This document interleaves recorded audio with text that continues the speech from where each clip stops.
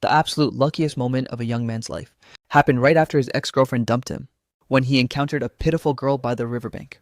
The girl looked incredibly small and fragile, like a lonely creature abandoned in the depths of the night, a stray kitten with nowhere to call home. She stumbled forward, reaching out as if to flag down a car, her pallid face completely devoid of color. "Help me," she gasped, appearing to have exhausted every last ounce of her strength, just to utter those two words. In the next heartbeat, her eyes fluttered shut, and her body went limp as she collapsed. Seeing this, you dashed to her side and knelt down in a panic, your fingers trembling as you checked for a breath. She was still alive, now that you were closer. You finally got a clear look at her features. She had a strikingly beautiful, delicate face, though she appeared dangerously thin and frail. The collar of her oversized hoodie had slipped to the side during her fall, revealing her slender collarbones, and a small patch of pale porcelain skin. Your heart skipped a beat at the sight. "Hey, are you all right? Can you hear me?" You frantically patted her cheek to wake her, the skin feeling icy yet incredibly smooth, as soft as velvet, but she remained completely unresponsive. Damn it, she's really out cold. Without a second thought, you scooped her up and bolted straight for the hospital. The moment you burst through the doors, nurses saw you carrying the unconscious girl and swarmed around you instantly. "What happened to her?" "I found her by the river. She was walking along and suddenly just blacked out." "God, this girl is gorgeous." The nurses marveled at her exquisite doll-like features, but the looks they shot you were filled with suspicion. After a frantic round of medical tests, the doctor approached with a grim expression. "Who are you to her?" "I'm just a bystander." You hurried to distance yourself from any trouble. "Doctor, please just tell me straight. How bad is it? What's wrong with her?" "Severe anemia triggered a heart complication. We have to resuscitate her immediately." The doctor's brow furrowed deeply as he scrutinized you with intense suspicion. "Just a bystander, huh? You aren't some scumbag who abandoned her, are you? Fine, go handle the paperwork first. You need to drop a deposit." You pulled out your phone only to realize you had barely a few thousand left. Ever since the massive fallout with your family, your funds had been bone dry. "How much is the deposit?" You asked, bracing yourself for the blow. "Start with 5,000. You let out a frustrated click of the tongue, scrolling through your contacts wondering who could possibly lend you cash. Your best bros were just as broke as you. You really didn't want to burden them right now. Besides, it was Sunday, you couldn't even sell your stocks, and online loans were out of the question. Your old man had already used his superpowers to block every single financial lifeline you had. Gazing at that deathly pale little face on the hospital bed, you gritted your teeth. Was it finally time to crawl back to the family? After hesitating for a few painful seconds, you stepped into a corner and dialed that number. "Dad, it's me." With a helpless, bitter laugh, you added, "Lend me 10 grand. Emergency." The other end of the line went dead silent for a moment, before a bone-chilling voice echoed through the speaker. "So you finally decided to bow your head. Too bad it's for money and not to come home. I bet you dumped all your cash into the stock market, didn't you? Only now do you remember you have a father. Hurry up and crawl back to inherit the empire. Luxury cars, mansions, beauties, what don't I have? Isn't everything I own ultimately yours?" You remained silent for a long beat. "I've already told you my heart isn't in that business. And this isn't even for me. A girl's life is literally on the line here. Give it or don't. It's up to you." The line went silent once more after you spoke. But within a few seconds, your phone let out a sharp ding. A bank notification confirmed a transfer of $50,000. You froze in shock, then shook your head with a weary sigh. The old man was still the same harsh words, but a soft heart. After settling the fees, you collapsed onto the plastic bench outside the ER, watching the seconds crawl by as you waited for news. Sukankin's screeching insults echoed in your skull again. "Yakyu, you can't even support yourself. How the hell do you expect to marry me? I must have been blind to ever fall for a broke loser like you." You squinted through the pungent stench of disinfectant, realizing how absurdly pathetic that relationship really was. What kind of absolute trash had you been in love with? After what felt like an eternity, the operating sign finally flickered off. The surgeon stepped out and peeled off his mask. "The patient is out of immediate danger for now. Are you her next of kin?" "I told you I'm just a passerby." You emphasized again. "So what's the verdict on her?" The doctor sighed. "Congenital heart disease, compounded by chronic malnutrition and extreme exhaustion. She needs to stay for observation. Go finish the admission paperwork." At the mention of congenital heart disease, your heart skipped a beat. This wasn't some minor health scare. You could pour hundreds of thousands into this, without so much as a thank you in return. Resigned to your fate, you swiped your card, watching your balance shrink. You cursed yourself internally. "Yecho yecho. Who are you trying to play a hero, using your family's cash on a total stranger? Stop acting like some noble saint." Yet you didn't even notice that when you heard the girl was safe, the crushing weight on your chest finally vanished. Inside the ward, the girl lay peacefully with an IV drip in her arm. The agony had faded from her features, and she looked incredibly serene in her sleep. This was the first real chance you had to examine her. She looked quite young, maybe 18 or 19 at the most. Why was she all alone, collapsing by the river? After sitting by the bed for a while, boredom finally set in. You got up to grab a bottle of water. The moment you stepped back inside, you locked eyes with a pair of large, wide-open eyes. The misty haze in them hadn't quite cleared yet. She looked utterly dazed and helpless. The two of you stared at each other in silence. Was it you who saved me? She whispered weakly. I just happened to be passing by. How are you feeling right now? You let out a weary, bitter laugh. The girl struggled to sit up, but her strength failed her. Instinctively, you stepped forward to support her, as your palm brushed her bony, razor-thin shoulder. Your brow furrowed in concern. She was far too gaunt. Thank you, she whispered, leaning against the headboard. Her voice so faint it was barely a mumble. I'll find a way to pay you back for the medical bills. Even a fool could tell this stubborn girl was just putting up a brave front. You shook your head dismissively. We'll worry about that later. What's your name? Where's your family? I'll help you get in touch with them. At those words, the light in those stunning, wide eyes vanished instantly. My name is Li Xia. I don't have any family who can come. Wait, what do you mean by that? Li Xia's words left you completely stunned. My mother passed away. And my father, Li Xia lowered her head, her fingers tightly twisting the corner of her shirt. Her eyes were filled with absolute desolation. He won't bother coming for me. You noticed her entire body trembling as she spoke, and the grim reality of her situation became clear. It seemed she was just another soul burdened by a tragic fate. Do you have any other friends in the city? Li Xia shook her head slowly, biting her bloodless lip until it nearly bled. Her voice grew even smaller. I just arrived here. I don't know anyone? You sighed heavily. It looked like you weren't shaking this trouble anytime soon. Just focus on resting for now. We'll figure everything out once you've recovered. Checking the time. You realized it was already past 10 p.m. Are you hungry? Do you want me to get you something to eat, me? Li Xia peeked at you with a timid, shy gaze. I'm not hungry, just a little thirsty. You turned around, poured a cup of warm water, and handed it over. As she reached for the glass, her fingers accidentally brushed against your fingertips. She flinched back as if she'd been struck by a bolt of lightning, her cheeks instantly flushing a deep crimson. I'm so sorry. What is there to apologize for? You felt this girl was a bit too accustomed to being timid, yet that icy touch of her fingertips sent a sudden jolt through your chest, stirring a strange, inexplicable sensation within your heart. After Li Xia finished her water, you were just about to say something, when your stomach let out an unceremonious growl. Only then did you remember you hadn't touched dinner yet. Li Xia blinked her large eyes at you, and suddenly whispered, Are you hungry? Don't worry about me. Please go grab something to eat. You felt a wave of awkwardness wash over you. You were indeed starving, your stomach practically hitting your spine. But seeing her look so fragile and helpless, you felt too guilty to just walk out. I'll just order some takeout, you replied. Is there anything specific you want to eat? Hearing this, Li Xia frantically shook her head like a rattle. No, really, I'm not hungry. But before she could finish, her own stomach betrayed her with a loud, audible rumble. The girl's face instantly flushed deep red all the way to her ears, looking like she wanted to bury herself under the covers forever. You couldn't help but let out a soft chuckle. It seems your stomach is far more honest than your mouth. I guess I am a little hungry. Just a tiny bit. Li Xia was beyond embarrassed, admitting it in a voice barely above a whisper. You didn't tease the poor girl any further, pulling out your phone to order some light porridge and side dishes. While waiting for the delivery, you leaned against the window, scrolling through your phone, occasionally glancing over at Li Xia on the bed. She lay there in total silence, yet her gaze was glued to you with an intense focus, as if she was terrified you'd vanish the moment she blinked. This feeling of being so heavily relied upon made you feel a bit restless and out of place. Yet somehow it felt strangely satisfying deep down. So this is what it feels like to have a girl depend on you. Once the delivery arrived, you set up the adjustable tray table over her hospital bed, carefully arranging the porridge and the small dishes. Do you need me to help, Shuo? Looking at her exhausted and weakened state, you were genuinely worried she couldn't even grip a spoon. The girl shook her head, tentatively picking up the utensil, but her hand began to tremble like a leaf in the wind. After several failed attempts, she couldn't even get a bite to her lips. You honestly couldn't bear to watch her struggle any longer. Snatching the bowl and spoon, you muttered, Let me do it. You scooped up a spoonful of porridge, blowing on it to cool it down before offering it to her lips. Li Xia's eyes widened in sheer disbelief, her entire face flushing a deep crimson once again. This was the very first time a boy had ever fed her. Open up, you commanded, looking her in the eye. Okay.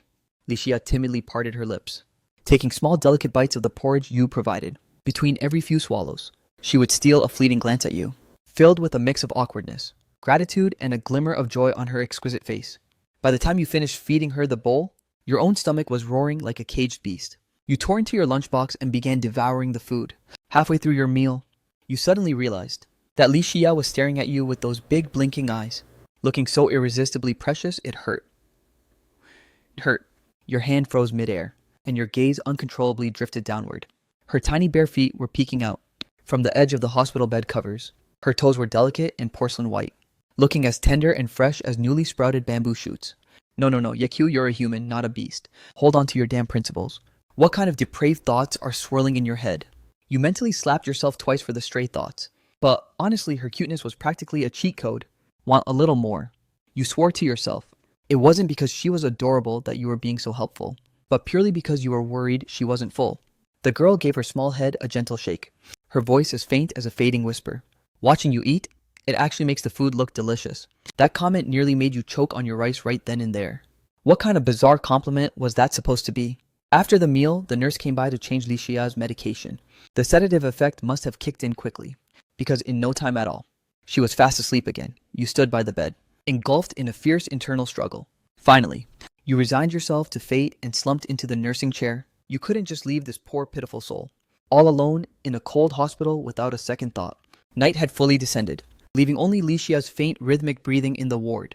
Gazing at the myriad of lights outside the window, your thoughts began to wander aimlessly into the void. Suddenly, the girl on the bed let out a soft whimper, snapping your consciousness back to reality. When you turned to look, Li Xia's eyebrows were tightly knotted in her sleep, as if she were being haunted by a terrifying nightmare. Driven by some inexplicable impulse, you reached out, your fingertips gently smoothing the tension from her brow. The moment your skin made contact with hers, Li Xia's eyes snapped open with a start. As your gazes locked, you recoiled as if struck by lightning, retracting your hand. Clearing your throat awkwardly, you asked, "Nightmare?" Li Xia didn't say a word. She simply stared at you in absolute silence, her eyes shimmering like water-filled amber in the moonlight. After a long pause, she finally spoke in a soft, sweet voice. "Thank you."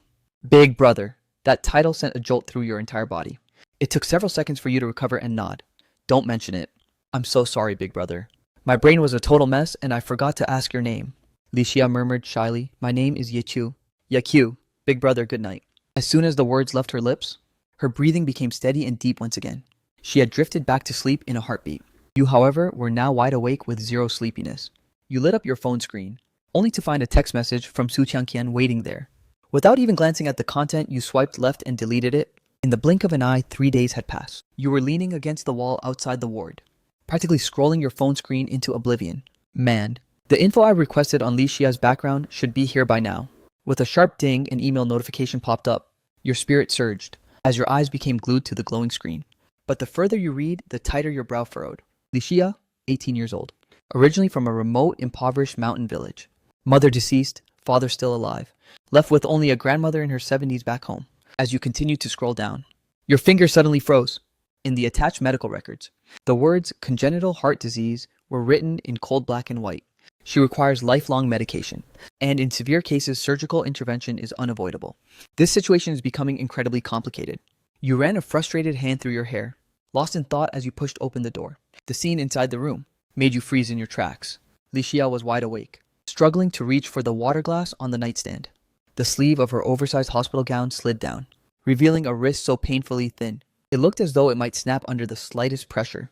"Don't move." You lunged forward in 2 strides, firmly placing the glass into her trembling hands. "Thank you, Yakyu, big brother." Li Xia cradled the cup, her voice soft and sweet, as she took tiny cautious sips of water, looking exactly like a frail, malnourished kitten. "Stop with the big brother formality already. Just call me Brother Yechu from now on. The doctor cleared you for discharge today." You pulled up a chair and sat down, sternly warning her, "But you cannot stop the meds, and you have to return for follow-up exams." At the mention of being discharged, Li Xia's eyes sparkled for a fleeting second, before the light vanished just as quickly. Her fingers tightened around the glass. "I see. Thank you so much. Even if I have to sell everything I own, I'll pay you back." You raised a hand to cut her off mid-sentence. "We'll discuss the money later. First, give me the honest truth. Where exactly do you plan to go once you leave here?" Li Xia was instantly struck dumb, her head dropping as her eyelashes fluttered nervously. After a long silence, she gave a microscopic shake of her head. I don't know." Her voice was a faint mumble, barely audible. Witnessing her look so utterly pathetic and lost, the words about giving her some cash and letting her fend for herself got stuck in your throat and were forced back down. Doing that would make you a total piece of trash. Staring up at the harsh, blinding glare of the fluorescent lights, you massaged your temples and let out a weary sigh. "Fine. Come home with me for now. The words came out a bit stiff and awkward, as you tried to mask the discomfort in your tone. At least until you find a proper place to stay? The moment you finished, Licia snapped her head up, her eyes wide and shimmering like saucers, her face a mask of pure overwhelmed shock. No, I couldn't possibly. I'd be such a burden to you. It's no trouble at all. You interrupted, standing up with a casual, nonchalant shrug. My place is half empty anyway. The extra space is just for show. Besides, you paused for a heartbeat, your gaze lingering on the girl's delicate, refined face. I didn't fish you out of the river just to watch you turn around and spend the night on a park bench. Once the discharge papers were signed and sealed, you led Licia through the hospital's main exit. The sunlight outside was blindingly intense, and Licia instinctively shielded her eyes with a frail hand, her skeletal frame practically swimming in the oversized hospital gown. Her original clothes were far too filthy and tattered to wear. Your car was idling right there at the curb. You pulled open the passenger door, but Licia froze on the spot, paralyzed. She glanced at her faded sterile hospital attire, then peeked at the pristine polished leather seats. I'm going to get your car dirty. Licia's ears turned a vivid shade of crimson, her voice shrinking into a mere timid whisper. You blanked for a second, wanting to laugh, but feeling a sharp pang of bitterness instead. This beat-up second-hand Volkswagen, a literal piece of junk Su Qianqian had trashed 100 times. And here was a girl treating it like a sacred, priceless treasure. What kind of innocent soul was she? For the first time, a genuine spark of curiosity about her ignited. It's fine, just hop in. Since when did you become so high maintenance? Only then did she gingerly slide into the seat, her posture as stiff and rigid as a steel board. She perched on the very edge of the cushion, hardly daring to let out a single breath. You rounded the front and slipped into the driver's seat, clicking your seatbelt into place. Catching a glimpse of her military-style sitting posture, you couldn't help but let out a genuine chuckle. Relax, kid, I'm not going to bite. Really? Licia looked startled, as if caught off guard, her body finally relaxing just a fraction, though her fingers still gripped the hem of her gown like a lifeline. You shook your head with a faint smile, thinking how someone this hopelessly naive could be so endearing. It's a damn good thing she ran into you otherwise. Brother, you're so kind. Seriously, thank you so much. A faint feverish flush crept across Licia's pale, delicate face, though her expression was filled with stubborn resolve. Her eyes were already welling up with tears. Whoa, wait! Please don't cry, don't cry. I haven't even done anything major yet. You felt your heart rate accelerate uncontrollably, thumping against your ribs. But you've done so much, except for my grandmother. No one in my entire life has ever been this kind to me. Licia kept her head low, her voice thick with a sob. Seeing this, you took a deep, steadying breath, desperately trying to suppress your racing pulse. An inexplicable, suffocatingly tense atmosphere began to permeate the small space of the car. The engine roared to life, and the car merged into the relentless flow of traffic.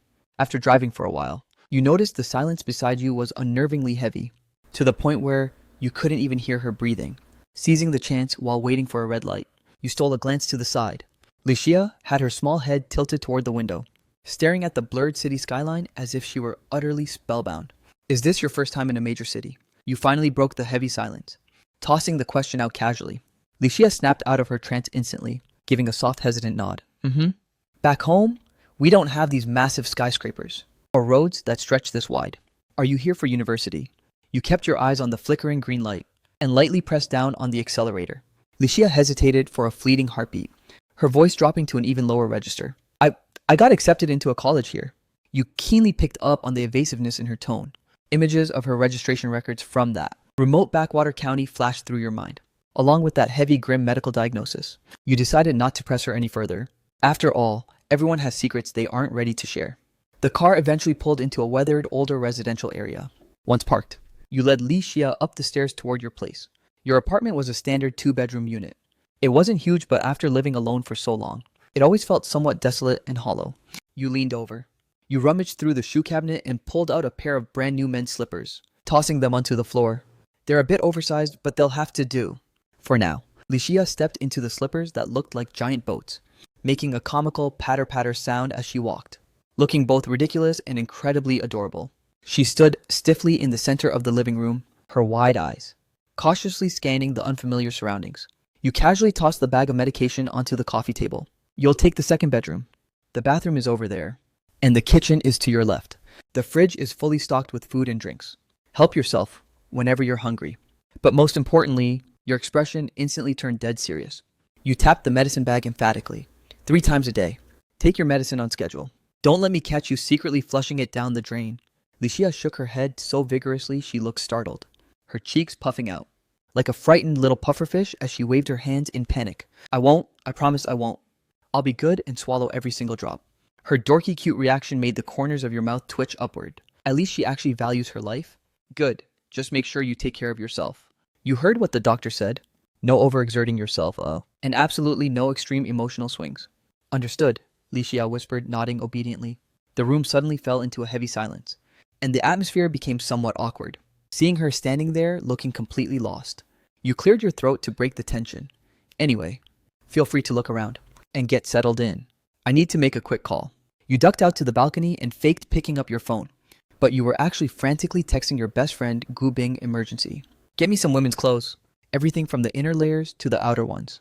Height, 165 centimeters. Extremely thin. Have your wife help pick them out.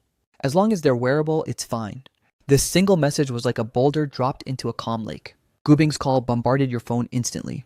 His voice roaring through the receiver, holy crap. Brother Ye, are you actually serious right now?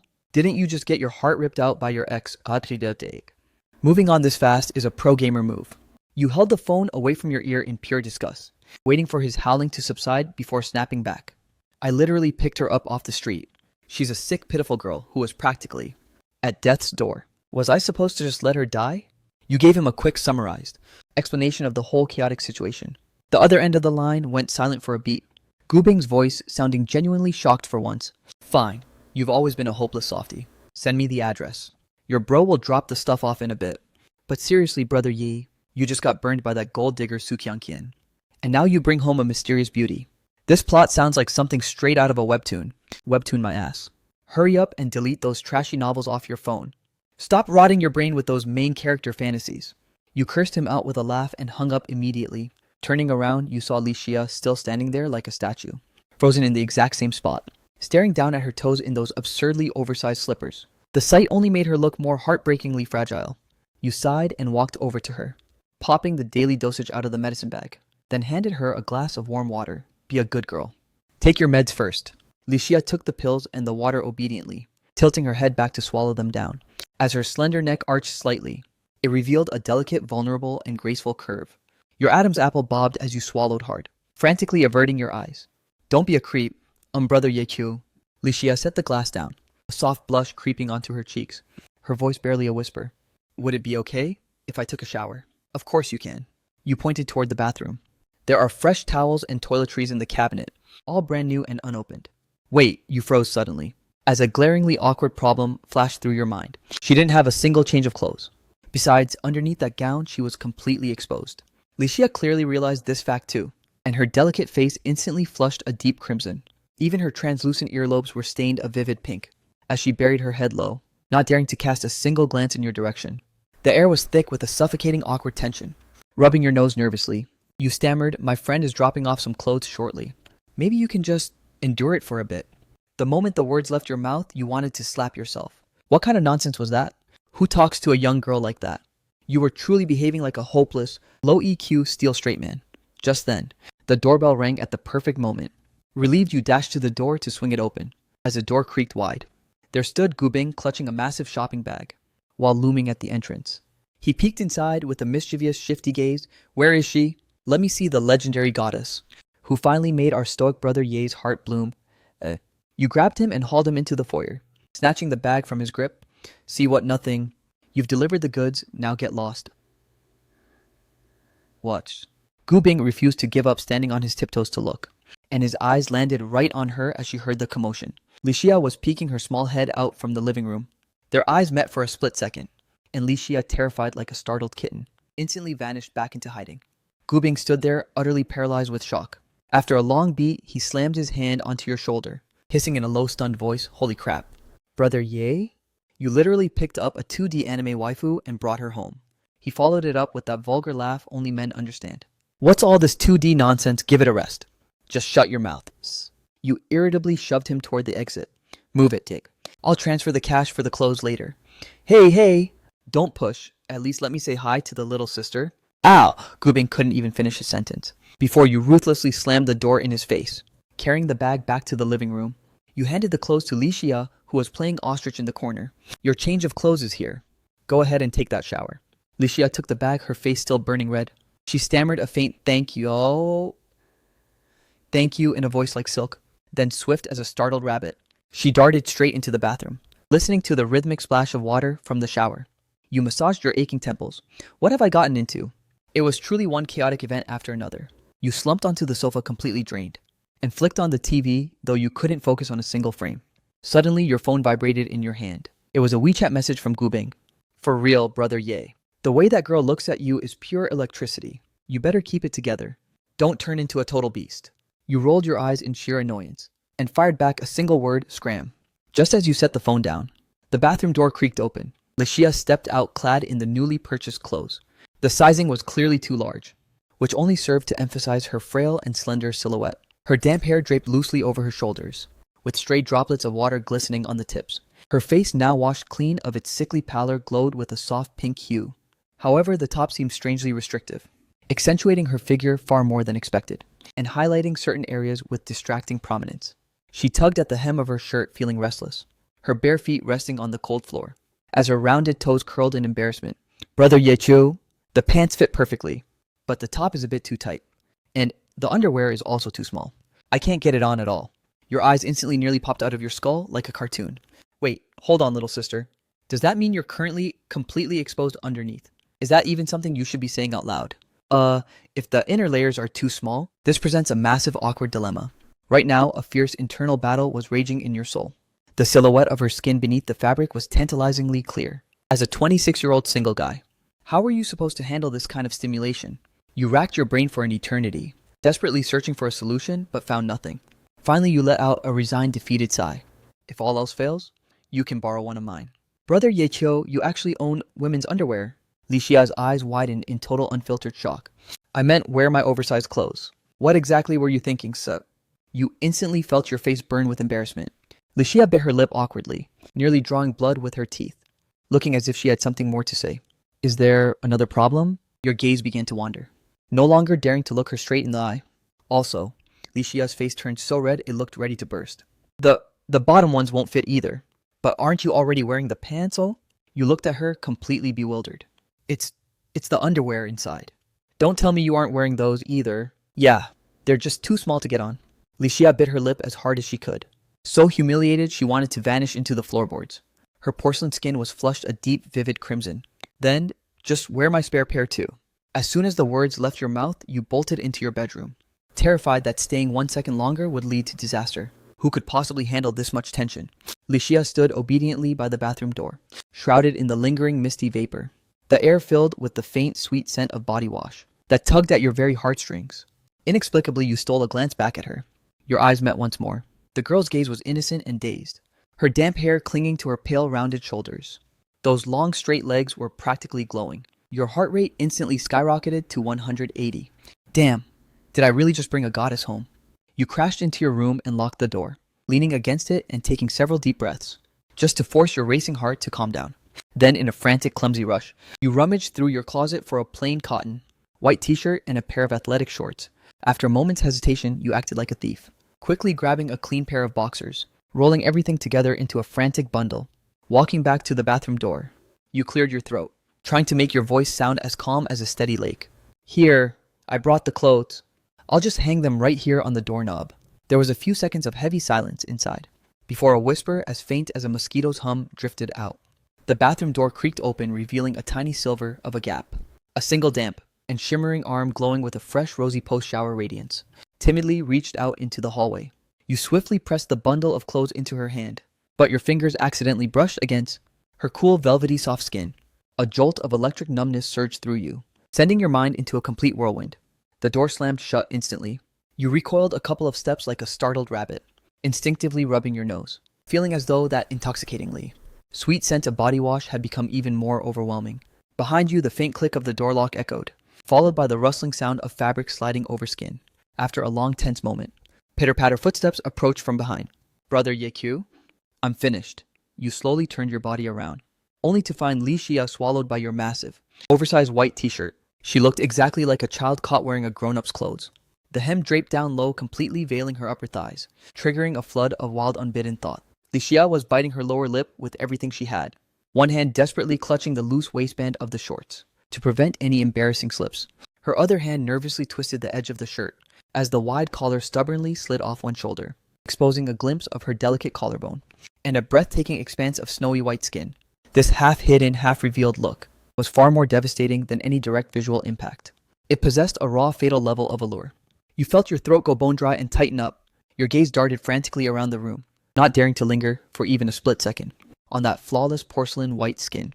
Finally, you forced your eyes to lock onto the girl's hair, which was still dripping with water. Why didn't you dry your hair? You'll catch a cold like this. Your brow furrowed slightly, your tone carrying a trace of an underlying protective warmth and genuine concern. Licia lowered her head in shame. Her cheeks flushed a deep, dusty pink, her voice barely a whisper. I don't know how to use that loud whirring machine. You froze for a split second, suddenly remembering she came from a remote mountain village, so being unfamiliar with a hairdryer was perfectly normal. Your heart instantly melted. Come here, I'll show you how. You stood up and headed toward the bathroom. Licia followed right at your heels like a little shadow, one hand desperately clutching her loose waistband. As she pitter-pattered along behind you, you pulled the dryer from the cabinet and plugged it in, motioning for her to watch closely. It's simple, just push this switch. This is hot air, and that's the cool setting. As you demonstrated the device, the roaring whir of the wind instantly filled the cramped space. Licia's eyes widened in sheer wonder, staring at the dryer in your hand like a curious toddler, looking exactly like a kitten discovering a brand new toy. Now that you've seen it, want to try it yourself. You casually held the dryer out toward her. Licia hesitated, letting go of her pants to reach for it. But the waistband immediately lost its grip and slid down.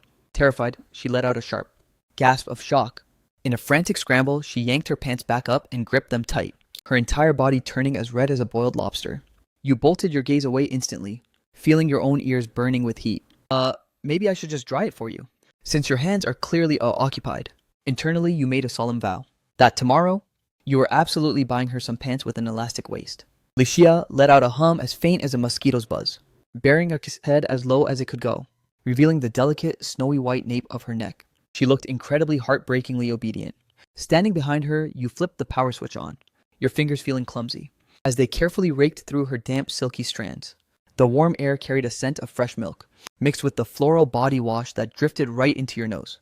Licia kept her head bowed submissively, basking in the heat of the air, and the touch of your awkward yet gentle hands. She squinted her eyes in pure comfort. At this moment, she looked like a pampered, lazy kitten enjoying a grooming session from its owner. Neither of you uttered a single word. Only the hum of the dryer echoed through the silence. The tension from earlier gradually dissipated, leaving something else in its place. A subtle, heart-fluttering mix of warmth and intimacy. Your pulse finally began to steady as you watched the girl in the mirror, cheeks flushed, eyes closed in pure blissful relaxation. Suddenly bringing this little stray home. Didn't seem like such a bad idea after all, once her hair was mostly dry. You clicked the power switch off. Alright, that's plenty. Over-drying it will only cause damage. Let the rest air dry naturally. Thank you, Brother Yekyu, Licia whispered softly, reaching up to touch her now fluffy locks. A sweet, almost sugary smile tugged at the corners of her lips. You glanced at the clock and realized how late it was. Listen, I'm taking you to the mall tomorrow morning. We absolutely have to get you some clothes that actually fit. Hearing this, Licia snapped her head up, shaking it frantically like a rattle. No, really, it's fine, Brother Yekyu.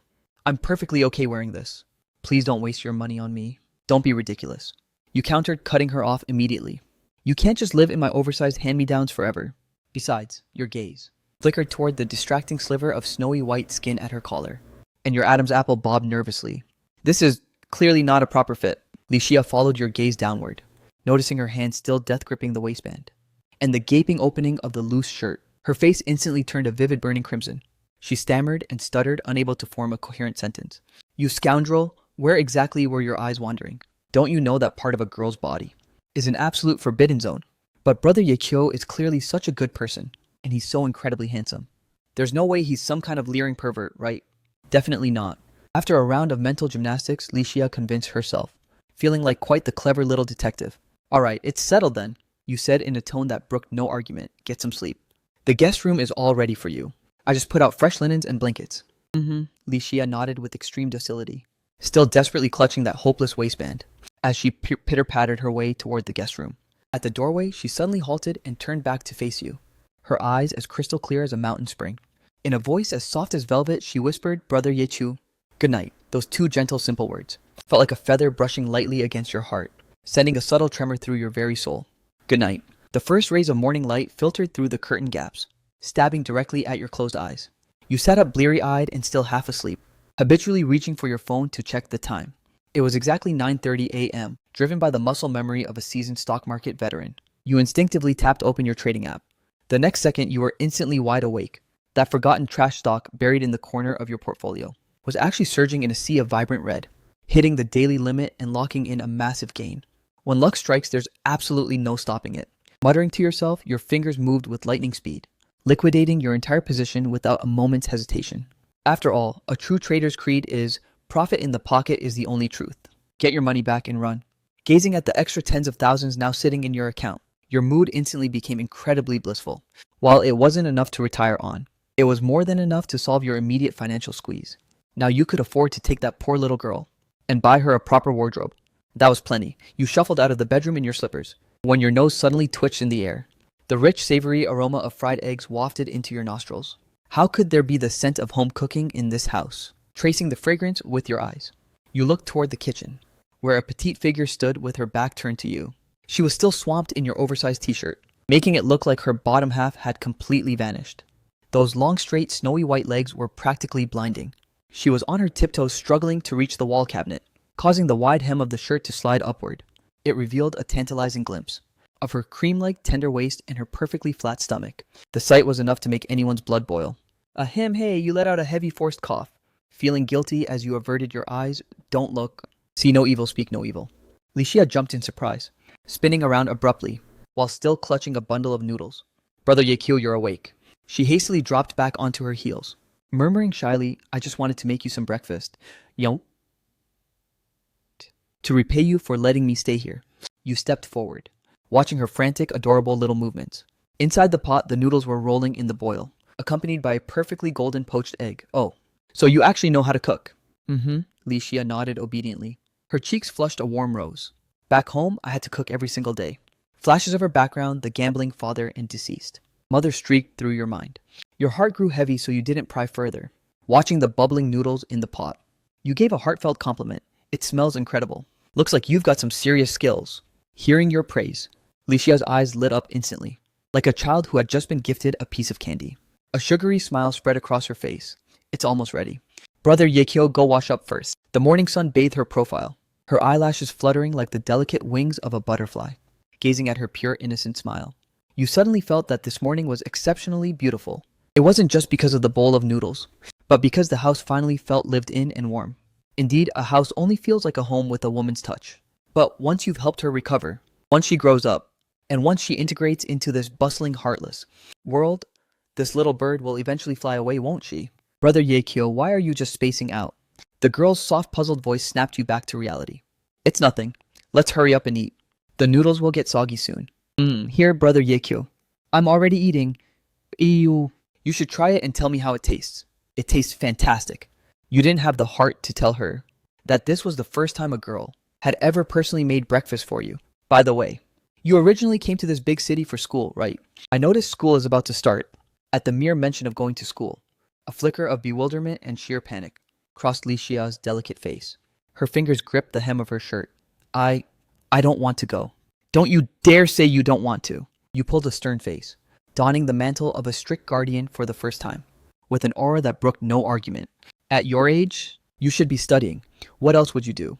Well, Brother Yechu, at your age, shouldn't you be at work right now? Licia countered weakly. What does a brat like you know? Stay out of adult business. I'm not a little kid anymore. I'm officially an adult. Don't change the subject. Just tell me, do you want to go to school? Yes or no? If you want to go, we're making it happen. Licia lifted her head in a daze, meeting your unwavering, resolute gaze. She bit her lip and gave a small, obedient nod. A soft spot deep within her soul was touched. A sharp sting hit her nose, and her eyes instantly welled up with crimson. Tears began to swirl precariously in her eyes. Was school really something you could just go to if you wanted? No one had ever said those words to her before. Her parents only called it a waste of money and useless. Brother Yeqiu, is an education really worth it for a girl? The girl's voice cracked thick with a sob. You immediately caught the shimmering light in her eyes. Before you even realized it, those large eyes were brimming with tears. Of course it is. You study for your own sake. Everyone deserves the right to an education. You felt a bit flustered, not quite understanding why she suddenly burst into tears. It seemed she wasn't just physically fragile, but her heart was made of the thinnest glass. She really is a heart-wrenching little crybaby. Brother Yeqiu, from now on, just call me Xiaoya. Licia clumsily wiped away her tears. She thought she was being subtle about it, but her messy tear-streaked face was clear as day to you. Xiaoya, why the sudden change in name? You asked, feeling slightly perplexed. There's no specific reason. It's just a girl's secret. Xiaoya puffed out her cheeks into a pout, her large watery eyes blinking rapidly, as a rare unprecedented trace of playful mischief and liveliness danced across her face. All right, Xiaoya, hurry up and finish eating. The blissful time of devouring a meal is always fleeting. Before long, you rolled the last piece of fried egg into your mouth, wearing a look of pure satisfaction. Seriously, this girl's culinary skills were no joke. You instinctively glanced up at the girl, sitting across from you as she took small sips of noodles. That rebellious collar had slipped down once again, exposing her delicate collarbone and a flash of snowy skin. Once we're done, I'm taking you on a shopping spree. Hearing this, Xiaoya's movements froze instantly, her face a canvas of resistance and hesitation. Brother Yekyo, you really don't need to spend money on me. We're going, you stated with an air that brooked no argument. I just made a tidy profit from the stock market, so it's the perfect time to get you a proper wardrobe. You can't keep living in my clothes forever, can you? Even though you just settled your debt with that old geezer. And cash was technically a bit tight. You knew your video revenue would be ready for withdrawal soon. You could definitely handle this small expense. Worst case scenario, you'd just dump some more stocks. It was a non-issue. Is it really okay? In Xiaoya's eyes, a flicker of pure, unadulterated longing ignited. After all, what girl could possibly say no to brand new clothes? But she truly didn't want to become a burden to you. What are you afraid you'll spend all my money? And we'll both end up sleeping under a bridge. You couldn't resist teasing her. No, that's not it at all. I'll only pick the cheap ones. Xiao. Ya looked down at her home-limited, oversized attire, her cheeks flushing a deep, embarrassed rose. Then, thank you, Brother Yechu. Consider the money alone. I promise to pay you back every cent. The two of you finished breakfast like a whirlwind, tidied up and headed straight out of the door, bound for the nearest massive shopping mall. It was time to show her what the world really looked like. Xiaoya acted like a startled little quail hugging your shadow, as she scanned the dazzling high-end storefronts, and the unattainable mannequins posing in the windows, her eyes shimmering with a mix of awe and trepidation. You caught every bit of her anxiety in your periphery, but you didn't call her out on it. Instead, you led her straight into a vibrant, trendy boutique specializing in girlcore fashion. The moment they stepped inside, Xiaoya was utterly blindsided by the kaleidoscopic array of outfits, standing frozen and paralyzed in the middle of the floor. This place is so massive, she whispered, biting her lip, her feet feeling as heavy as lead weights. Don't just stand there like a statue. Go browse. If something catches your eye, grab it. You gave her shoulder a reassuring pat to boost her confidence. Thank you, Brother Yekyu. Xiaoya struggled with her indecision for an eternity, before summoning the courage to shuffle toward the gorgeous displays. Truthfully, you'd specifically chosen a budget-friendly shop, partly because your wallet was screaming in protest, and partly to avoid overwhelming this sheltered, innocent girl with a massive psychological burden. But looking at Xiaoya's terrified expression, you'd think she was browsing a luxury flagship store. She gingerly flicked through the hangers, recoiling from the price tags as if she'd been electrocuted, terrified she might accidentally damage something. You shook your head with a helpless, amused smile, deciding to take charge. You swiftly scouted out several crisp t-shirts, blouses, and that one iconic white sundress, shoving them into her arms. Go try these on. No. But this is way too much. Brother Yekyu. Xiaoya panicked, staring at the mountain of fabric in her embrace. Stop overthinking it. If I tell you to try them, you try them. You physically guided her toward the fitting room area. Xiaoya had no choice but to hug the pile of clothes, and like a sluggish little snail, slowly retreated into the changing stall. You took a seat on the lounge bench with boss-level confidence, settling into a man's favorite part of shopping, the wait. After what felt like a lifetime, the fitting room curtain was peeled back just a sliver. Xiaoya poked half of her small head out. Her cheeks flushed a deep, dusty rose, her voice barely a fluttering whisper. Brother Yekyo, isn't this dress a little too short? You looked up, and your breath hitched in your throat instantly. The white, square-necked sundress perfectly accentuated her delicate collarbones and elegant swan neck. The cinched waist design made her midsection look impossibly slender, while the hemline rested just barely above her knees. The length was actually quite modest, yet it made those long porcelain legs of hers practically glow. Xiaoya frantically tugged at the hem, trying to pull it down, not daring to even meet your eyes. Your throat felt tight. You gave a tactical cough. It's fine. Not short at all. This is the standard college girl aesthetic. While putting on a front of being a composed gentleman, you were desperately trying to suppress your racing heart. Welcome. Just then, the sales associate finished with another customer and enthusiastically darted over to you, her eyes scanning between the two of you like a radar. She flashed a grin that was incredibly meaningful. Shopping for some new outfits for your girlfriend. Handsome. No, it's not. You instinctively opened your mouth to clarify. But this associate had seen it all before, and wasn't about to give you the chance. She straight up interrupted your explanation. Oh my, what a stunning couple you two are, seriously? A match made in heaven. Though looking at those dark circles under your eyes. You clearly didn't get much sleep last night, did you? You youngsters really need to pace yourselves. The associate winked manically, her insinuations as subtle as a sledgehammer. Xiaoya looked like she was about to spontaneously combust. Her face turned a crimson so deep it looked like it might bleed. Her small hand death gripped the corner of your shirt as she looked for a crack in the floor to vanish into, eventually trying to hide completely behind your back. You've got it all wrong. We aren't. You tried one last desperate struggle to clear the air. Oh, I get it. The associate wore the face of a seasoned pro, little beauty. Come check these out. These are our latest arrivals. Guaranteed to match your vibe perfectly. Good grief. The pieces she recommended were way more daring than yours. All off-the-shoulder, midriff-bearing hot girl styles. Designed to be the ultimate innocent but spicy look. Xiaoya was rendered completely speechless by the sight. Are these actually meant for decent people to wear? There's barely a scrap of fabric over the chest. I'd literally die of embarrassment if I stepped outside in that. This girl's overactive imagination was truly on another level. She instantly visualized herself dressed like that standing right in front of you. And she looked ready to spontaneously combust. In the end, you had to step in and take command, picking out a few essential t-shirts, some classic jeans, a few sets of intimate wear, and a pair of versatile white canvas sneakers, watching you swipe your card with such effortless grace. Xiaoya clutched her shopping bags to her chest, her head bowed like a timid quail as she whispered, Brother Yeqiu, I'll work myself to the bone to pay you back for all of this. You reached out and gave her a casual, comforting head pat. I told you it's stock market money, basically a gift from the wind. No need to pay me back. Let's head home. Home. Xiaoya hugged her bags as if she were holding the entire world, mulling over the word home in her mind, as an unprecedented spark of hope ignited in her eyes. Back at the apartment, Xiaoya transformed into a busy little honeybee, taking her new clothes one by one, and hanging them in the closet like priceless treasures. You poured a glass of water and leaned against the wall, watching her industrious silhouette, an involuntary smile tugging at your lips. So this is the pure joy of the nurturing trope, huh? After finishing with the clothes, Xiaoya turned around, her gaze suddenly becoming transfixed by the dusty, digital photo frame sitting on the TV stand. The screen was cycling through a slideshow of old memories. Brother Yeqiu, is this what you looked like back then? The smile on your face instantly froze. You walked over and picked up the frame, your thumb gently brushing away the layer of dust. Yeah, just some ancient history from my college days. College, Xiaoya murmured, lost in thought, her cheeks turning a mysterious shade of pink. Back then, I was probably just a little brat playing in the dirt. Then, what about this girl with the sweet smile? Xiaoya pointed toward a radiant girl in the photo, her voice dropping to a guilty conspiratorial whisper. Was she Brother Yeqiu's former girlfriend? The air in the room froze for several heavy seconds. You reached out and flipped the photo frame face down on the cabinet, the plastic meeting the wood with a dull, sharp thud. My ex-girlfriend. Your tone was as flat and indifferent as if you were discussing a stranger. That chapter was closed a long kind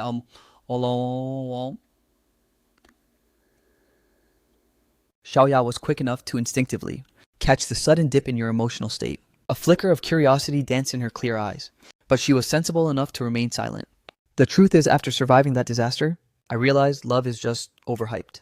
The corners of your mouth twitched, forming a hollow smile that looked more painful than crying. Your voice was heavy with the exhaustion of someone who'd seen too much. Love is like a ghost story. Everyone talks about it, but almost nobody has actually seen it. All that happily ever after talk is pure garbage. I'm better off staying single for my own sanity. I'm never falling for those lies ever again. You stared blankly out the window, lost in thought, your profile as cold and rigid as a slab of stone, as if you had truly locked your heart and thrown away the key, severing every last tie to the past. Xiaoya stared blankly at your side profile. Beneath that carefully constructed mask of strength, she could hear the loneliness that was practically overflowing, and the sound of a heart still in pieces. Suddenly her own heart felt as if it had been pricked by a needle, sending a wave of sharp stinging sorrow through her. Why does seeing Brother Yeqiu in pain make me feel so miserable too? Xiaoya felt a surge of panic in her chest. Brother Yeqiu, I feel a bit of an ache in my heart. My grandmother used to say that when you're sad, a hug makes everything better. So, do you want me to give you a hug? Your eyes nearly popped out. Your expression became instantly and utterly paralyzed, and you almost overheated from pure unadulterated shock. You could physically feel your cheeks burning at an alarming incandescent speed. Brother Yeqiu, I was only joking. Xiaoya's voice trembled with sudden fluster. She didn't know exactly what she'd said wrong, but using a joke to mask one's true heart is the reflex of every sincere person. You turn back to look at her, letting a soft smile finally break through. Thanks. Wait, thanks for what? Xiaoya stood there looking completely dazed. She had literally just said she was only joking. So what on earth was this big dummy Yeqiu thanking her for? Besides, she hadn't even gotten her hug yet. Inside the girl's heart, some restless, fluttering thoughts began to stir. The morning sunlight filtered through the curtain gaps, stealthily creeping across Xiaoya's soft cheeks. She woke up exceptionally early today, or rather, she'd barely slept a wink the entire night.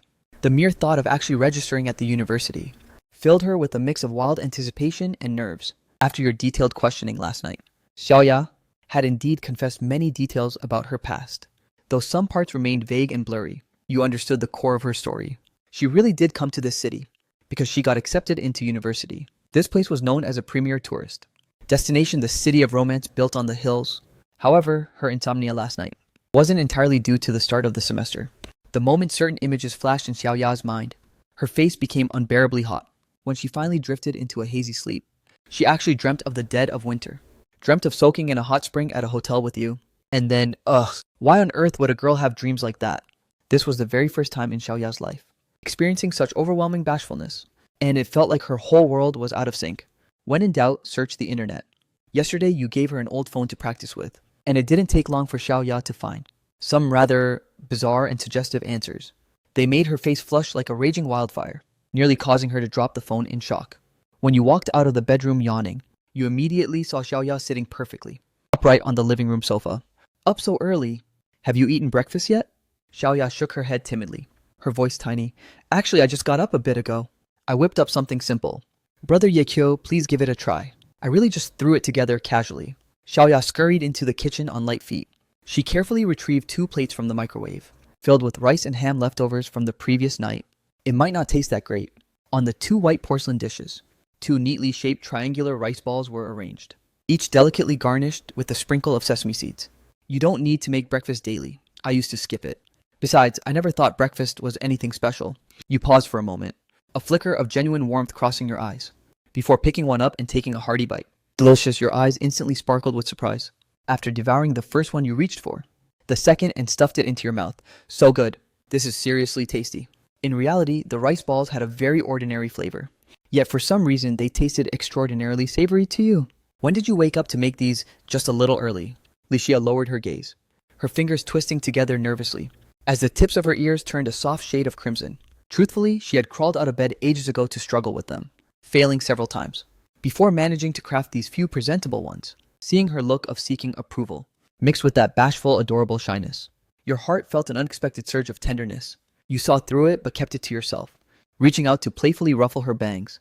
Thanks, you little dummy. I'm not a dummy. It's Xiaoya, the clever Xiaoya. I'm actually quite brilliant. Brother Yeqiu, you'll realize that eventually. Licia puffed out her cheeks and muttered under her breath. Yet she couldn't stop her lips from curling into a fleeting smile. Once breakfast was finished, you casually grabbed your car keys. Let's go. I'm dropping you off at school. Brother Yeqiu, you're actually going to drive me. Licia's eyes instantly shimmered like twin stars. What, don't like riding in my car? You teased her with a light-hearted chuckle. It's not that at all. I just feel like I'm being such a bother. Whatever you owe me, you can pay it back slowly later. You replied with a grin. Okay, so all of this needs to be repaid, huh? Licia's heart felt heavy and complicated, tangled in a knot of conflicting emotions. She naturally wanted to pay back everything she owed. But even if she managed to pay back every cent, it wouldn't mean her emotional debt could ever be settled. How exactly do you repay someone for saving your soul? Suddenly, a specific phrase popped into Xiaoya's head. Repay kindness with one's body. The thought sent a flash of heat to her face, turning it crimson. She bit her lip and ducked her head, her fingers frantically twisting the hem of her shirt in a panic. First day of school. Nervous, you asked, casting a casual glance her way. A little, Xiaoya nodded honestly, but in truth, her nerves had nothing to do with classes. It was all because of Brother Yeqiu. What is university actually like? A flicker of curiosity and bewilderment danced in her eyes. It's alright, I guess. Classes, meals, sleeping, also. It's similar to high school, except nobody is constantly breathing down your neck. You lightly turned the steering wheel. Your major is economics, right? The workload isn't too brutal. It's the perfect pace for you to focus on your health. Xiaoya turned toward you in utter shock. Wait, Brother Yeqiu, how did you know my major? You paused for a heartbeat, then effortlessly improvised a lie with a straight face. You told me yourself last night. Did you forget me? I did. Xiaoya blinked, looking completely confused. She had no memory of ever mentioning that to you. You gave a faint smile, Once you're there, go out and meet your classmates. It's time for you to make some new friends. That old phone I gave you will do for now. It's enough for the basics. In a little while, I'll get you a proper set of electronics for your studies. You suddenly recalled all those monthly transfers you used to send Sukyangkian. If you had saved that money instead, you could have bought a top-tier gaming rig and still had enough for dozens of luxury feasts. You really threw a fortune down the drain. Xiaoya nodded with serious wide-eyed obedience. It took 2 seconds before she truly processed what you had just said. She waved her hands frantically. No, Brother Yekyo, I can't let you spend any more on me. When I picked you up, I wasn't planning on being stingy. You shook your head with a chuckle. I've already transferred a bit of spending money to you, so keep it on hand for your daily needs. No, really, Brother Yekyo. Lixia waved her hands in a frantic refusal. I actually have my own money. You arched an eyebrow at her. And where exactly did you get money from? I just have it, okay. Lixia's voice trailed off into a tiny whisper, her eyes darting around shiftily. You narrowed your eyes slightly, letting out a soft knowing chuckle, without pressing her for further details. Instead, you simply said, if you run out, just let me know. Lixia let out a heavy sigh of relief,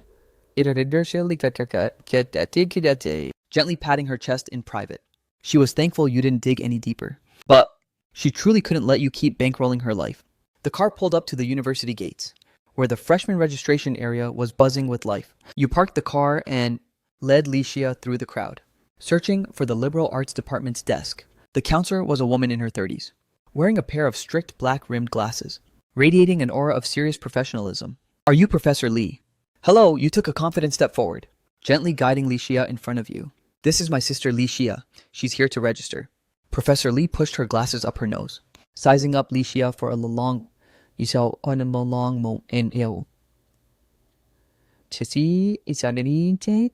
before shifting her gaze toward you. Her expression shifted subtly, her brow furrowing with a hint of confusion. Your biological sister. Her eyes were clearly swimming with suspicion and scrutiny. Cousin, you replied, maintaining a perfect poker face. Her health isn't great. It's a congenital heart condition. She can't handle any strenuous physical activity, and she needs to avoid extreme emotional stress. I'd appreciate it if you could look out for her, Professor. As you finished speaking, Professor Lee's gaze flickered between the two of you, before locking onto you. And where are her parents? You had your cover story locked and loaded. They're working out of town. They entrusted her to me. I have her records in the car. I can go grab them right now if necessary. Lixia stood perfectly still by your side, her eyes widening in absolute bewilderment. How on earth do you know everything about me? Professor Lee remained silent for a few heartbeats, her eyes narrowing into suspicious slits once more, as she suddenly interrogated the girl. Young lady, who exactly is this man to you? Lixia was caught completely off guard by the question. He's Brother Yekyu, she stammered instinctively. And what kind of brother is he? Professor Lee pressed her relentlessly, her gaze sharp enough to pierce through steel. Lixia's face instantly flushed a deep crimson, her fingers desperately twisting the hem of her shirt, as she struggled to find the words to respond. You let out a quiet, weary sigh, and took a step forward. Professor Lee, it should be obvious that she isn't a very good liar, but it should be equally obvious to you that I have no ill intentions here. Otherwise, I wouldn't have bothered bringing her to register. I can't protect her while she's on campus, so I'm asking for your professional diligence. If there are any issues, you can reach me directly. You handed over a card you'd prepared beforehand, containing both your contact information and home address. Professor Lee took the card and examined it meticulously, giving you one last long scrutinizing look, before her expression finally softened a fraction. Fine, I'll keep a close eye on her. However, you must understand that a university isn't a daycare center. It's ultimately up to the student to manage themselves. I understand. Thank you, Professor. You gave a respectful nod and turned to Lixia. I'll go collect your uniform. Stay here and finish these forms once you are out of earshot. Professor Lee lowered her voice. Lixia, be honest with your teacher. Is that man really not your boyfriend? Or is he perhaps? She let the sentence trail off suggestively. After all, as a university counselor, she had seen far too many complicated situations. Lixia's face turned an even brighter shade of red. She shook her head frantically. No, it's not like that. Brother Yekyo is truly just my brother. Good, Professor Lee noted with a small nod. There are far too many temptations in college, especially for a girl like you. You need to know how to protect yourself. If you face any trouble, come to me. Don't be so quick to trust people from the outside world. Xiaoya nodded obediently, though she felt a twinge of silent defiance. Brother Yekyo isn't a bad person at all. Her faint, defensive mutter didn't escape the professor's ears. Beyond her initial wariness, Professor Lee let out a rather helpless sigh. It was painfully obvious that Xiaoya was an innocent, sheltered girl, exactly the type who was most vulnerable to being played. By the time you returned with the military training uniform, Xiaoya had finished filling out all the paperwork. All set, Xiaoya whispered softly. Professor Lee said I don't have to stay in the dorms, due to my special medical circumstances. That's perfect. You arched an eyebrow. Saves me the hassle of filing for a commuter permit. Xiaoya looked up in total shock. Brother Yekyo even thought that far ahead. You didn't give her a direct answer, simply stuffing the training uniform into her arms. Go try this on and see if it fits. Okay, Xiaoya replied with her usual docility. Even though your tone was often blunt and rigid, she found that she actually loved the feeling of being looked after like this. She just had to listen to Brother Yechu. After all, she knew he only had her best interests at heart. The military uniform was absurdly oversized on her petite frame. The pant legs were rolled up several times over, and the jacket draped all the way down past her hips, making her look like a child playing dress-up in an adult's closet. I think it's too big. Xiaoya tugged at the hem, her expression filled with slight embarrassment. It's fine. You actually look pretty good in it. I'll just go swap it for a smaller size in a bit. You reached over to help straighten her collar. Come on, let's go find your dorm so you know the way. As you walked toward the residential buildings, you suddenly dropped a question out of the blue. Did you finish applying for your student loans? The words made Xiaoya's eyes go wide as saucers. She nearly bit her tongue trying to respond, stammering out a shaky answer. I did. But how did Brother Yakyu know about that? She had desperately wanted to keep that a secret. Which bank? And exactly how much did you take out? You continued to press her for answers. It's just the one the school partnered with 8,000 per year. Lixia's voice grew fainter with every word. Her head hanging so low her chin nearly touched her chest. A sharp sting hit her nose, and the rims of her eyes turned a reflexive watery red. You gazed down at that immature, innocent face, the kind that flushes at the slightest lie, and let out a silent, weary sigh. Lixia, that little dummy. She really did secretly apply for those student loans, even daring to hide the truth from you. Is 8,000 even enough? You asked in a flat, neutral tone. Tuition and dorm fees already eat up over 5,000. The rest has to cover your actual living expenses. It's plenty. It's definitely enough. Lixia nodded her head frantically like a woodpecker. I don't eat very much anyway. You didn't say another word, instead reaching out to firmly ruffle her hair. How can you be so silly? Lixia froze in place, staring at your back as you walked straight ahead. Her heart was in total turmoil. Is Brother Yakyo angry with me? She broke into a small run to catch up, gingerly clutching the corner of your shirt. Brother Yakyo, I promise I'll pay back that loan myself. I would never leave you with the bill. Lixia was so anxious she looked on the verge of tears. Her pale fingers gripped your clothes with desperate strength. She looked heart-wrenchingly adorable without even realizing it, tears shimmering at the edges of her vision. You had already helped her so much. She truly didn't want to be a burden. That's the cafeteria. The food is decent, and the prices are reasonable. Over there is the library. Spend your free time there with some books. The convenience store is at that end. They've got all the daily essentials. You completely ignored the topic of the loan, meticulously introducing every corner of the campus, arriving at the dormitory entrance. You casually handed the backpack to Lixia. I won't go up with you. It's not appropriate for a guy to enter the girls' dorms. Here are your room number and keys. Try to get along with your roommates, Lixia. But don't be a total airhead and blabber everything to them. Lixia chirped, giving a vigorous, obedient nod. Keep your phone on you at all times. If anything happens, call me immediately. You added one more thing. I'll be back to pick you up tonight. Pick me up for what? Lixia blinked, looking completely lost. What do you mean? You arched a skeptical eyebrow. You aren't actually planning on living here, are you? A 6-person dorm with bunk beds and no AC? Do you really think your body can handle that? Lixia whispered, her defense eye. I think I could manage. Manage my foot. You shook your head, cutting her off instantly. Have you ever even experienced communal living before? No, Lixia mumbled, hanging her head low. She pouted her small lips and went silent, but paired with her goddess tier visuals, she still looked absolutely lethally adorable. Then that settles it. The doctor said your heart can't take any sudden stress. Dorm life is far too unpredictable. It's a gamble. Now head up and get familiar with the room. I'll be right here waiting for you. Xiaoya's heart felt warm, yet a twinge of sourness lingered. She nodded and turned toward the dormitory building. But just as she reached the entrance, she couldn't resist stealing one last glance back. She saw that you were still standing exactly where she left you, casually waving her on. You were just about to turn around, to go swap her military uniform for a smaller size. But in the very next heartbeat, you felt a soft, delicate body suddenly collide into your chest. Thank you so much, Brother Yechu. Thank you for staying with me for my first day. Lixia's voice was sweet and tender, but this unexpected, impulsive embrace left you standing there, completely paralyzed and rigid. It wasn't until Lixia's silhouette had totally vanished that your eyes snapped wide as you muttered, holy crap. Did I just get caught off guard and ambush hugged by that little brat? Li Xia clutched her backpack with a death grip, sprinting all the way up to the third floor. You sat in a small cafe right next to the dorms, glancing down at your phone only to find that your fan group was overflowing with unread notifications. Between the messy breakup and looking after Xiaoya, your content schedule had been dead for a while. Yo bro ye, why haven't you dropped a new video? Seriously, it's been a whole week of radio silence. Don't tell me he actually went off to start a romance. Are you delusional? Bro ye was already in a relationship. You typed out a quick reply. Personal stuff came up. No time for food vlogs.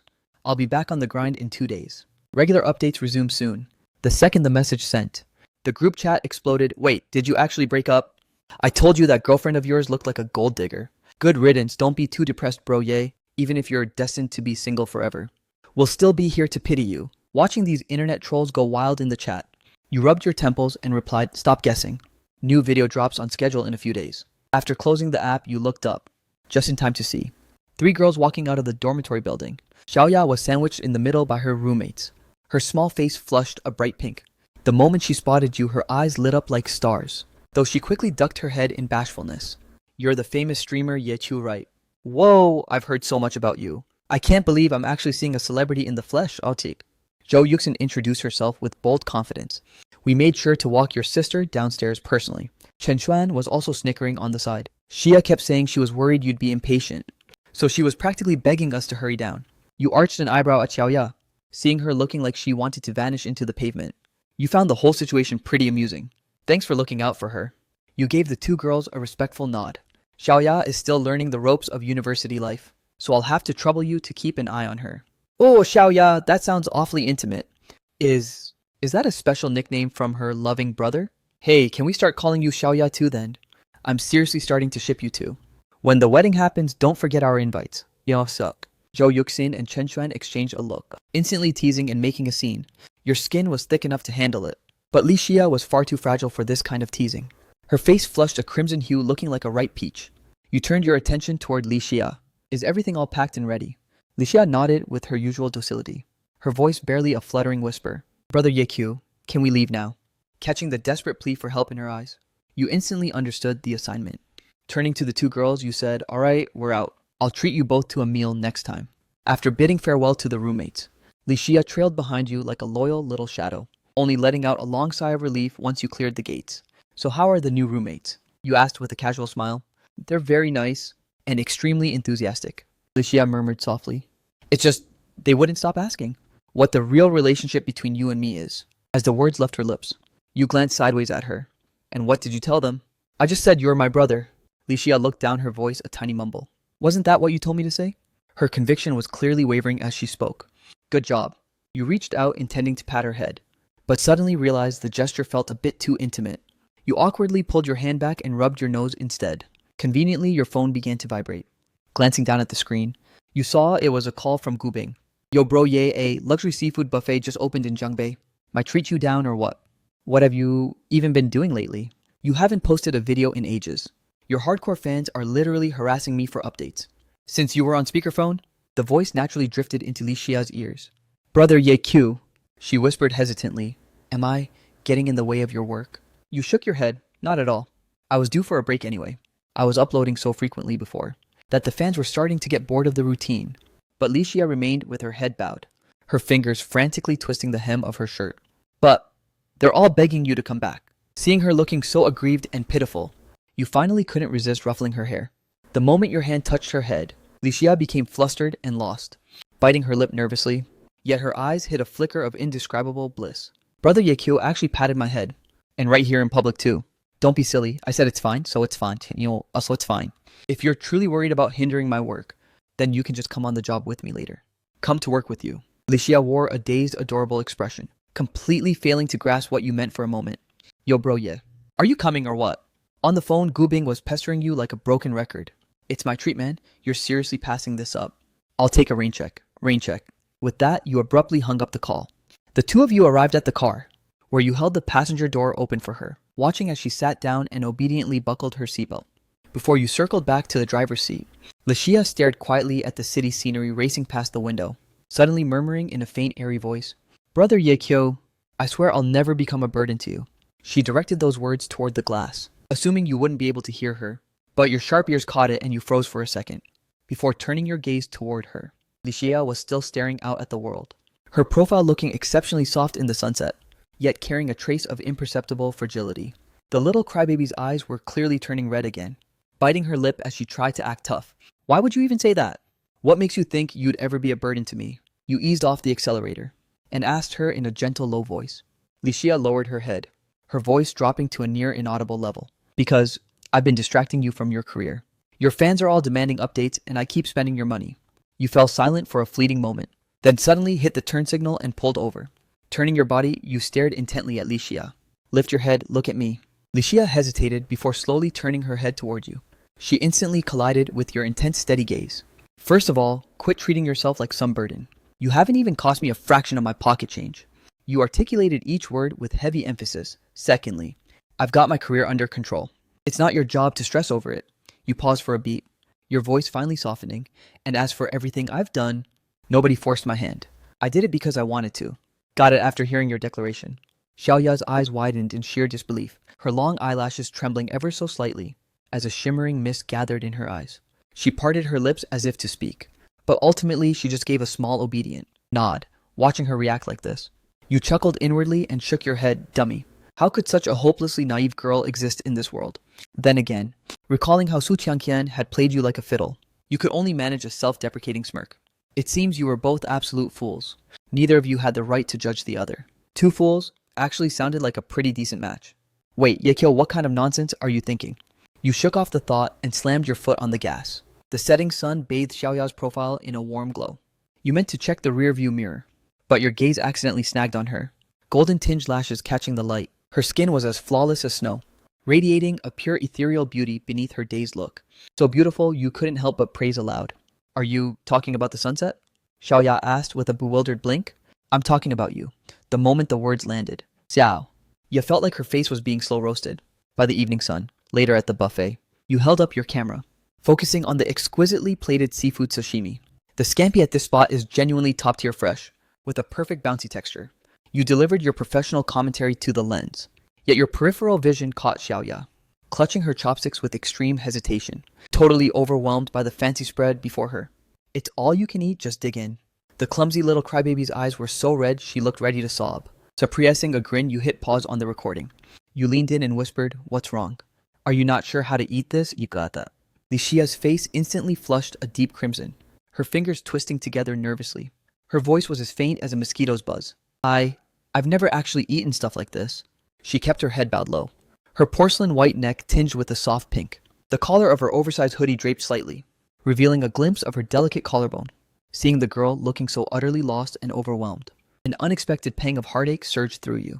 You picked up a shrimp and expertly peeled the shell, dipping the snow-white meat into the sauce, before placing it on her plate. Give it a taste. Licia glanced up at you, her eyes shimmering with a sudden light. She whispered a soft, "Thank you, brother Yechu," then gingerly lifted the shrimp and took a bite. In the next heartbeat, her eyes sparkled with joy, as if a whole galaxy were shining within them. "It's delicious," Licia exclaimed wide-eyed with surprise, before shyly covering her mouth with her hand. Her cheeks were glowing with a rosy hue. You shook your head with a smile and resumed recording, discussing the dishes with effortless composure. Your commentary was witty and full of humor, a complete 180 from your usual cold and aloof persona. Licia nibbled on the shrimp you peeled for her, stealing secret glances at you the whole time. Brother Yekyo is so incredibly handsome when he's working.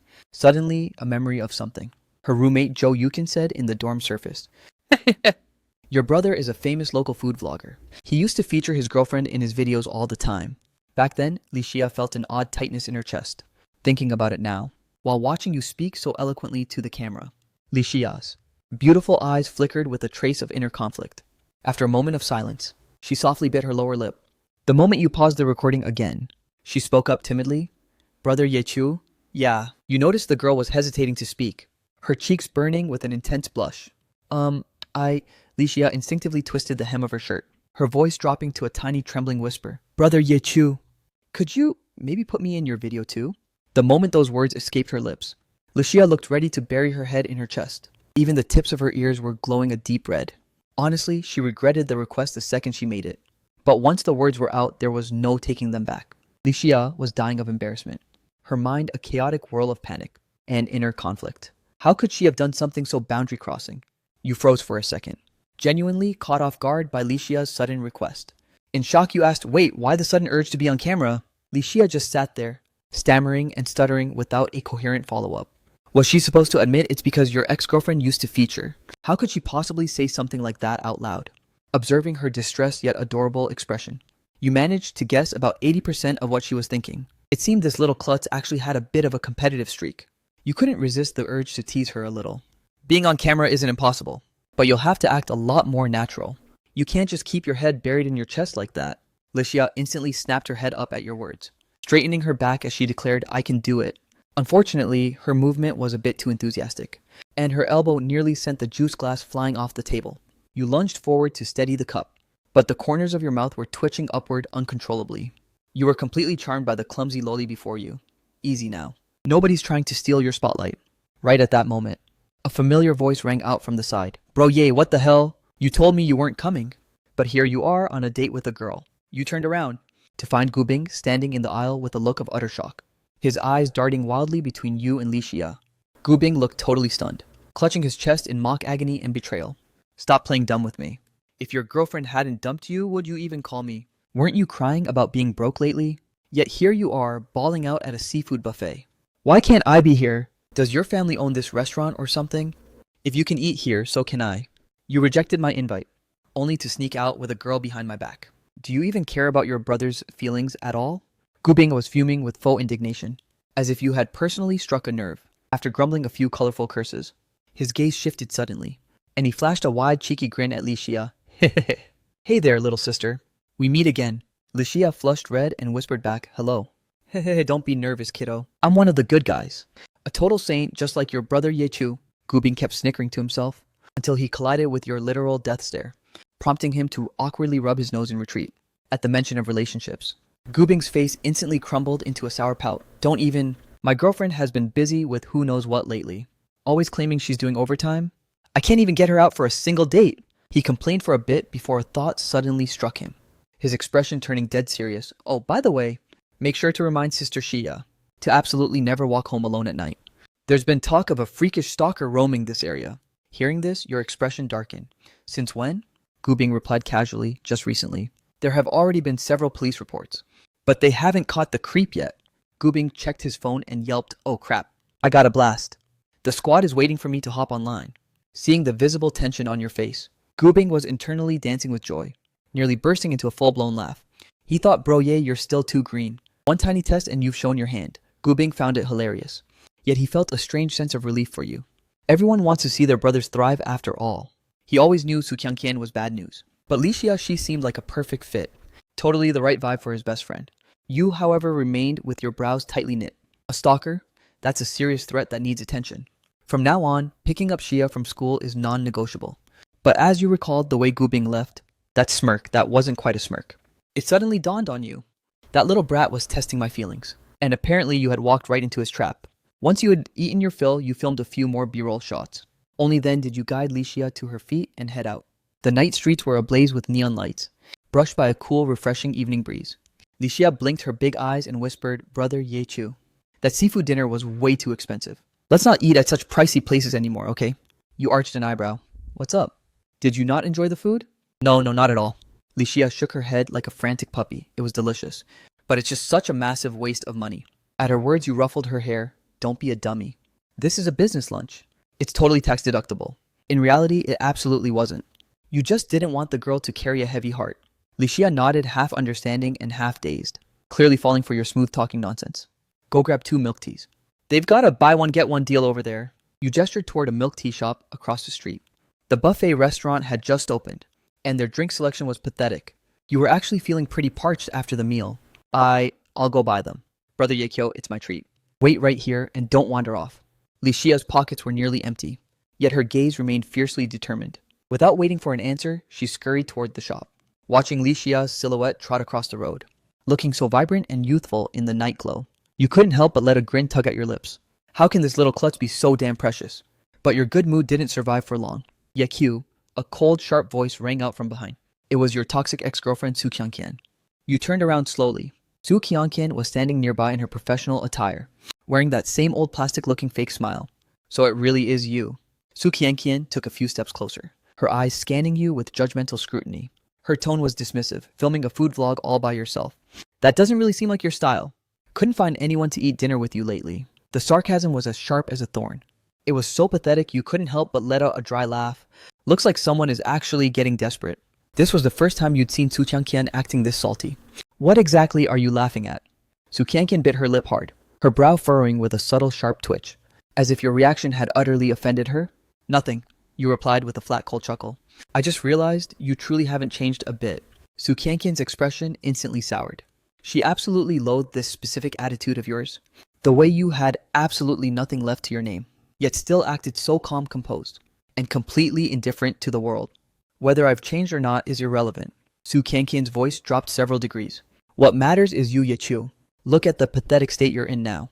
Is this how you honor our years together? My youth was precious beyond measure, and I squandered it all on a useless man like you. How do you plan on compensating me for those lost years? Su Qianqian grew more agitated as she spoke, tears threatening to spill down her face at any moment. She glared at you with predatory intensity, desperate to see a flicker of humiliation or guilt. Instead, she was hit with a jarring realization. It seemed like you were actually smiling even wider. You couldn't even be bothered to entertain her, just as you were about to turn and walk away. Your right hand was suddenly enveloped by a small, cool palm. That soft, delicate touch seemed to make time itself grind to a halt. Su Qianqian's eyes widened to the size of saucers as she stared at the scene in pure, unadulterated disbelief, her mouth agape, and her expression frozen in shock. Gazing at that pure, flawless face before her, her chest tightened with an inexplicable, suffocating pressure, a surge of sheer irritation boiling over. In that very moment, a voice that was both tender and a little breathless broke the silence. Brother Yekyu, I got the orchid latte low sugar. I remembered you said you preferred it that way. You took a deep, shaky breath, not because of the milk tea, but to steady your racing, chaotic heart. Buying tea is one thing, but what's with the sudden hand-holding? This little klutz is really testing my zen. You looked down and saw Li Xia holding 2 cups of milk tea. She was gazing up at you with her small face, her eyes shimmering like polished gems, acting as if she hadn't even noticed Su Qianqian's existence. Su Qianqian's eyes scanned Li Xia like a predatory radar, from her impossibly delicate facial features, to her porcelain slender neck, and finally down to those long elegant legs. Her gaze gradually turned ice cold. And just who are you? Li Xia seemed to only just discover Su Qianqian's presence, her eyes widening slightly in surprise, as she instinctively shrank closer to your side. Brother Yekyo, she whispered tentatively. Is she... Before you could even utter a word, Su Qianqian cut in sharply, her tone frigid. I'm his girlfriend. And what exactly is your relationship with the Yechu little girl? She dragged out the syllables, staring pointedly at your interlocked hands.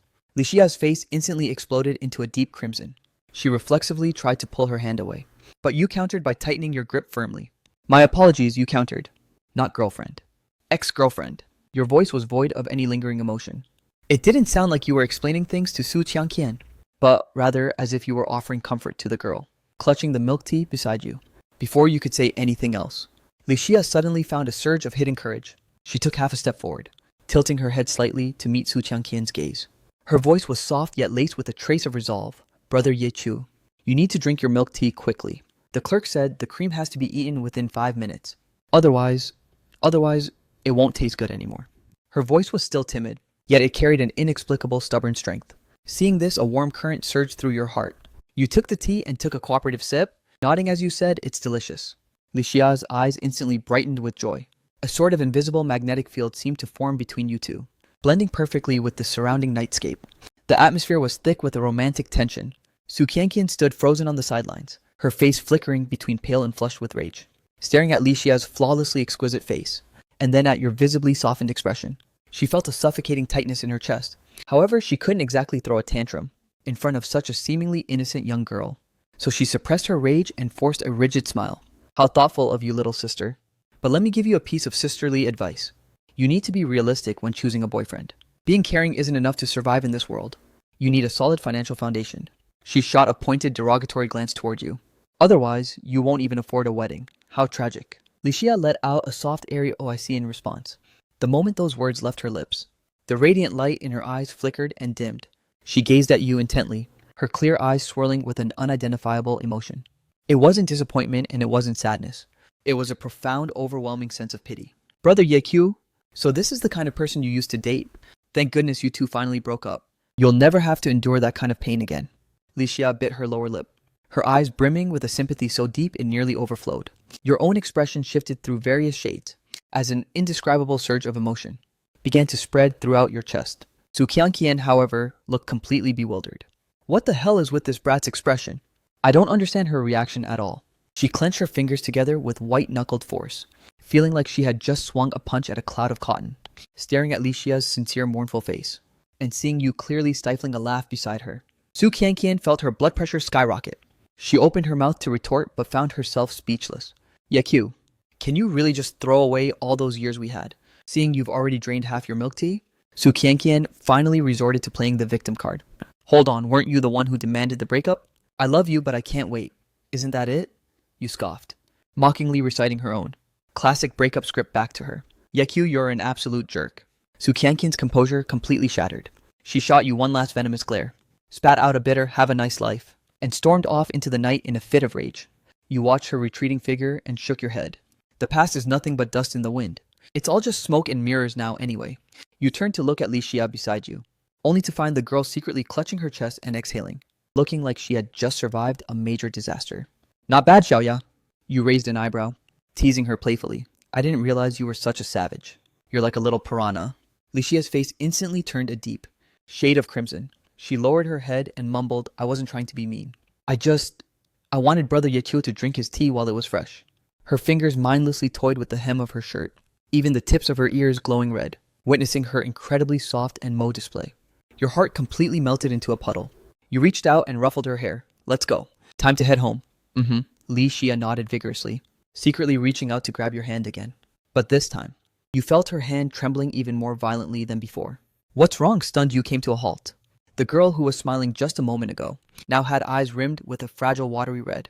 The soft glow of the street light spilled over her features, looking at this silly girl who was clearly scared to death, yet still stood tall in front of you as your shield. A corner of your heart was pierced with an intense ache. No, it's nothing. Li Xia finally stripped away all her pretenses. In front of you, she was always completely defenseless. The wave of emotion caught her totally off guard. Are you feeling sorry for me? You looked at her with a grin. Is that why you're crying like a baby? Seeing the shimmer of tears in her eyes, for a fleeting second, you wondered if you were just being conceited. To your surprise, Li Xia gave a heavy, sincere nod. Brother Yaqiu, can I give you a hug? She bit her lip, a stray tear finally rolling down her cheek. The surging tide of her emotions was beyond her control. A hug, recalling the joke that went too far last time. Your heart throbbed with an indescribable vibration. Is this what it feels like to fall in love? In this split second, emotion ultimately triumphed over cold logic. You dummy, Xiaoya. You took a deliberate step forward, pulling this little crybaby who was still shedding golden tears into a firm, protective embrace. Wow, I'm totally not a dummy. Xiaoya is actually super smart. Li Xia sobbed, caught between tears and laughter in your arms, her face becoming a messy, tear-streaked masterpiece. Fine, you're a brilliant little crybaby. No way, Brother Yaqiu, I am not a crybaby. As you held her gently, a wave of pure warmth coursed through your soul. All right, dry those eyes. I'm right here, okay, Brother Yaqiu? Will you stay forever? You froze for a split second, then gave her a slow, unwavering nod. At the distant corner of the street, Su Qianqian hadn't fully disappeared yet. Turning back, she witnessed the tender embrace, and her heart felt like it skipped a painful beat. A surge of bitterness and agonizing regret boiled over, but she violently shook her head to drown it out. Why do I even care? He's just a broke guy with zero future. I made the right choice, I know I did. But seeing you smile so brightly at another girl, why did it feel like a knife was twisting in her gut? Su Qianqian bit her lip until it bled, turning away to vanish into the shadows of the night. The next morning arrived, and voices echoed from the Mountain City University counselor's office. You knocked and stepped inside. Haha, little Yi? Here to pick up Xia again. Teacher Li had been busy filing paperwork, but seeing you, he immediately flashed a welcoming grin. A complete 180 from his cold attitude on registration day. Xia has been an absolute star these past 2 weeks, even though she can't handle intense exercise. She's always helping others, watching bags, and handing out water. Honestly, the whole class has fallen in love with her. Leaning against the desk, you couldn't help but let out a soft chuckle. Yeah, that's just how she is. Always terrified of being a burden to anyone else. Teacher Li studied you with a thoughtful look. Xia mentioned you come to fetch her every single day, and that you even restructured your work schedule for her. You shook your head with a modest smile. It's no big deal. I don't have a strict 9 to 5, so my time is pretty flexible. I just wouldn't feel right letting her walk home alone. Teacher Li suddenly chuckled, to be honest. At first, I was worried you had some hidden, shady agenda, but it's clear now that I was completely wrong. His tone shifted, becoming quite solemn. I honestly think what you've done for this child is something even a biological brother might fail to do. You stiffened slightly for a heartbeat, guiltily rubbing your nose as memories flashed. Certain fair, graceful curves flickered through your mind. You definitely felt unworthy of such high praise. Quickly, you changed the subject to deflect. Shia may look fragile on the surface, but she's incredibly headstrong deep down. Teacher Lee let out a heavy sigh. Heavy sigh. She privately told me she must study with everything she has, just so she can earn enough to pay you back someday. She's told me the same thing before. You shook your head helplessly. I never intended for her to pay me back. It's her health that truly worries me. Her next follow-up exam is around winter. I can see that clearly. Teacher Lee gave you a profoundly meaningful look. That's exactly why I said you're quite extraordinary. Suddenly, he shifted gears. By the way, are you single? At that moment, Teacher Lee's gaze shifted significantly. If these two could actually get together, it'd be a match made in heaven. Teacher Lee, why the sudden interest in that? You were caught completely off guard by the abruptness of his personal question. Before you even had a chance to formulate an answer, there was a soft rhythmic knock on the door. Teacher, I'm here to submit my military training reflection. Lishia's small head peeked into the room. The second she spotted you sitting there, her eyes ignited. Brother Yechio, what are you doing here? The oversized military training uniform only served to make her frame look even more delicate. You naturally took the documents and handed them to the teacher. Pulling a cold bottle of water from your bag for her, I was passing by, so I figured I'd drop in and take you home. Thank you, brother. Lishia's eyes curved into beautiful crescents. She took a blissful sip, looking absolutely overjoyed. This girl was worlds apart from the gloomy person she was 2 weeks ago. My even plain mineral water tastes more sweet now. Teacher Lee watched the interaction between you two. His face lit up with a knowing, supportive grin. Lishia's face flushed a vivid red at his teasing. Teacher Lee chuckled as he signed the paperwork. All right. Military training is officially over. Go home and get some well-deserved rest. Thank you, teacher. Lishia gave a polite, obedient bow of gratitude. Immediately after, she impatiently tugged at your sleeve. Then we'll be taking our leave now. Go on, go on. Man, you youngsters really make me envious. Teacher Lee chuckled, shaking his head as he watched you depart. Stepping out of the administrative building, the sunlight felt slightly parched and intense. You naturally reached out to take her backpack. The weight caught you off guard. What on earth is in here? It's heavy. Just some water and snacks from my classmates. Li Xia looked a bit sheepish. They insisted on shoving them into my bag, but I only accepted things from the girls. I didn't take a single thing from the guys. Who even asked you about that? You laughed and ruffled her hair, though internally you found her honesty quite satisfying. The girl let out a soft huff of protest. She clearly said it because she thought you cared. Didn't you have even a shred of possessiveness? Just then, a few girls caught up to you. Grinning as they greeted her, Shia. Is this the brother who picks you up every single day? He's so handsome, Zhou Yushin wore a teasing smirk. No wonder Shia vanishes the second we're dismissed. Turns out, she's just desperate to see her brother. Chen Xuan joined in on the teasing as well. Exactly. We were all wondering how someone could disappear in the blink of an eye. Stop talking nonsense. I didn't run, I just didn't want Brother Yechu to wait too long. Li Xia defended herself in a flustered whisper, looking at the young girl's crimson anxious face. You couldn't suppress a sudden laugh. You gave a polite nod to her two roommates. Thanks. I appreciate you taking care of Xiaoya lately. I'll treat you both to a meal some other time. That natural and intimate way of addressing her instantly triggered another round of rowdy cheers. The girls were practically doubling over with laughter. Let's go, Xuan Xuan. A true lady never plays the third wheel. We won't disturb you two any longer. Bye-bye, Xia. Bye-bye, brother-in-law. That brother-in-law comment made Li Xia's eyes snap wide. Her small face instantly ripened like a crimson apple. Even your own brain short-circuited for a split second. Brother-in-law is a pretty heavy joke to drop. But wait, after thinking it over, Li Xia is officially an adult now. So anything that happens between us is perfectly legal. Still, there's an 8-year age gap. You gave a helpless, weary chuckle. What exactly has been going on in your head lately? Just total chaos. Watching her roommates disappear into the distance. Li Xia mumbled under her breath with a flushed face. They're always like that, making jokes. Brother Yekyo, please don't take it to heart. You reflexively reached out to ruffle her hair, teasing her on purpose. It's fine, really. I actually think they're quite charming, especially the one with short hair. She seems to have a great personality. Li Xia's pace faltered, her entire body stiffening for a split second. Yuxin is indeed very popular. Tons of guys are constantly chasing her. Her tone was absolutely dripping with jealousy. Her little crybaby mode was instantly triggered, and her eyes began to well up with tears. Realizing you'd messed up, you immediately backtracked. Dummy. I'm just messing with you. Them combined couldn't be half as cute as my Xiaoya. Li Xia looked up with a dazed expression, her eyes suddenly sparkling like brilliant stars, and her urge to sob vanished into thin air. Then she shyly turned her face away. Who said I belong to your family? Mottled sunlight danced across her reddened profile, casting long delicate shadows beneath her lashes. Her slightly pouting lips shimmered with an irresistible glow. You stared for a long, quiet moment, and your heart skipped a beat for no reason. The second you stepped inside the house, Licia couldn't wait to peel off that military uniform, swapping it for a comfortable tee and lounge shorts. Those pale, slender legs were enough to make anyone dizzy. As she organized the gifts from her training, she kept babbling on about all the fun stories. Brother Yekyu, are you staring at my legs? You were totally lost in thought when her playful pouting voice snapped you back, embarrassed. You let out an awkward cough. Good grief. They really are too fair and far too long. It's hard not to imagine how silky they'd feel. Of course, as an upright and virtuous young man, you absolutely weren't entertaining those lewd thoughts. A true gentleman has a clear conscience. Staring at legs is just a biological instinct. Even a celestial being would steal a glance or two. But admitting it to her face, that's a different story. Thankfully, the doorbell rang like a divine lifeline. Taking the opportunity to escape the awkwardness, you fled the crime scene and dashed to the door. The door swung open, revealing Gubing clutching a cardboard box looking miserable.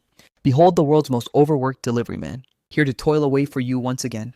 Xiaoya is right here, so watch your damn mouth. You laughed and cursed at him playfully. Oh, Xiaoya, this Xiaoya, that Gubing scoffed.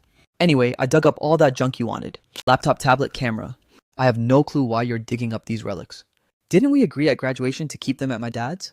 And wait 10 years to revisit our youth? It's a special situation, got it. You shook your head, then turned to call out, Xiaoya, come here a second. Licia trotted over with light steps, her big innocent eyes looking at you with confusion. These are the electronics I used back in college. They're just gathering dust now, so I want you to take them. Since you refused to let me buy you new ones, you have no excuse to reject these, right? You took the box and set it on the coffee table. Licia opened it and peeked inside. The gear was dated but meticulously maintained. She instinctively waved her hands in refusal. No way. I really can't accept this. Gubing flopped onto the sofa with a heavy sigh. Geez, just take the man's gifts already. They're literally just rotting away. He bought this tablet thinking he'd become an artist. But after 3 tries, it just became the dorms. Late night cinema for questionable movies. You shot him a lethal warning glare. Gubing instantly shut his trap, miming a zipper across his lips to seal his mouth. You walked over to her side to gently persuade her. Look, these models aren't worth a dime anymore. But they're more than enough for taking notes. College is swamped with assignments. You definitely can't manage everything with just a phone. The second she heard the mention of writing, Licia's eyes sparked with instant excitement. It wasn't because she was eager for homework. She had her own little secret projects in mind, and she'd been desperate for a way to write them down. Good grief. Can you two stop with the lovey-dovey eyes in broad daylight? Gubing felt a massive wave of secondhand embarrassment, promptly standing up to make his escape. Anyway, I've got stuff to do. I'm out of here. After seeing the loudmouth out, you set up the laptop properly and shoved the tablet firmly into her hands. Take it, it's a gift to celebrate surviving military training. Licia traced the cool metallic finish of the device, hesitating for a long beat before whispering, thank you, brother Ye Chu. Once I start earning money, I'll definitely pay you back. You chuckled and played along. Sure, no rush. In truth, you didn't take the little girl's promise too seriously. Right at that moment, your phone chimed with a breaking notification. After reading it, you froze in shock. What happened? Licia curiously leaned her small head over. You grinned and tilted the screen toward her. That buffet video, it just blew up. Over 1 million views. You're becoming quite the celebrity right now. On the screen, Licia was shown nibbling on ice cream, while a storm of comments screamed about how cute she was. The comment section was flooded with people begging for her info. Licia stared at the screen looking dazed, yet fascinated. That's a lot of people. She instinctively assumed it was because of your editing skills, and had nothing to do with her presence. It's all thanks to you. You ruffled her hair affectionately. Half the comment section is just fanboys praising you. So, can we film together again next time? Licia blinked expectantly, knowing that high views meant more income for you. She was secretly beaming with joy. What are you smirking at? You looked at her with pure confusion. This klutz was lethally adorable when she smiled like that. I wasn't smiling. Licia's cheeks turned pink as she buried her head like a shy ostrich. Later that evening, after your shower, you found Licia sitting cross-legged on the sofa, clutching the tablet with intense focus, as she meticulously scribbled something down stroke by stroke. What you working on over there? You strolled over and tossed out a casual question, finding her dressed in her newly purchased pajamas. The view beneath her collar was a tantalizing mystery. Her legs curled up tightly, with her dainty toes twitching slightly. She looked as soft and lithe as a kitten, startled by the sound. Licia frantically blacked out the screen, stashing the tablet far to one side. You're finished showering? Her lovely face was a canvas of pure guilty panic. You arched an eyebrow with a mischievous grin. What's up, Dechi? So, Why all the secrecy? It's nothing. Licia lowered her head, waving her hands in a blur. Just some random diary entries. The life of Licia. The phone screen flickered, showing the cloud-synced notes. A draft titled Xiaoya's Rebirth Diary stared back at you. Good grief, this little klutz is actually writing a novel? Stifling a laugh, you said, get some rest soon, don't overdo it. These past few days of training were brutal enough. It wasn't hard at all, Vio. You picking me up every day was the real hard part. Licia shook her head, clutching her tablet as she fled back to her room. You're the one who's tired from taking care of me. Go to sleep early, okay? An hour later, you lay in bed tossing and turning restlessly, reflecting on this recent stretch of time. Your life had, without you even realizing it, undergone a complete and total transformation. Knock, knock, knock. A timid, hesitant rapping suddenly echoed from outside your door. You sat up and opened it, finding Licia standing there, clutching a pillow. Under the hallway light, her face looked impossibly tender. What's wrong? Licia looked up, her shimmering eyes locked onto yours. Her voice was as soft and airy as a feather. YQ, this sudden drop of the formal honorific, left you completely stunned and rooted to the spot. Licia bit her lower lip gently. Can I call you that sometimes from now on? Without the brother part, she immediately hung her head after speaking. Brother implied a polite, distant boundary. But it seemed she didn't want to be so formal with you anymore. You stood there dazed. But I'm literally 8 years older than you. Fine then, should I call you uncle instead? Licia huffed, playfully mimicking your glare, before bolting back to her bedroom in a fluster. On her way, she was so nervous she nearly tripped and ate dirt. It's just a name, Call me whatever makes you happy. You watched her retreating figure with a smirk. Good night.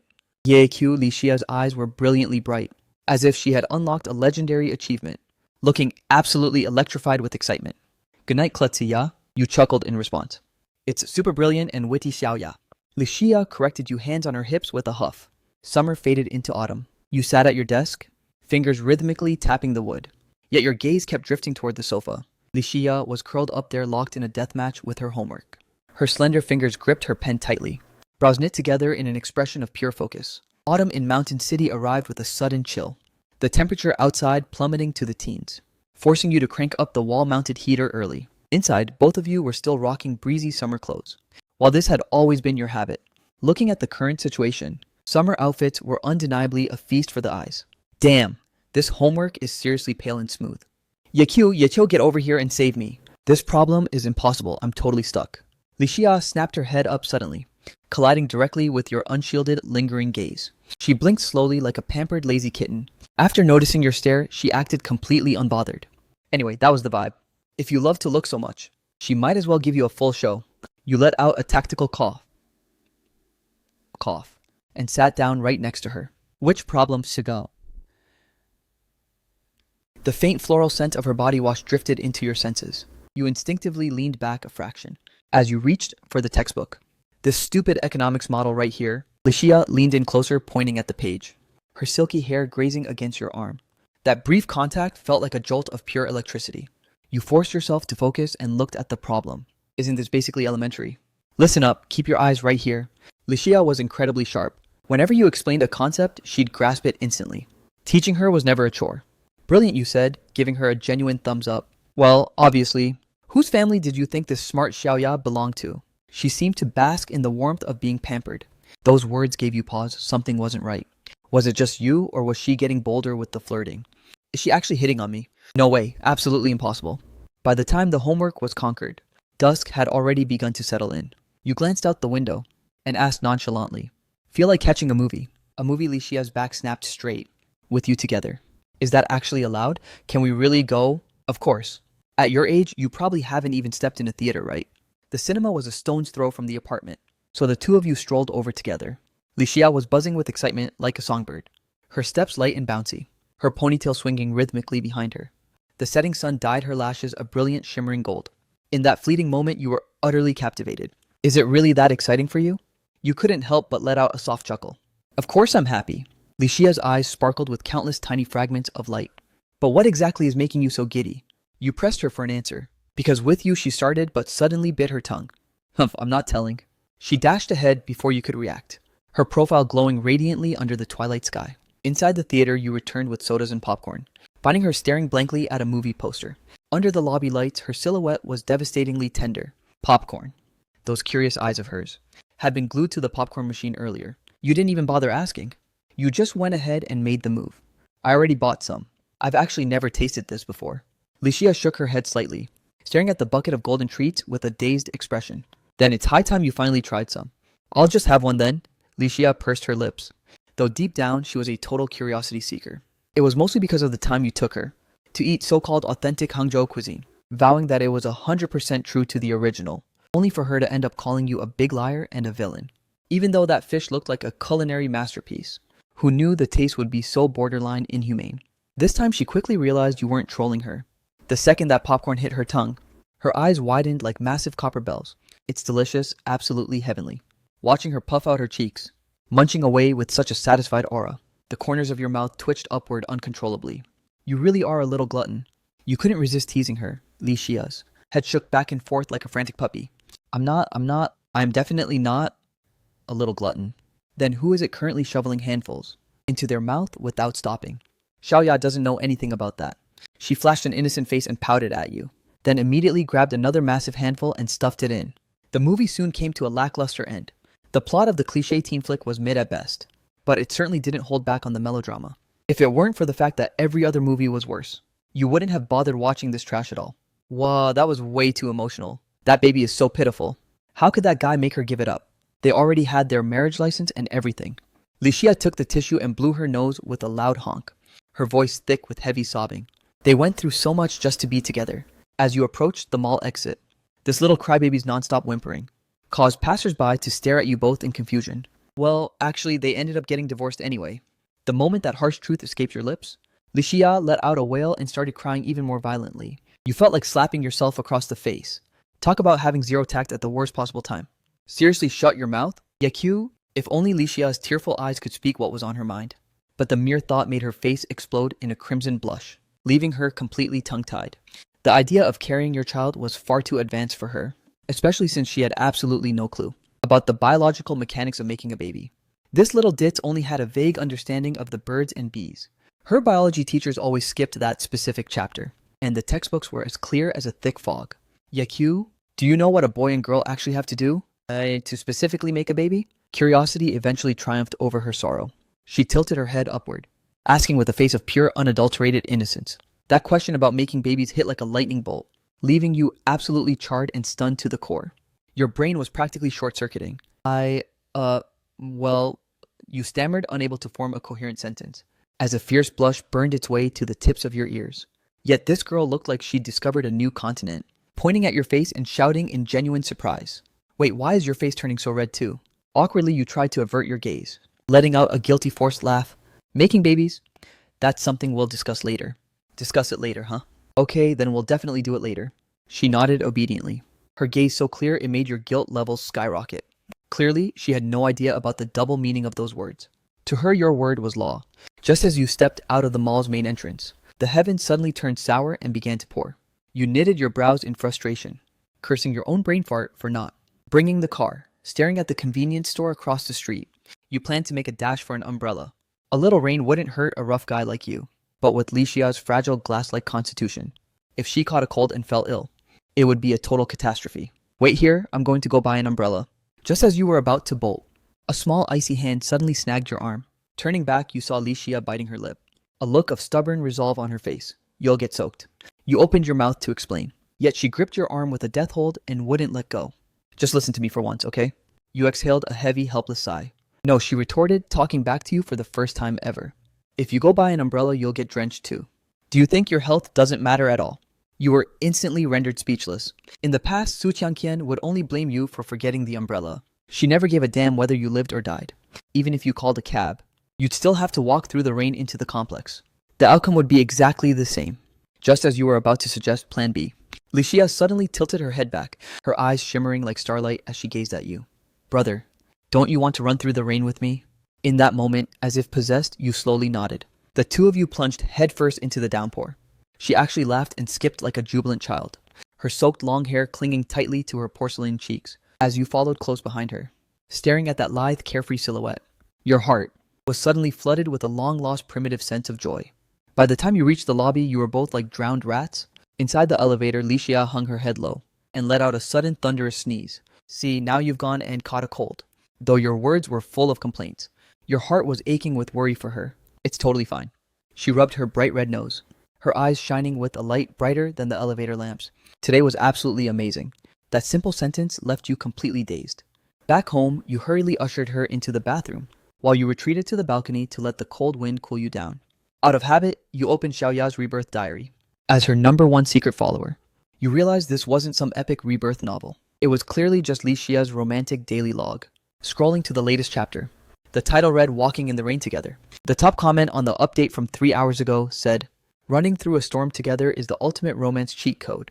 Your heart skipped a violent beat before you could even process it. The bathroom door creaked open just a crack, and a damp, pale, delicate hand reached out. "Yakyu, I forgot my towel. Could you grab one for me?" You muttered under your breath about her testing your resolve, but aloud you quickly shouted, "Coming." You hurried over to hand it to her. The moment your fingers brushed against her soft skin, it felt like a literal jolt of electricity surged through you. By the time she emerged drying her hair, the crimson flush on your face still hadn't faded. "What's up with you? Your face is as red as a tomato." She leaned in close so you mimicked her tone, just happy like you. You gave a playful response with a grin. Life continued in this peaceful, sugary sweet rhythm. In the blink of an eye, the weekend arrived again. You were hunched over your desk researching data, when the door was pushed open with a gentle creak.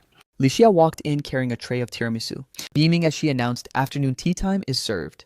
You instinctively tried to close your browser tabs, but your reflexes were just a second too slow. She set the cake down, her eyes landing directly on the screen, heart valve replacement. Surgery and cost estimates. The air in the room instantly froze. You let out an awkward forced cough, grabbing the cake to distract her. "Thanks, my stomach was literally screaming for food." Li Xia remained silent, her fingers nervously twisting the hem of her shirt, as a wave of bittersweet emotion welled up in her eyes. She knew you were constantly worrying about her condition, even going as far as calculating the surgery fees. In reality, she'd been grinding on her novel to save up cash too. Though she was miles away from the hundreds of thousands needed, she desperately didn't want to become a bigger burden to you if she owed you too much. How could she ever work up the courage to date her benefactor? "This cake is fire. Where'd you get the secret funds for this?" You teased her, trying to lighten the mood. "It's a secret. Let's just say I have a private stash." Can a girl earn her keep through work study? She puffed out her chest with pride, looking exactly like a little squirrel guarding its nuts. You nodded along, playing the fool, though you were perfectly aware of what she was doing, just as you reached for the apple she had sliced for you. The doorbell rang out with an abrupt, jarring chime. Usually only Gu Bing dropped by unannounced, but that guy was currently spamming travel photos on social media. Confused, you stood up to answer the door. Li Xia reacted like a startled little rabbit, looking down at her thin, flimsy pajamas. She scrambled back to the bedroom on tiptoes to change. The door swung open to reveal a middle-aged man, who shared half your features, standing there with the briefcase, his shoulders damp from the rain. "Dad, what are you doing here?" You were utterly floored. "I'm your old man. Why wouldn't I be allowed here?" Ye Qiang let out a gruff snort, swaggering into the living room like he owned the place. Just as he was about to light up a cigarette, the bedroom door creaked open. Li Xia had just finished changing and stepped out. In that split second, the air turned deathly silent. Seeing the look of pure petrification on your father's face, only one thought crossed your mind: "I'm dead. There's no way in hell I can explain my way out of this now." Staring at your old man's stunned, ghost-seeing expression, you felt a bizarre urge to laugh. He took off his glasses, rubbed his eyes, and then widened those sharp old fox eyes of his jaw dropping low enough to fit an entire egg. Li Xia stood there like a trembling little quail, her face flushing a deep, vivid crimson. She instinctively shrunk back behind your shadow, lowering her head as she squeaked out, hello, uncle." Hello?" Ye Qiang nodded blankly, then snapped his head around to glare at you, his gaze dripping with the intensity of a high-stakes interrogation. "Girlfriend, a friend?" You kept your cool, shrugging your shoulders helplessly. "A friend who wears slippers in your house." Ye Qiang shot you a lethal glare, his eyes scanning the balcony like high-tech radar, spotting the feminine clothes hanging out to dry. Finally, his gaze locked back onto Li Xia. You could practically read his complex internal monologue. This brat, that Su Qiangqian girl, was a disaster. But now that he's broke, his taste has actually become quite refined. He's actually upgraded to high-quality goods. Watching him struggle between wanting to pry and maintaining his aura of parental authority, you cursed inwardly at the old man's meddling. "She's just a friend. Since when do I need to file a report for a house guest?" You decided to fire back directly. "The deed to this place is in my name, whoever stays here. Is it really necessary for me to submit a formal application?" Ye Qiang was nearly driven to a heart attack by your rebellious tone, just as he raised his hand to slam the table. But Li Xia swiftly darted into the kitchen, flushed with color as she stuttered, "Please sit down, uncle. I'll fetch a glass of water for you." watching her diligent, busy little figure. An inexplicable wave of warmth flooded your heart. Ye Qiang secretly shot you an approving thumbs up. Lowering his voice to a whisper, "You little rascal. Not bad at all. Get your head out of the gutter. She's basically my sister." You didn't feel like wasting your breath on him. Was she the one you needed the emergency loan for? Ye Qiang pressed for answers and you nodded slowly, your tone growing noticeably heavier. Congenital heart disease, I wasn't making excuses. The moment the words left your mouth, the old man froze in place, the suspicion in his eyes instantly dissolving into a complex, unreadable expression. A few moments later, Lucia emerged carrying a glass of warm water, nervously biting her lip in sheer agitation. Ye Qiang didn't pull any power moves this time. He took a polite sip of water and asked nonchalantly, "What's your name, kid? And do you know your way around a kitchen?" "My name is Lucia. I know a little bit." She acted as obediently as an elementary student in trouble. You arched an eyebrow from the sidelines, thinking to yourself that a little bit was an understatement. The girl was practically a 5-star master chef, afraid the old man might overwork her. You quickly intervened. "Her heart is weak, so don't boss her around. Let's go out to eat my treat." "It's really okay, I want Uncle to taste my cooking." Licia, however, seemed eager for the challenge, her eyes sparkling with a desperate need to impress. "I just bought fresh ingredients. As long as Uncle doesn't mind my simple dishes." Watching her tie on her apron and skip into the kitchen, you moved to follow her and help. But Ye Qiang grabbed your arm and forced you back down. "Sit.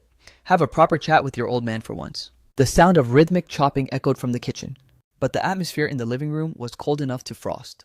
"I'm not taking over the family business," you stated flatly. Ye Qiang's face turned a volcanic shade of red from fury. "One day you'll drive your father to an early grave and regret everything. Old man, the times have changed." You gazed at him with a look of pure exhaustion, knowing full well his industry was a dying sunset trade, barely staying afloat on past glories. At this stage, a strategic retreat was the only logical move. But the old man was as stubborn as a mule, obsessed with forcing his son to inherit the business. You hadn't spoken in 6 months after your last standoff. Who would have guessed he'd launch a surprise raid today? Before the old man could finish his grand speech, you brushed him off and slipped into the kitchen. Inside, Li Xia was deftly prepping the ingredients. You naturally took over the potatoes, expertly peeling and julienning them with ease. "Why aren't you out there chatting with Uncle?"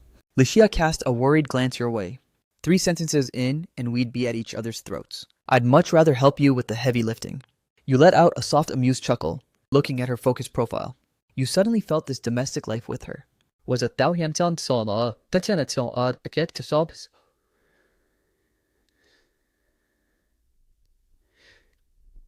some where's she go? She had coffee and lady show.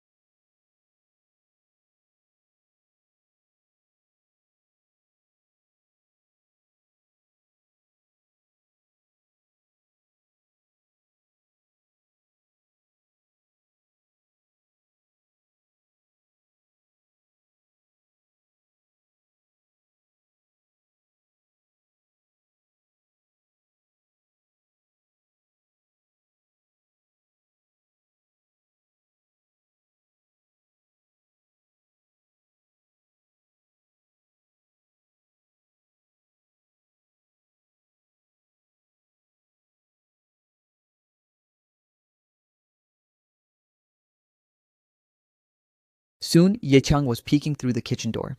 You turned around just in time to catch his approving gaze. He pulled you aside into a quiet corner, whispering conspiratorially, "This girl is grounded. She's clearly the perfect wife material. If you can actually manage to marry her, I don't care what you do about the business. I'll draft my will this instant, leaving every cent of my fortune to you both." Lines of frustration creased your forehead. The old man was so desperate to lure you home that he was throwing his trump cards on the table. "Keep your voice down," you hissed at him. "Don't go scaring the poor girl away." Dinner became a one-man show for Ye Qiang. He heaped praise on the meal, claiming it was divine, even insisting the ribs had the legendary flavor of his youth. He was practically glowing with every spoonful. You didn't hesitate to burst his bubble. "Old man, I was the one who personally simmered that soup." Ye Qiang's beaming smile vanished instantly. He shoved the bowl away with a look of pure disgust. "Then you can drink that swill yourself, you brat." The meal was rowdy, but it felt genuinely warm. The moment you set your chopsticks down, you were ruthlessly banished to the sink for dish duty. Through the kitchen glass, you saw Ye Qiang's icy mask melt into a grandfatherly warmth. Huddled close to Licia as he whispered away, you muttered internally at his blatant hypocrisy. Has the old man been taking classes in professional face changing? In the living room, Ye Qiang dropped his mask, acting like a friendly neighbor. Xiao Ya. Ye Qiu is a stubborn brat with a temper like a mule, but he's loyal to a fault. He cares for you deeply. What do you think of him? Licia nervously picked at the corner of the table, her head hanging so low it nearly touched her chest, her voice barely audible like a tiny mosquito's hum. Ye Qiu, he's just too good to me.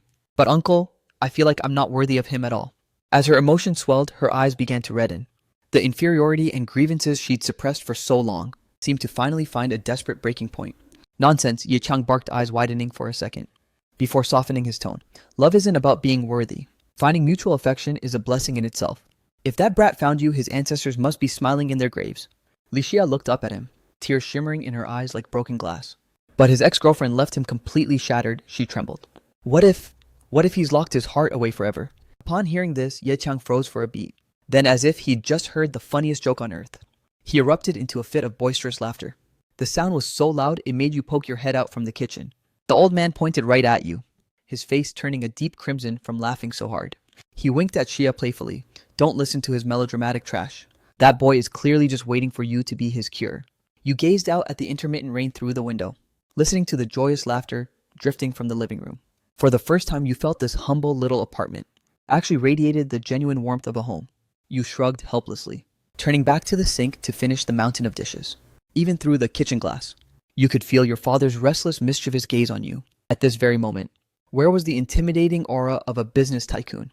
His eyes flickered with a sly, knowing glint. Looking exactly like some shameless old rogue teaching the art of seduction, you continued mechanically scrubbing the plates, all while straining your ears to catch the gossip outside. Just keep things exactly as they are. Let nature take its course. The old man's intentionally hushed voice still managed to worm its way into your ears. Ye Qiu is just a stubborn brat acting tough. Inside, he's probably over the moon. Just be your natural, charming self, and I guarantee he'll be absolutely head over heels for you. Your movement stiffened at those words. You cursed inwardly. This old man has been plotting my marriage since I was in kindergarten. This time he's really going all out with his schemes.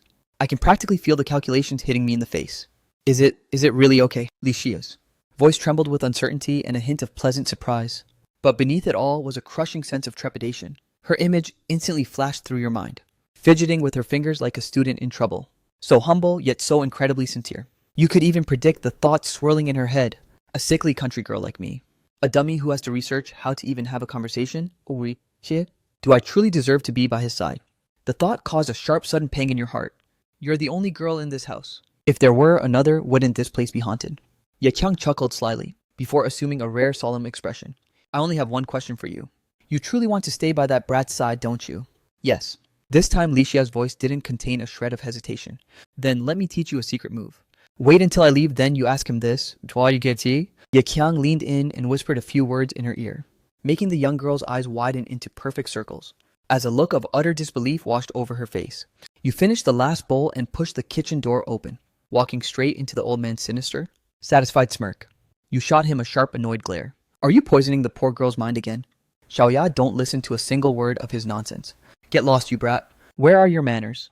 Ye Qiang instantly flipped back into his cranky old man mode, after a momentary silence. His tone softened for the first time in forever. Spill it. What are your actual plans for the future? Your posture straightened instinctively. Ever since that chaotic fallout over the loan, this was the first time he'd truly set aside his pride. He genuinely wanted to have a heart-to-heart with you. I'm going to go finish my homework. Licia, reading the room, perfectly grabbed her notebook and slipped into the bedroom, leaving the space for you and your eccentric father. Don't you dare bring up that internet celebrity nonsense. The old man snorted derisively, yet his gaze involuntarily drifted to your slightly pale temples. I'm only in my 50s. I'm not ready for you to stress me to death. Making videos is just the foundation. My next move is building a full-scale media company. You looked him straight in the eyes, your voice calm but radiating unwavering determination. Media, how can that junk compare to my civil engineering legacy? You mean that sunset industry with halving annual profits? That's basically got one foot in the grave already. Your words cut through the air like a surgical blade, ruthless and direct. Ye Qiang was ready to blow a fuse in rage, but suddenly all the fight seemed to drain out of him. He stared at you for a long silent moment, as if truly seeing his grown-up son, for the very first time. Finally, he managed to squeeze out a single question. So, what exactly is this media thing anyway? Give your old man the rundown. In that moment, you felt a surge of genuine emotion. Stepping forward, you patted his shoulder with a smirk. Dad, you've finally grown up. Damn it, you little brat. I'm not old enough for a nursing home yet. Peeking through the crack of the bedroom door, Li Xia watched the chaotic tough love dynamic between you two, her eyes glistening with a faint redness in this unfamiliar city, and from this seemingly cold and harsh old man.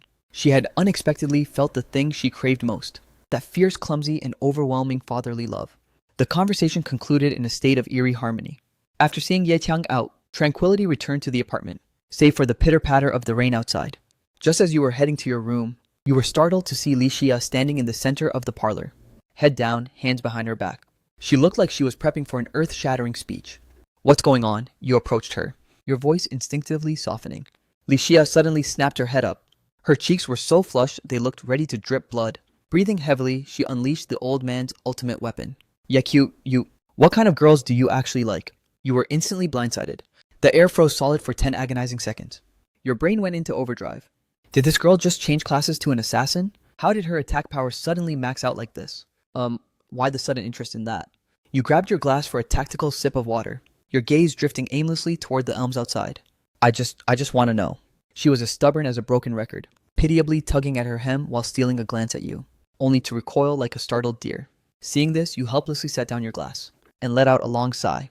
Cute, kind-hearted, gentle, and beautiful, probably just the basics. With every word that left your mouth, her eyes brightened by another degree, a hidden spark of joy twitching at the corners of her lips. You thought to yourself, can this klutz be any less obvious about fitting the description? However, your tone suddenly shifted, turning slightly more solemn. The most important things are sincerity and loyalty. Someone who can actually build a life together. Nowadays, that's actually a pretty high bar to clear. The past came flooding back into your mind. But right then, Li Xia's gaze, clear as pure water, crashed directly into your heart, causing your pulse to skip a violent beat. I would never be two-faced. Xiaoya only likes, the words were on her tongue. But she hurriedly covered her mouth. It's late. I'm going to sleep. Good night. Yeqiu watched her dive into the bedroom like a refugee, slamming the door. You leaned your back against the wood, pressing your palm hard against your chest. Damn it, why is it beating so fast? She's only 18 and still sick. If you start catching feelings now... Yeqiu, you're practically a beast in human skin. You fished out your phone and dropped a metaphorical depth charge into the fan group. Guys, if there was a drop-dead gorgeous gentle girl who happened to have a severe congenital heart condition, she cooks for you every single day and secretly harbors a massive crush on you. If you feel a spark is that taking advantage of her... The group chat went dead silent for 3 seconds before a flood of internet trolls suddenly emerged. Host, have you lost your damn mind? Hurry up and uninstall those trashy web novel apps. The classic I have a friend story again. Move along, people, nothing to see here. The host is clearly starving for female attention. You locked your screen, listening to the faint sounds from next door with a self-deprecating smirk. This rainy night feels like it's going to last forever.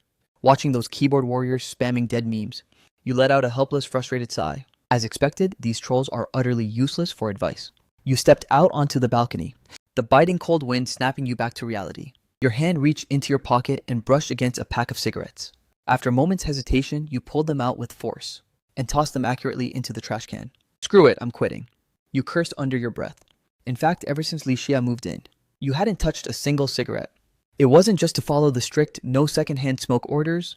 Rather, in your subconscious, you felt that a girl as pure and fragile as paper shouldn't be tainted by even a hint of toxic smoke.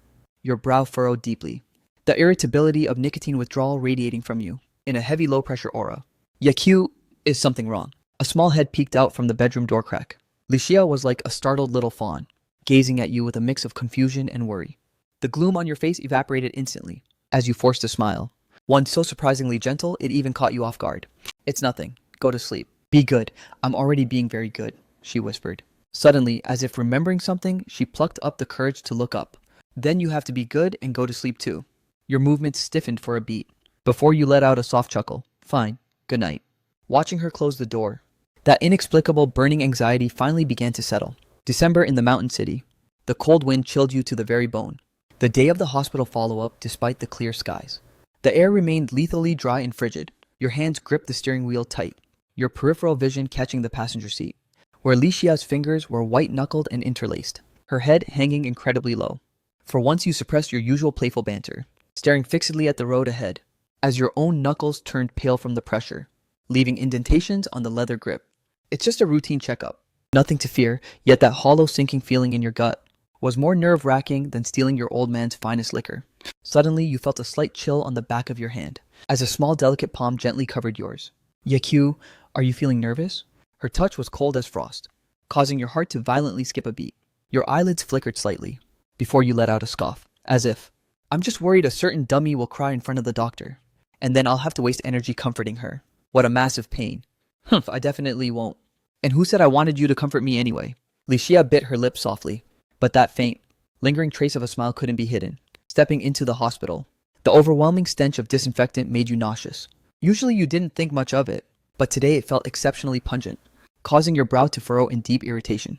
And you still claim you're not nervous, Licia muttered under her breath, wearing a look of smug satisfaction like she'd seen right through you. Just as you were about to fire back a retort, she grabbed your arm with a flushed face and marched forward, only to charge headfirst toward the wrong junction. If you don't want me nervous, you should at least watch where you're going. You pointed toward the sign with a deadpan expression. Licia, that's the men's room. Watching the girl jump back like a cat that just had its tail stepped on. The dark clouds looming over your heart miraculously began to scatter. Once the results were out, the doctor called out Licia's family. Please follow me to my office. The word family echoed like a thunderclap in your ears, feeling like a heavy, solemn contract, making your heart plummet into your stomach. On the surface, however, you remained unfazed. You ruffled Licia's hair gently. Sit tight. Don't wander off. I'll be back before you know it. Inside the office, the doctor's expression was grim.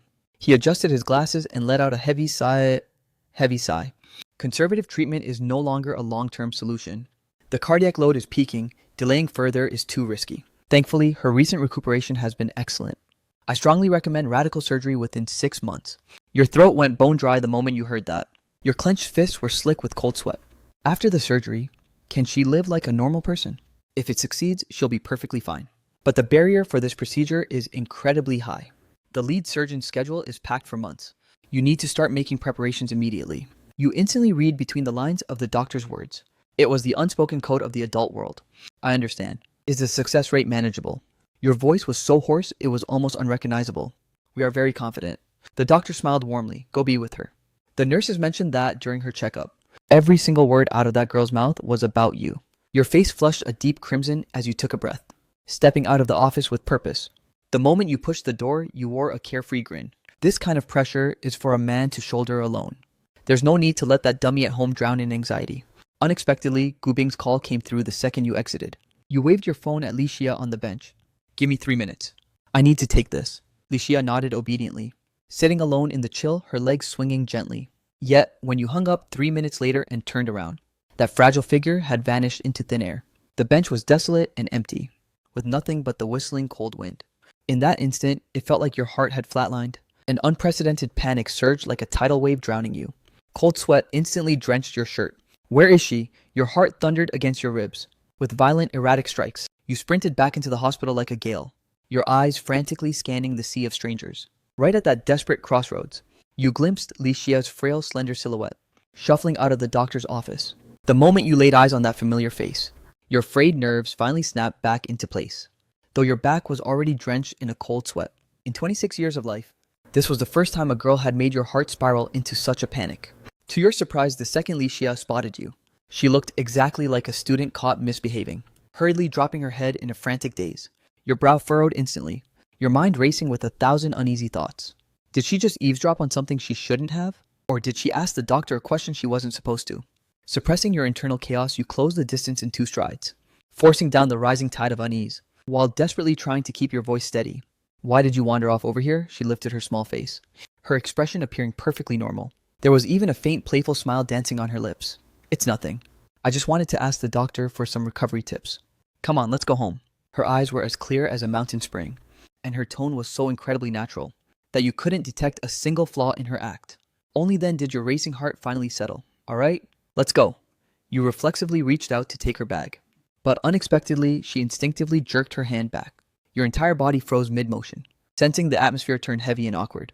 She quickly handed the bag over with a nervous giggle. It's a bit heavy. Sorry for making you do the heavy lifting. As you gripped the handle of the bag, that nagging feeling that something was fundamentally wrong began to spread through your chest like wildfire. You walked ahead with long, hurried strides, completely unaware that behind you Licia was death gripping a crumpled piece of paper. Hidden deep inside her pocket an estimate, stating the surgery would cost $70,000. 70,000? That was a staggering fortune. She bit her pale trembling lip, staring at your retreating back as she made a silent calculation. This time, she wanted to carry the burden herself.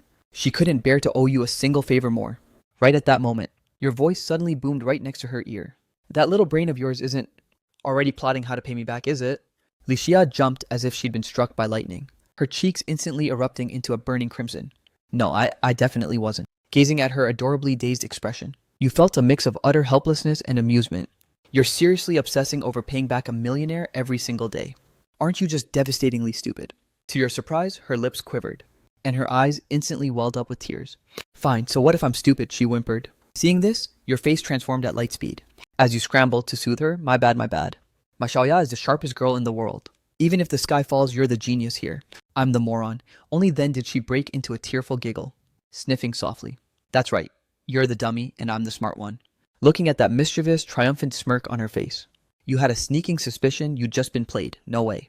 There's absolutely no way. You cleared your throat, dropping the playful act. Listen, you little brat. Your only job right now is getting better. Stop filling your head with that being a burden garbage. You continued your bluff with forced nonchalance. I sold all that premium motai I swiped from the old man. It's more than enough to cover your surgery. Your big bro has endless ways to make bank. That pocket change is beneath me. Before the words even left your lips, your chest was suddenly struck by a soft, small body. That little dummy had recklessly thrown herself into your arms. The doctor, who had just poked his head out of the office, happened to witness the entire scene, a knowing, meaningful smile spreading across his face. Why are you so good to me? Licia buried her face in your chest and choked back a sob, terrified you'd see her tears falling. The question was far too heavy. Your mind was a tangled mess of conflicting thoughts. To hell with it. Hug her, first think later. You reached out and pulled her close. And there, in the middle of the hospital corridor, the two of you shared a fierce embrace oblivious to the world. Suddenly, she spoke up in a muffled, tiny voice. Yachu, I've given you nothing, yet you treat me so well. You're even more of a fool than I am. You deserve to be stuck with me forever. The corners of your mouth curved upward, forming a gaze full of pure, unadulterated indulgence. If you want to stay, then stay. It's not like I'd mind anyway.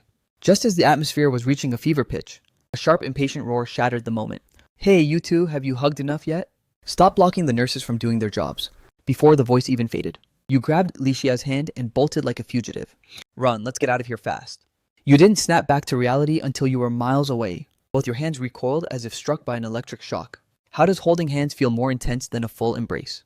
This romance progress bar is seriously glitching out. No, what romance? I am definitely not taking advantage of her while she's vulnerable. In the blink of an eye, it was New Year's Eve. The old man finally unfroze your bank cards, and with the funding secured, you registered the company, leased a studio space, and everything started falling perfectly into place. You were hunched over the computer frantically editing clips, when a sudden urgent ringing at the doorbell erupted. Licia was tucked away in her nook writing and didn't hear it. You had no choice but to get up and answer it yourself. The moment the door swung open, Gu Bing's punchable handsome face appeared right before you. CEO Gu, are you here to order a custom video? You teased with a smirk. Considering you'd been hustling for investors lately, what am I not welcome here? Renovating this studio of yours nearly worked me to death. Gu Bing barged in without an invitation and slumped unceremoniously into a chair. Living the dream, I see. Is this what a happy middle-aged man looks like? Middle-aged my ass. You didn't even bother looking up, your fingers dancing across the keyboard. Today isn't a holiday. Why does a big shot like you have time to visit my humble abode? The next second, Gu Bing shrugged his shoulders and dropped a massive bombshell. Little master, I'm done, I quit. The clicking of the keys stopped abruptly. You raised an eyebrow, looking at him. You actually quit. So what's your next move? Why don't you consider joining forces with me? I'll even give you a stake in the company. Forget it, Gu Bing laughed and cursed back. Don't think you can trick me into slaving away for free just because we're bros. I heard you had to go crawling back to the old man for a loan last time. You're probably broke as a joke right about now, aren't you? Get lost, you retorted. The two of you shared a knowing grin. Years of brotherhood were packed into that silent exchange. Suddenly, your eyes flicked toward the bag at his feet. Curious, you asked, by the way, what's actually inside that bag? You eyed the black backpack with deep suspicion. Real men don't carry bags when they head out. Gu Bing let out a mischievous chuckle, flashing a row of white teeth. Mind your own business, can't a guy carry some backup gear? You clicked your tongue and told him to screw off, and the two of you fell into an easy, aimless conversation. The door to the small inner office suddenly creaked open. Licia emerged, rubbing her drowsy, sleep-deprived eyes, clearly having just finished finalizing a draft. She froze for a moment when she spotted Gu Bing, softly greeting him with a "Hey brother Gu." Her small face swaddled in a thick scarf looked exceptionally adorable. But the second Gubing laid eyes on Li Xia. His mouth moved faster than his brain. He blurted out, "Whoa, you've gotten fat." You glared at him with a half smile, while Li Xia stood there in a complete daze, totally blindsided by the comment. Gubing slapped his forehead, frantically trying to backtrack. Wait. I meant your complexion looks way healthier. Inwardly, however, he was stunned. You'd been raising her like a prize pig these past few months. You were basically a living saint of nutrition. I guess I did gain a tiny bit of weight, Li Xia lowered her head in embarrassment, fidgeting nervously with the hem of her shirt. During this time, you'd taken her on a culinary rampage through the city, hitting every high-end buffet in sight. M9 Wagyu and Boston lobsters had become daily staples. Your wallet was looking pretty thin, but seeing Li Xia finally get some meat on her bones was worth it. In no time at all, she'd put on nearly 10 pounds. Right then, Gubing narrowed his eyes, teasing her with a wicked, malicious glint. "Looks like you've been thoroughly fed by your big brother Ye Chu, huh?" Li Xia's face instantly exploded into a tomato-red blush. She nodded vigorously. "Ye Chu really did keep me very full last night." Vivid images immediately flashed through. Her mind of you hand-feeding her salmon last night, causing her heart to skip a frantic beat. But when those words reached Gubing's ears, the meaning took a sharp, scandalous turn. "Wait, you two fed last night?" His eyes nearly bulged right out of their sockets, his jaw dropping. These two were flaunting their romance in broad daylight. Why on earth did he even bother coming here? Gubing turned as if to storm out, but then paused with a sudden mysterious smirk. "Brother Yi, I've prepped a one-of-a-kind New Year's gift for you." Your internal alarm bells instantly shrieked. You lunged in front of Li Xia to shield her. You knew this chaotic friend of yours far too well. That specific look of his never signaled anything good. "I'm warning you, Xia's heart is fragile. Don't you dare pull any of your usual stunts." "Wow, bros before hoes is dead, huh?" Bing instantly went into full drama queen mode. Pretending to reach for eye drops to fake a sob, Li Xia couldn't help but burst into a giggle, though a wave of warmth surged through her heart, seeing you so tense and protective over her. How could you be so incredibly kind? Thinking about it, her eyes began to glisten again. The moment Gubing saw the girl tearing up, he completely panicked. Hey, don't cry." "I swear this isn't a prank." "Just open it, Brother Yi. This is specifically for you." You finally accepted the object, a custom-made display piece. Engraved on it were two bold, glaring words, "The Boss." A row of black lines immediately crossed your forehead. What in the actual hell is this supposed to be? Isn't it perfect to celebrate your promotion to CEO? Gubing let out a mischievous, snickering laugh, looking immensely pleased with himself. You shot him a cold, skeptical glare. "Cut the crap. Hand over whatever else you're hiding. With your twisted IQ, there's no way you'd give me something this boring. There is definitely something fishy going on here." Gubing rubbed the bridge of his nose awkwardly, his hand reluctantly reaching back into the depths of his bag. "I actually think it looks quite nice," Li Xia added, trying to save some face for him, feeling a quiet sense of pride, knowing she had played a part in your burgeoning success. However, the very next second she looked like she'd been struck by lightning, staring at the item Gubing pulled out in total paralyzed shock. Identical packaging, an identical style, even the same gaudy over-the-top design, except the text had been swapped for a terrifying "The Boss's Wife." "Here you go, your grand New Year's bundle." Gubing brandished that "Boss's Wife" plaque, parading it mockingly right before your eyes. Li Xia's pale cheeks flushed with blood at a visible speed, turning an explosive crimson. Your expression froze instantly. You demanded with a guilty conscience, "Where on earth did you dig up this ridiculous junk?" "They're tailor-made for you, two lovebirds, obviously." Gubing looked like a villain whose plan had succeeded. "What's up? If Xia doesn't like it, I'll just toss it in the trash, since your big brother Yekyo clearly despises it anyway." Just as Gubing made a move to throw it away, a voice as soft as a mosquito's hum, yet exceptionally firm, rang out. But Brother Gu Li Xia looked up sharply, biting her lip with sheer intensity. Her face so red it looked ready to drip blood. That thing, please don't throw it away." The realization finally hit you like a ton of bricks. That dog Gubing had been digging this pit for you all along. You shot him a murderous, piercing glare, but he played blind and ignored you completely, laughing uproariously at Li Xia. Oh wow, so eager to take the official title already. But this Boss's Wife plaque was just a bonus from the shop. They said it only comes in a couple's set. Gubing's words were like daggers to the heart. Xia's blush traveled all the way down to her neck, realizing she had overreacted. She acted like a little hamster guarding its seeds, muttering under her breath, "Well, there's no Boss's Wife anyway, so I'll just keep it safe for you for now. And what if he finds a real one later?" Gubing, that relentless bastard, kept pressing for an answer. That question completely stumped Li Xia. She stammered for ages without being able to squeeze out a word, able only to bury her head even deeper, watching her cradle that cheap little trinket as if it were a priceless treasure. Your heart was suddenly struck by a heavy blow. An indescribable, inexplicable wave of tenderness instantly exploded within your chest. Right at that moment, Li Xia suddenly looked up, staring at you with dead seriousness. Yakyo, since Brother Gu put so much thought into it, you'd better take good care of that display piece. You nodded with a smile, accepting the gift. But your mind was a tangled mess. Silly girl. Is it really Gu Bing's thoughtful gesture you care about? Or is it something else entirely? Under the seductive cover of the night, Licia mysteriously tugged at your sleeve, leading you down a secluded hidden path to sneak back into Shancheng University. The entire campus was brilliantly lit up, and the New Year's Eve gala atmosphere was absolutely electric. I can't believe a shortcut like this even exists. Gu Bing and I were supposed to be geniuses, yet we never found it. You looked around in genuine surprise. Licia blinked her big soulful eyes triumphantly, pulling out 2 tickets like a child showing off a treasure. Don't worry about a thing. I've got the tickets sorted. I even handled the visitor registration for you, preparing everything so thoroughly. It feels like you've been plotting this for a long time. You couldn't resist teasing her. Well, obviously. The most important part was making sure you could get in, she said, the light in her eyes outshining the stars. Feeling a bit curious, you asked, where exactly did you score these tickets from? They aren't exactly easy to come by. Yuxin gave them to me. She said her friend flaked on her at the last minute, so she had an extra one lying around.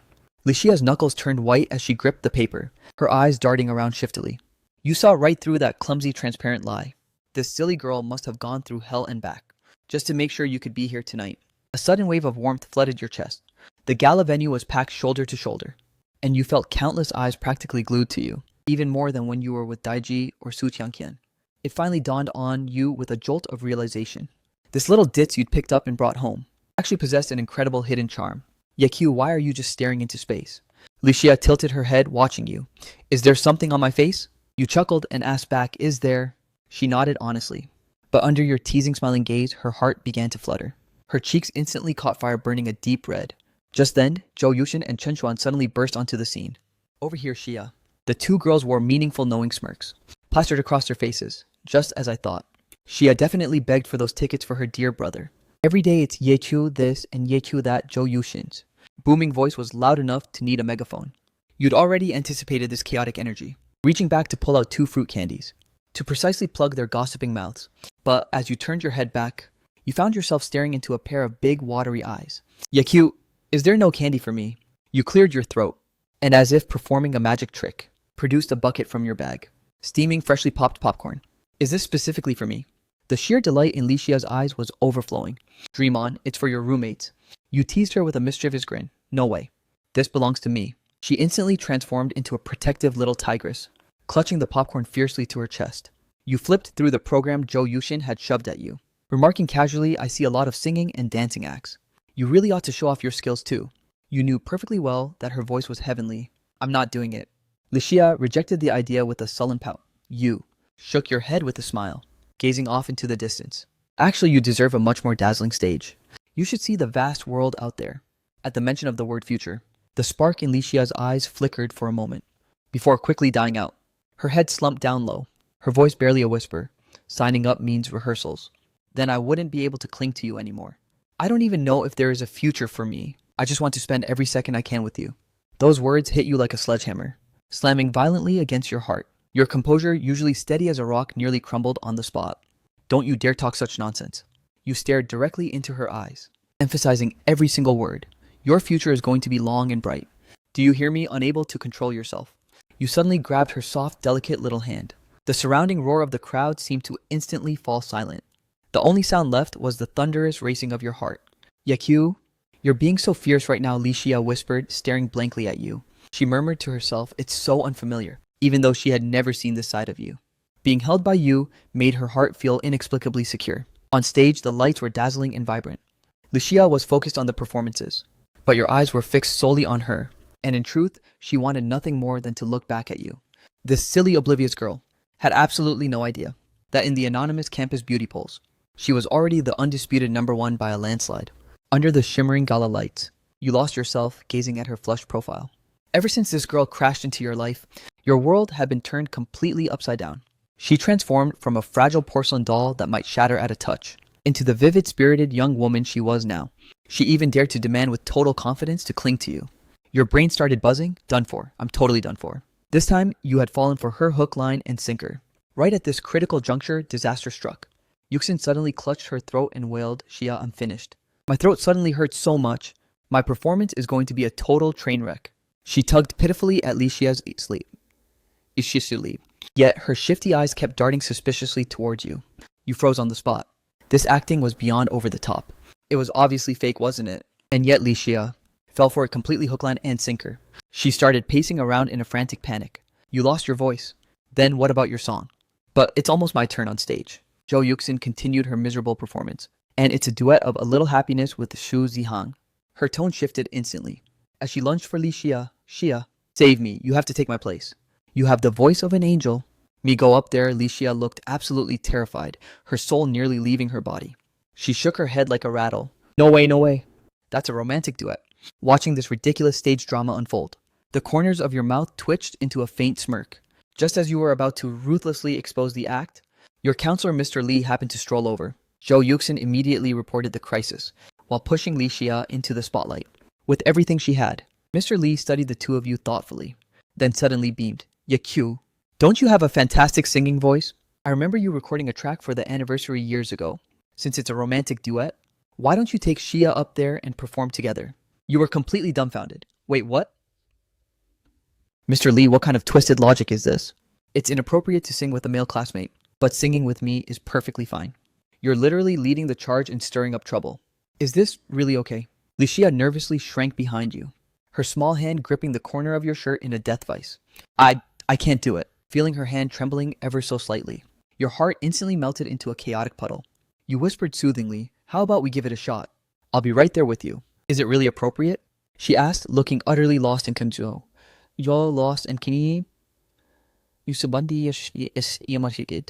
beyond appropriate, it's perfect. You encouraged her with a confident grin. Licia bit her lip, struggling with the idea for a long time, before finally giving a submissive, obedient nod. Neither of you noticed. Jo Yuxin and Mr. Lee exchanging a secret look behind your backs, sharing a knowing, coordinated wink. Meanwhile, in a dim corner beneath the stage, Sukiankian was scrolling through her phone out of pure boredom, complaining to Xiahe about the lackluster gala. Xiahe rolled her eyes toward the ceiling. Stop being such an ungrateful brat. I went through hell to snatch these tickets. Xiahe was Su Qianqian's bestie and colleague. Having dragged her grumpy friend out to clear her head, she knew all about it. That Su Qianqian's ex-boyfriend was the food blogger Ye Kyo, and she knew he'd replaced his leading lady in the videos. A brutal breakup followed by an immediate rebound. What a jerk. Xiahe cursed him silently in her head. Just then, the host's voice boomed across the entire venue. Next up, please enjoy the song A Little Happiness, performed by Li Xia. The moment Ye Kyo's name was uttered, Su Qianqian's head snapped up in shock, her face a mask of disbelief. Is it really him? Alikiti? Her heart instantly constricted into a tight knot, pounding frantically against her ribs. It had to be him. In the very next heartbeat, you led Li Xia directly into the center of the spotlight. The crowd erupted like a volcano. Isn't that the school beauty? Who's that handsome guy next to her? They look absolutely perfect together. Li Xia was so nervous her lips had turned pale. Sensing her overwhelming anxiety, you gave her hand a gentle, reassuring squeeze. Don't be afraid. Just follow my lead. Act like we're just doing karaoke at home. If you're too scared to look at them, just look at me. She nodded heavily with determination, finally finding her center as her heart steadied. Meanwhile, Jo Yuxin, whose throat was supposedly on fire, now looked like she'd been cured by a miracle elixir. She transformed into a total fangirl, screaming, "Get together! Kiss her, have a baby already." Her partner Shu Zihang walked over to her, with a look of pure frustration. Sister Shin, what the hell? I was all geared up to go and you give me this. Oh, settle down, little Shu, don't be salty. It's all for the sake of my bestie's happiness. Jo Yuxin gave him a playful wink. Tell you what, I'll treat you to a luxury $500 buffet later, at the mention of a free gourmet meal. Su Zihang, who secretly crushed on her, lost all his anger instantly, as the intro faded into the background. You took the lead and began to sing. Your deep, magnetic voice instantly captivated every ear in the room. I hear the raindrops falling on the verdant grass. I hear the distant school bells ringing out. But I don't hear the sound of your voice, earnestly calling out my name. Your naturally resonant, velvety vocals completely dominated the atmosphere of the stage. Then Li Xia's crystal clear, sweet voice chimed in. Your two vocal ranges blended together in a magical harmony, as if you were two halves of a perfect whole. She had been brainwashed by Jo Yuxin with this song countless times. Though this was her debut performance, her raw talent was clearly on a whole different level. Why didn't I realize that meeting you was the greatest blessing of my entire life? You and Li Xia sang while gazing into each other's eyes, an electric lingering spark passing between you. The chemistry between you was undeniable. Gazing at you, her paralyzing anxiety vanished into the thin air. In In this moment, her entire world narrowed down to just you. The audience below was already utterly spellbound, completely submerged in this romantic rose-colored atmosphere. However, nobody noticed Su Qianqian in the dark corner, her face turning as deathly pale as a sheet of paper. The program sheet fluttered helplessly to the floor. With trembling fingers, she stared fixedly at the man on stage who felt so familiar yet strangely like a stranger, and at the girl beside him who was radiating pure brilliance. Qianqian, are you alright? Beside her, Xiaohe was genuinely terrified by her friend's soulless, vacant expression. Su Qianqian didn't utter a single syllable, her fingernails digging deep into her own palms, while her eyes welled up with a painful crimson, her heart drowning in utter confusion. She had clearly dumped him to secure her own bright future. So why was her heart aching with such agonizing intensity? The song finally reached its soaring crescendo. Lixia's eyes seemed to hold 1,000 trapped stars, her gaze remaining firmly rooted upon you. The second your eyes met, she looked down in shy retreat, only to steal another glance at you a heartbeat later. As the final note faded, the entire venue fell into a dead silence for one breathtaking second. Then the place absolutely erupted. Holy crap. My life is officially complete. Zhou Yuxin's piercing shriek practically pierced through the clouds. It wasn't until you took her hand for the final bow that she finally snapped back to reality, her face instantly flushing a deep radiant red. Being held by you so many times today made her heart overflow with sugary sweetness. Her fingers instinctively tightened around your warm, large hand. She truly didn't have the heart to let go. Once you both retreated backstage, Lixia's face was as red as a ripe Fuji apple. Yet she struck first. It's all your fault for forcing me up there. The little coward thought a false accusation could hide her guilt. Seeing her act tough while lying through her teeth made you want to laugh. You ruthlessly exposed her little charade. Oh, so who was it that actually wanted to go? I'm not saying, but it definitely wasn't me. With her true feelings seen through so easily, Lixia's blush deepened. After stammering for a while, she gave in. Fine, I wanted to go. Okay, are you happy now? Seeing your smug, triumphant grin, she pouted again, refusing to back down. Yeqiu, didn't you want to sing with me too? Of course, I wanted to more than anything. You looked at her and smiled. In that fleeting moment, you felt that all the beauty in the world couldn't even begin to compare to the person standing before you. The gala finally came to an end. The two of you walked side by side down the road, your shadows stretching out long behind you. Yeqiu, I have something for you. Under the moonlight, her voice was as soft as cotton candy. What is it? You were stunned, instinctively assuming it was more food. After all, you'd grown quite accustomed to her feeding you, and you happened to be starving right now. But seeing her serious, focused little face, your heart skipped a violent beat. What on earth did this girl prepare? The night grew deeper and deeper. The campus streetlights cast a warm golden glow through the winter air. Lixia stared at you, and you stared back at her. Only the sound of your synchronized breathing filled the air. After a few seconds of silence regarding the food, you tried to break the ice with a casual tone. You didn't happen to hide some tasty snacks in there, did you? I actually am feeling a bit hungry. It's not food. Lixia stomped her foot in a cute fit of pique, her cheeks glowing with a faint pink hue under the moon. She fumbled around in her small bag for what felt like an eternity, finally fishing out a small handsewn trinket, a protective talisman. You froze in surprise. The words peace and safety were crookedly embroidered on light blue fabric.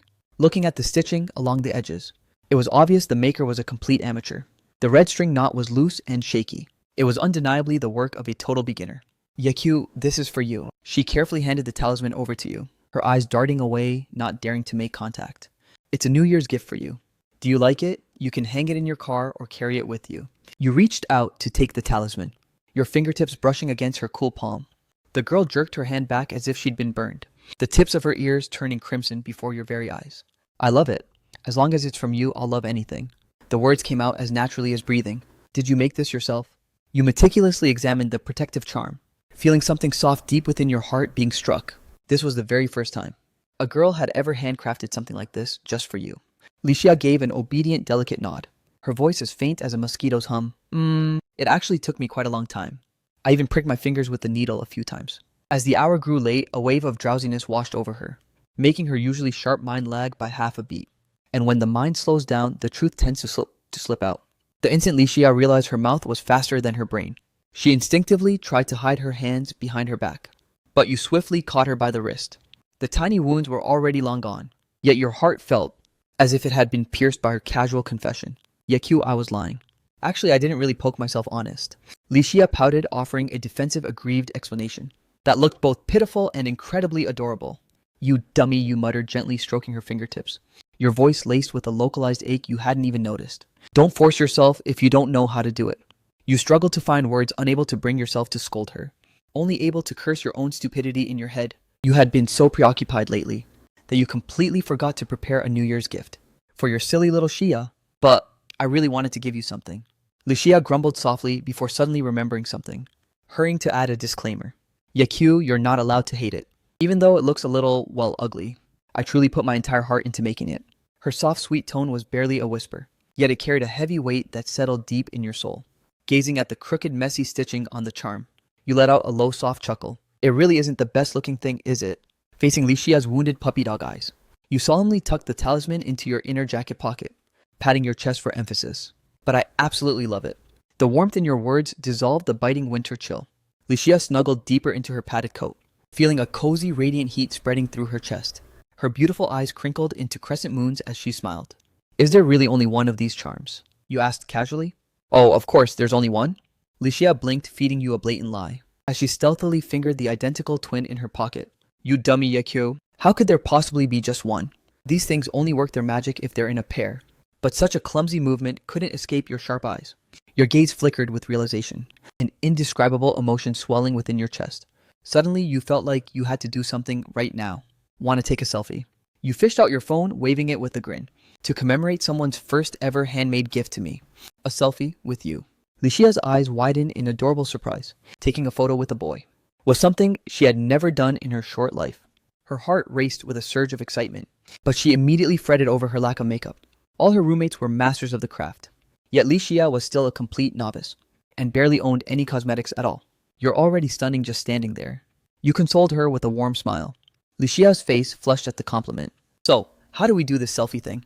Her shyness quickly transformed into pure curiosity. Following your lead, she leaned in close, her shoulder lightly brushing against your arm. She was still a bit bashful, but her irrepressible joy was far more obvious. I haven't even told you to smile yet. Why the grin? I'm still adjusting the settings. Smiling now is just wasting a good expression. You teased her playfully. Oh, then I'll be serious. Licia blinked her big innocent eyes. Dummy. Can't you see I'm only smiling? Only smee. Because I'm so incredibly happy. To think the brilliant Yekyo could be so dense sometimes. Licia felt like she'd discovered a whole new world, her smile becoming even more radiant. Why do you keep giggling like a dork?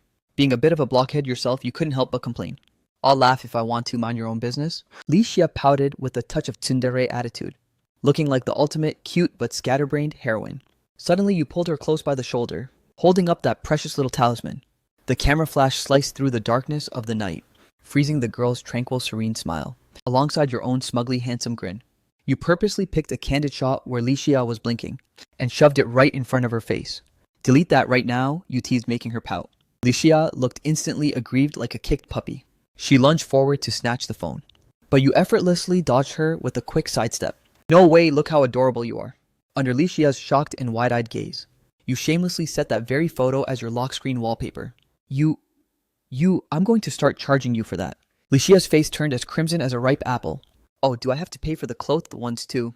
You let a playful, slightly suggestive joke slip past your lips. Licia stared in disbelief. Wait, you actually want to see? No, that's absolutely forbidden. The young girl was so caught off guard by the sudden flirtation that her entire face was practically glowing red. You reached out to ruffle her hair playfully. I'm just messing with you. How could I ever make a joke like that with our Shia? Seeing her still huffing, you added, we're close, aren't we? Your skin was truly as thick as a fortress wall. Who said we were close? Licia was so flustered she could barely speak straight. Even if we were close, you definitely shouldn't be imagining those kinds of inappropriate shirtless scenes. That kind of thing should at least wait until we're officially dating before you think about it. Right now, it is absolutely strictly off limits. Wait, what exactly are you thinking about then? You stared at her with a wicked smirk. Thinking of you, she blurted out. A massive question mark practically appeared over your head. Whoa, since when did this girl start stealing my lines? Wait, no, that's not what I meant. How did that happen? Licia was in a complete state of panic. How did she end up getting corrupted by you just from spending New Year's together? Yakyu, what are you doing now? As you reached the school gates, Licia saw you tapping away frantically on your screen. She couldn't help but poke her head over to peek. I'm going to post this on my feed and flex a little. Licia's eyes bugged out as she grabbed your arm, face burning. Can you please not post that? It looks terrible. I'm going to die of embarrassment. That pitiful, teary-eyed look was a top-tier performance from the little coward. It was enough to make your heart soften instantly. Haha, fine, I won't post it then. This time, for once, you didn't tease her or argue. When you said you wouldn't post, you truly meant it. Instantly clicking your phone screen off, but wait. Wait, how can you just decide not to post it like that? I was just feeling a little bit shy, you know? Licia lowered her head, biting her lip bashfully in silence, her fingers twisting together like a nervous pretzel. This semester, she'd added quite a few female classmates on WeChat, watching them flaunt their relationships every day on their feeds. Licia couldn't help but feel a pang of secret envy. What's wrong? You looked down at her with a half smile, wondering what kind of mood silly little Shia was in now. She's so hard to read, you thought, barely holding back a laugh. What are you laughing at? Licia pouted, letting out a soft, indignant huff.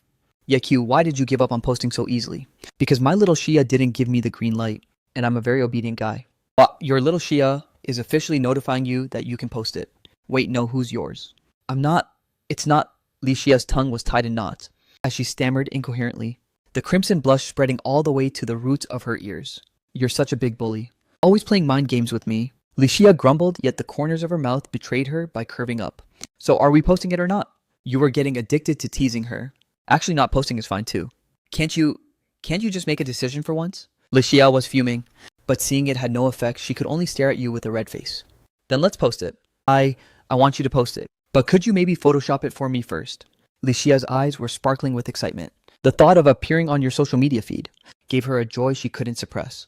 No problem at all. As a professional video creator, your skills were top tier. Your fingers blurred as you edited and uploaded the photo.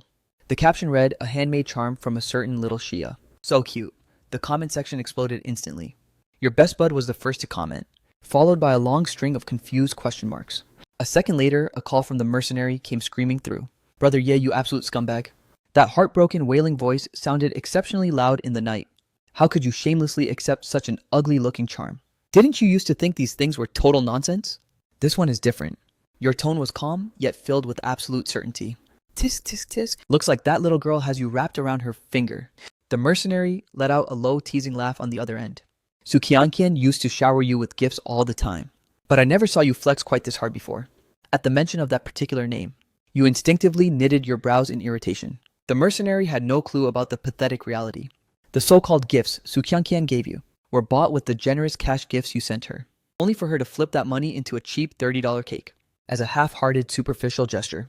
Yakyu, are you okay? Licia was incredibly perceptive and sensitive. She immediately sensed the shift in your mood. She gave your sleeve a cautious, gentle tug. You casually hung up the phone without a second thought, under the cold, pale moonlight. You tilted your head down, locking eyes with Licia, whose gaze was overflowing with concern. Don't let those past frustrations haunt you. Yakyu, the speakerphone, had been on the whole time. The name Su Qiangqian had already drifted into Licia's ears, and she heard every single syllable loud and clear. Since meeting you, I haven't given her a single thought. As you finished that sentence, your heart skipped a violent beat. You let out a dry, awkward cough to clear the air. The mercenary has a massive mouth that he can't control. You ruffled her hair gently. Just ignore him. Licia nodded obediently, then suddenly acted as if she'd remembered something vital. Her eyes sparkled as she stared at you. Oh, right. I haven't even told you Happy New Year yet. Licia bit her lip and blinked playfully, her voice as soft as a feather brushing against your heartstrings. Happy New Year, brother Yakyu. She gazed at you with eyes as clear as glass. For a moment, it felt like the stars above had lost their luster. Seeing her so sincere, you couldn't help but chuckle. Happy New Year, Shia. But why are you calling me brother again? You watched her with a teasing smile. Because I felt like it. Licia lowered her small head, her toe absent-mindedly kicking at a stray pebble on the ground.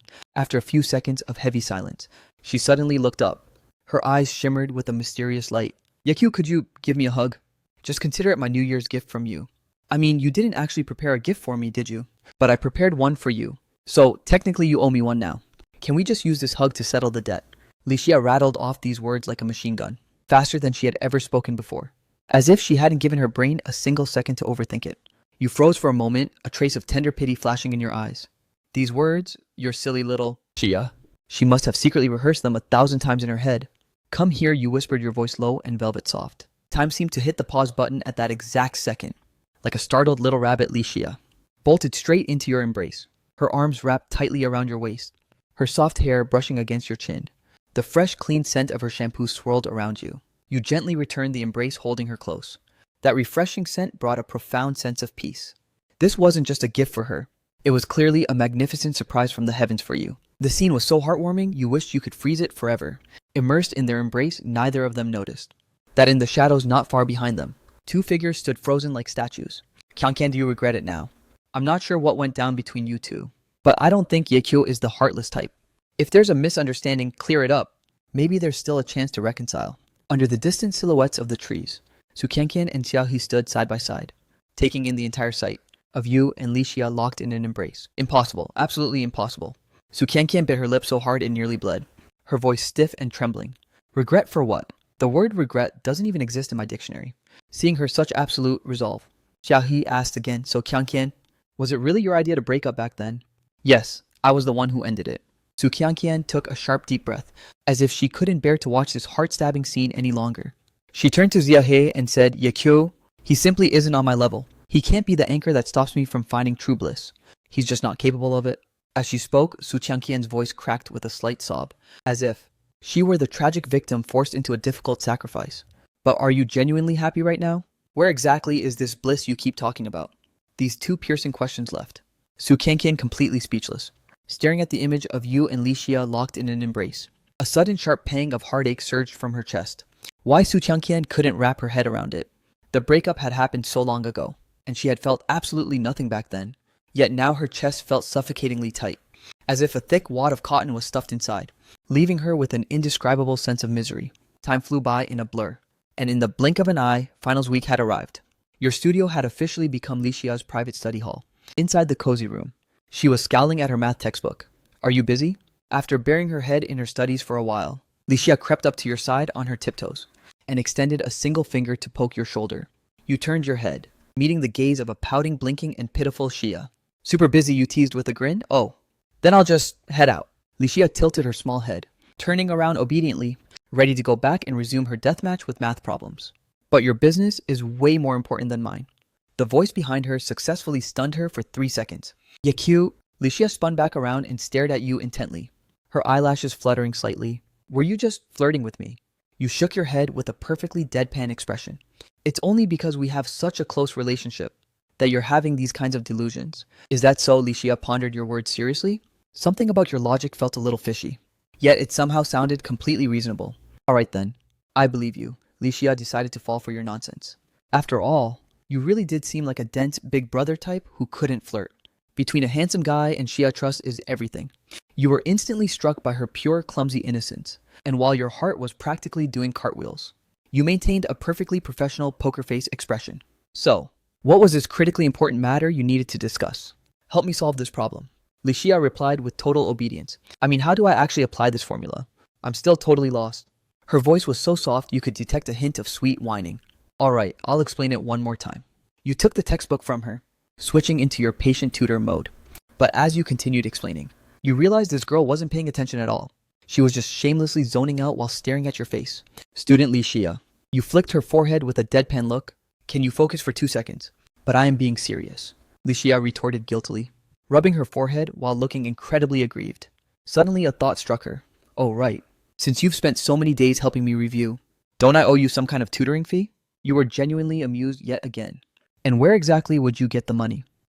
Don't look down on me. Li Xia bounced off the sofa and fished a small notebook out of her backpack. I've actually been working really hard to save up lately. The pages were crammed with notes of her tiny earnings. Yesterday's manuscript fee, $400. Video ad revenue share, $1,000. There was even a tiny hand-drawn heart next to the entries. Under your guidance, Li Xia had launched her own video channel, with your massive clout boosting her. Her solo account's view counts were already quite impressive. Gazing at that diligent savings log, your heart felt a bit heavy. This dummy, her health hadn't even fully recovered yet. Yet, she'd been secretly grinding away behind your back. Wait, why aren't you asking what the manuscript fee is? Li Xia blinked, looking completely bewildered. She had never told you about her web novel, so why didn't? You asked where that money was coming from. It's obviously from your novel writing, isn't it? You couldn't hold back a burst of laughter. How did you know? Li Xia's eyes bugged out like brass bells, her entire face paralyzed with shock. Are you actually for real, you dummy? You lock yourself away for hours every single day to write. Even a fool could guess why that was the excuse you led with. You couldn't exactly admit that you'd been spying on her work, let alone that you were using a burner account to demand updates in the comments.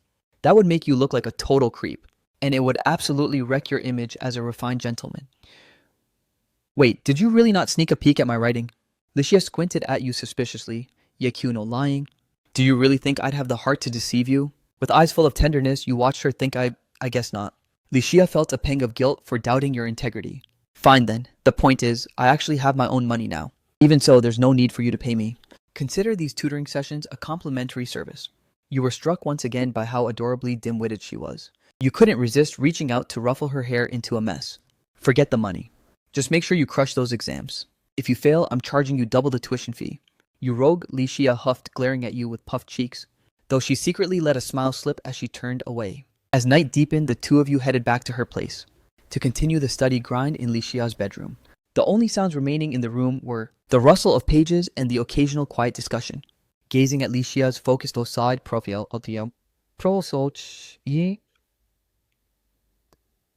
you felt that even a mundane night like this was pretty perfect. The only real problem was, tricking this kid was becoming a bit of an addiction. She was just way too easy to bamboozle. When she's being fooled, she's so obedient and ditzy, it's lethal. Who could possibly resist teasing her? She's lucky she ran into a perfect gentleman like you. 2. Finally finished. Li Xia let out a long sigh of pure relief, then suddenly clutched her chest, eyeing you with deep suspicion. Q, were you just trying to peek down my collar? In your heart, am I really that much of a pervert? You countered her accusation with a completely deadpan face. Yes, Li Xia nodded with extreme, dead serious conviction. If we aren't dating, looking is forbidden. Even if we were, you'd need my permission first. Otherwise, looking is strictly off limits. Based on everything you just said, I clearly wasn't looking. You stated your case with a righteous tone. That makes sense. Li Xia was once again lured into a mental maze. It sounds logical, but something still feels very wrong. Just as she was about to argue further, only to see you stand up to grab something. Li Xia bit her lip, her face flushing a deep crimson. Are you fleeing the scene of the crime? Hardly. I have something to give you. Your expression shifted, becoming uncharacteristically serious. Wait, what is it? Li Xia's face was instantly etched with intense curiosity. This didn't cost a single cent. You shook your head slowly, placing the small object into the girl's waiting palm. A luck charm. Li Xia looked down, her eyes widening. It was an exquisitely crafted amulet on a scarlet cord. On the delicate brocade pouch, 4 small words were embroidered: a smooth life. There were also strange cryptic patterns resembling ancient runes that Li Xia couldn't begin to decipher. She had never seen anything quite like this before. Are you giving me a protection charm too? Li Xia blinked at you, her gaze crystal clear, her eyelashes trembling slightly. It's just a luck charm. It's no big deal. Your tone was nonchalant, as if the item truly carried no weight at all. You handed it over with a casual shrug. Keep it on you during exams so you don't fail. Keep it for fun and don't lose it. You can carry it with you for the next few years. It's not like it's some rare treasure anyway. Well, I think because anything you give me is incredibly important. Li Xia treated it like a priceless artifact, carefully tucking away the luck charm you dismissed so lightly. After a pause, she asked, did you buy this somewhere? Yeah, just picked it up randomly online. You forced a relaxed smile. But your thoughts drifted far back into the past. 3 weeks ago, on a morning shrouded in thick mist, while Li Xia was still fast asleep, you had driven alone to Lingyan Temple on the city outskirts. The mountain air was damp and biting, the stone steps slick and dark with heavy morning dew. The winding path disappeared into the haze, and deep within those swirling clouds, you found an old monk with snow-white hair and brows, whose face radiated a serene kindness.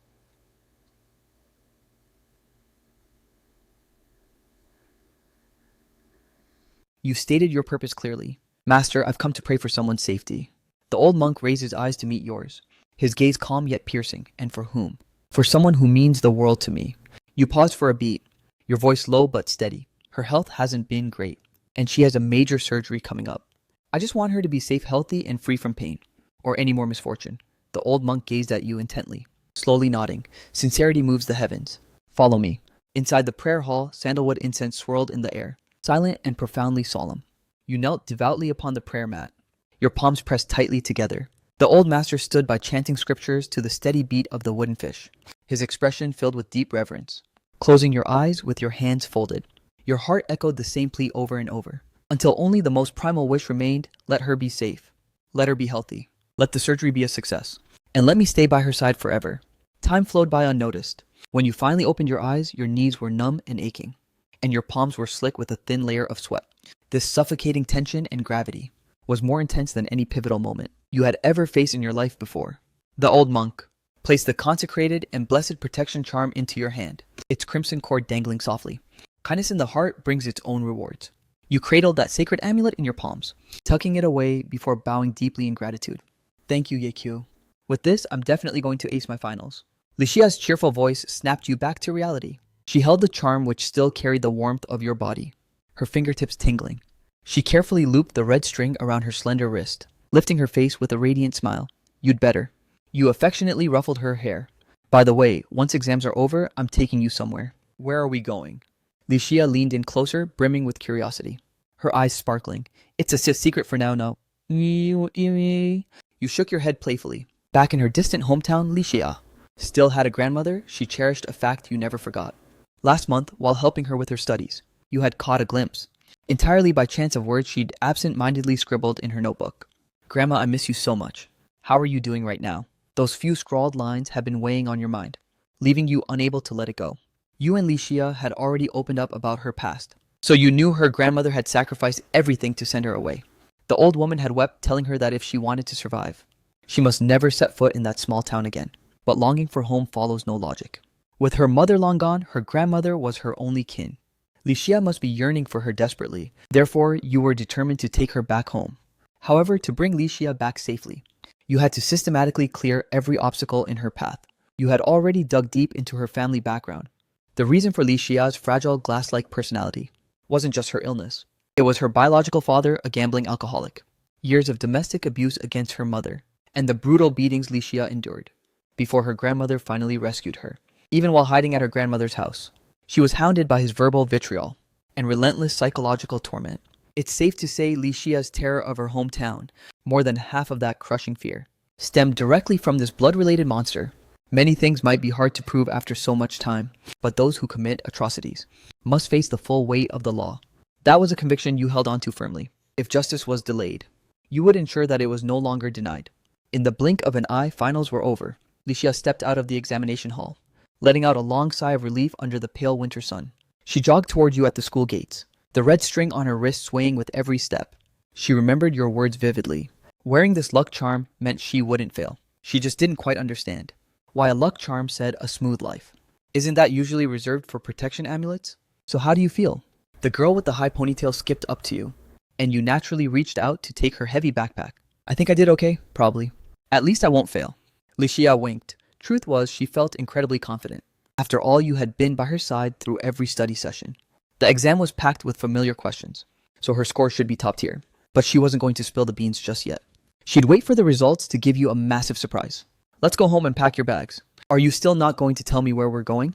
Licia blinked, her eyes brimming with curiosity. You'll know when we get there, you said, patting her shoulder. A wave of silent relief washed over you. Licia's body had finally moved past that gaunt, malnourished look from before. She now looked like a healthy, radiant young woman. You had certainly raised her well. For once you felt a genuine sense of accomplishment. While she was busy with her exams, you had quietly cleaned up all the mess back in her hometown. It was finally time to take her back. After helping Licia pack her essentials, you got behind the wheel of your newly upgraded Mercedes and sped onto the highway. With your bank accounts unfrozen and your career on track, that beat-up Volkswagen was officially retired. Driving a luxury car solves a lot of problems on the road, and the safety rating was far superior. Outside the window, the urban skyscrapers gradually dissolved into open fields and hills. Licia was hyped at first, trying to guess the destination, but as familiar road signs began to flash by repeatedly, her smile slowly vanished. Her face turned deathly pale, and her fingers subconsciously gripped the seatbelt tight. Yakyu? Licia looked at you, her voice trembling with a hint of fear. Where exactly are we going? Even as she asked, Licia already knew the answer deep down. She might be a bit ditzy, but she wasn't stupid. This was the road leading straight back to her roots. With every passing mile, the distance to Yunqian on the road signs continued to shrink. This realization caused her body to shudder uncontrollably. It was an instinctive, overwhelming terror. Her grandmother's parting words echoed in her mind. Child, I'm so sorry. This is as far as Grandma can take you. Once you leave, you'll have to face everything on your own. In the future, if anyone tries to bring you back, no matter who it is, never trust them. Leave this place forever, my child. Go somewhere where no one knows you and just live. That day, Licia had cried her heart out, and she had etched every single word of her grandmother's parting warning into her soul. Don't trust anyone. Don't trust anyone who tries to bring you back here. If you miss me, just look at the sky. That's why Licia never once mentioned going home to you. She had always intended to obey her grandmother, staying as far away as possible from the place. She once considered home a cursed land, filled with misery, but that didn't mean she could suppress the agonizing longing for her grandmother. Grandma told me never to trust anyone who tries to take me back home. Licia murmured, her eyes fixed on you. But I know you would never betray me. Your gaze shifted toward the vast distant horizon ahead. The sunlight was brilliant, and the breeze was gentle. After exiting the highway, you pulled the car over to the shoulder. Don't be afraid. Okay. Yakyu, I believe in you. I'm not scared. Ahead lay the Yungxian highway exit. You brought the car to a steady halt by the roadside, even though Licia had been bracing herself all way. Seeing the actual exit sign materialize before her eyes still sent a violent chill down her spine. Compared to the cozy little home she shared with you, this place was a literal hell on earth. Sensing Licia's spiraling anxiety, which you had fully anticipated, you reached over and gently clasped her ice-cold fingers. I'm here, your palm was warm, and your voice was unshakable. The adult world is often cold and ruthless, but this girl had been forced to face its ugliness far too soon. You refused to let her endure it alone ever again. You had pulled every string and made every contact recently, with one singular goal to be her ultimate shield. The world had already treated her with such cruelty. You wouldn't let another drop of rain fall on her while she was with you. Licia looked down at your intertwined hands, her frantic heartbeat finally beginning to steady. Thank you, Yakyu. Licia bit her lip, her voice thick with unshed tears. Her eyes shimmered with a faint reddish hue. Without you by her side, she wouldn't even dare to imagine a future. But what was she supposed to do? Instead of paying back her debt to you, it seemed to keep piling up higher and higher. Silly girl, you murmured, giving her a doting smile. The car turned onto a familiar dusty country road. Shia nervously gripped the edge of her seat as the Mercedes came to a smooth halt right in front of her grandmother's gate. You motioned for her to step out first, then climbed out of the driver's seat yourself, discreetly dialing a number on your phone. The courtyard gate groaned open with a sharp creak. Inside the yard, an elderly woman hanging up laundry instinctively looked up. As the visitor's face came into focus, the clothes in her hands slipped splashing back into the water basin. Her lips trembled violently. Xiaoya! Grandma Licia cried out, lunging into the old woman's arms. Tears fell like a broken string of pearls impossible to stop. Her grandmother held her tight, her calloused hands, shaking as she stroked the girl's hair. Tears instantly flooded her clouded, aging eyes. It really is my Xiaoya. You aren't as thin as you used to be. You look exactly like you did when you were little. So beautiful. You stood to the side watching in silence, your gaze shifting between your phone screen and the silhouette of the embracing pair. Your expression wasn't entirely relaxed. In fact, it was sharp with vigilance, only after their emotions had begun to settle. Did you step forward and speak politely? Hello, Grandma. I'm Yakyu, a friend of Xiaoya's. Wu Xiujuan finally took notice of the tall, handsome young man standing before her. She hurriedly wiped her tears, sizing you up. She turned a questioning glance toward Licia. Grandma, on the day I first arrived in the city, I had a heart attack. If Yakyu hadn't saved me, I'm afraid I wouldn't be alive to see you today. He's been the one taking care of me ever since. Licia's eyes grew red again as she spoke. Every time she recalled the moment of your meeting and everything you had been through together, she felt a surreal sense of wonder, like it was all a dream. How could someone this good actually exist in the world? And how was she lucky enough to find him? The thought alone made Licia's nose sting with tears. You chuckled affectionately, ruffling her hair. Stop talking such nonsense. And don't you dare mention that word death again. The words left your mouth before you could even think, and you gave a self-deprecating smile. Since when had you become so superstitious about good and bad luck? Wu Xiujuan's suspicion finally dissolved into pure relief. So you're the one who brought Xiaoya home. Good lad, come inside and have a seat. But as the initial joy began to fade, Wu Xiujuan suddenly remembered the danger. Her face turned ghostly pale. Xiaoya. Didn't Grandma tell you never to return once you left? Why would you? The old woman was consumed by anxiety. Right at that moment, a reeking drunken figure clutching a liquor bottle staggered into the courtyard. You old hag, are you hiding money from me again? Hand over some cash for my next drink. Li Daliang sneered, his voice dripping with malice. But he stopped dead in his tracks mid-sentence. He squinted through his drunken haze, at Licia exposing a row of hideous yellow teeth. Well, if it isn't the little brat who ran away. What's the matter? Couldn't cut it out there, so you crawled back. Licia's face drained of all color at the sight of him. She instinctively gripped your sleeve with a death vice, her entire body paralyzed with sheer cold terror. You surged forward, instantly shielding her behind your back. Your gaze pierced through Li Daliang like a frozen blade, your expression so dark and ominous that it felt like a storm was about to break. Licia was utterly stunned. This was the first time she'd seen you look so terrifying, cold stern, and completely expressionless, with a murderous rage simmering deep within your eyes. The girl was drowning in confusion. You and Li Daliang were complete strangers. So why? Why did you harbor such a visceral, explosive hatred for this man, you old scumbag? Watch your filthy mouth. You let out a chilling, sharp laugh. Stop playing the fool. If I hadn't leaked the news of her return on purpose, would a bastard like you just happen to stagger by today? You've been hunting for your little cash cow ever since she fled. I bet you've been grinding your teeth in rage all this time, scouring every corner for her, yet coming up empty-handed. Am I right? A razor-sharp, cruel smirk played across your lips. Hearing this, Li Daliang's expression shifted instantly. His bumbling drunken act vanished into a dark, sinister scowl. Who the hell are you? Li Daliang sized you up for a moment before spitting out a sneer. So this little brat found herself a sugar daddy out there, huh? Huh, I don't care what kind of big shot you think you are. But even a powerful dragon can't crush a local snake. Before he could finish his pathetic threat, a sudden frantic blare of ear-piercing police sirens erupted outside the courtyard. Li Daliang, don't move, please. A thunderous, authoritative roar sent the color draining from Li Daliang's face. The insults on the tip of his tongue were swallowed back down, his expression turning into a frantic mask of shock. Two officers stormed in like a lightning strike, charging straight toward the trembling Li Daliang. Li Daliang, you're under arrest for gambling and assault. You're coming with us. The cold-faced officer didn't waste a single word, immediately gifting him a pair of shiny silver bracelets, while officers cast a look of pure disgust at Li Daliang before turning toward the deathly pale Li Xia. Their eyes couldn't help but flicker with heartache and pity.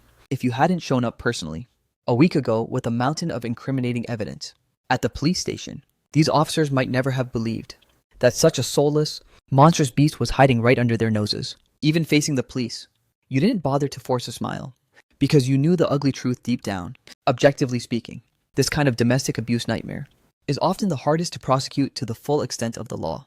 Li Daliang had been a menace for countless years, yet he had never suffered a single consequence, or paid a single cent for his sins. That was the reality you found utterly intolerable. Fortunately, the dust had finally settled on this chapter.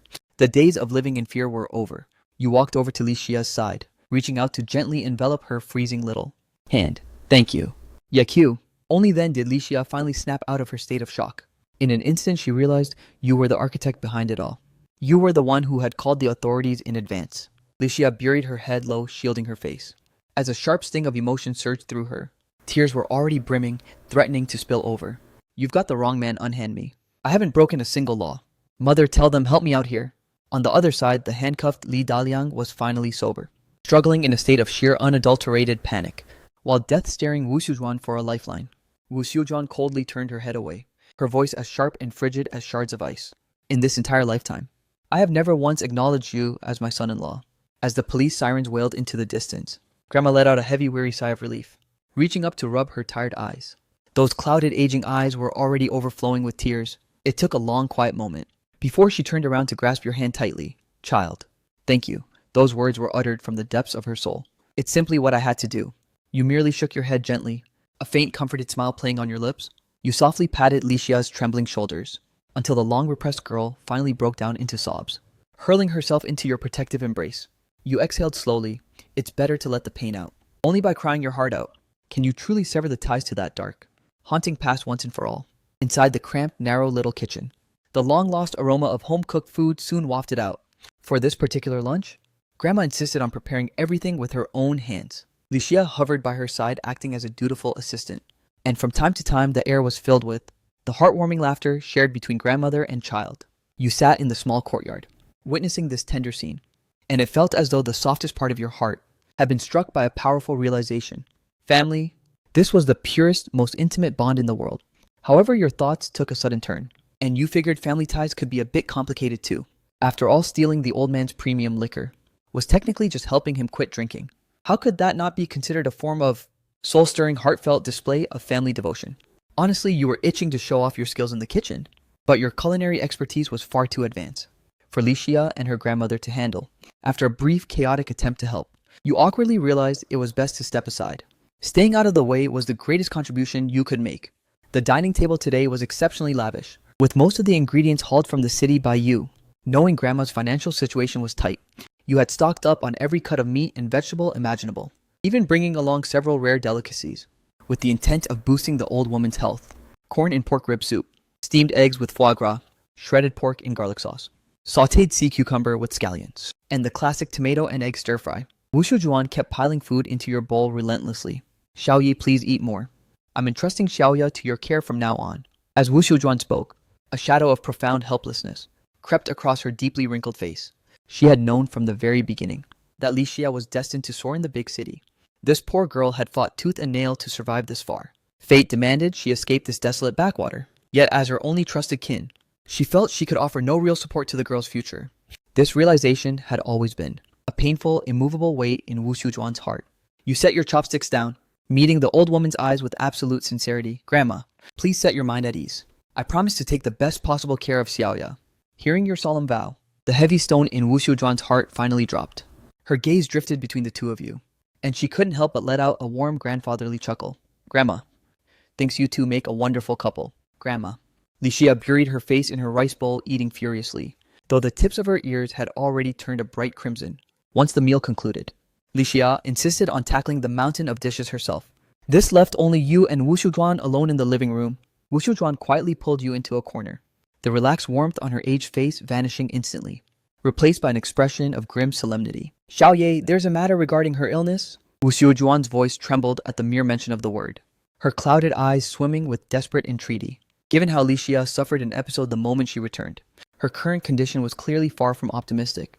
Your expression sharpened with gravity, yet your tone remained remarkably gentle and firm. She's currently recuperating to build up her strength.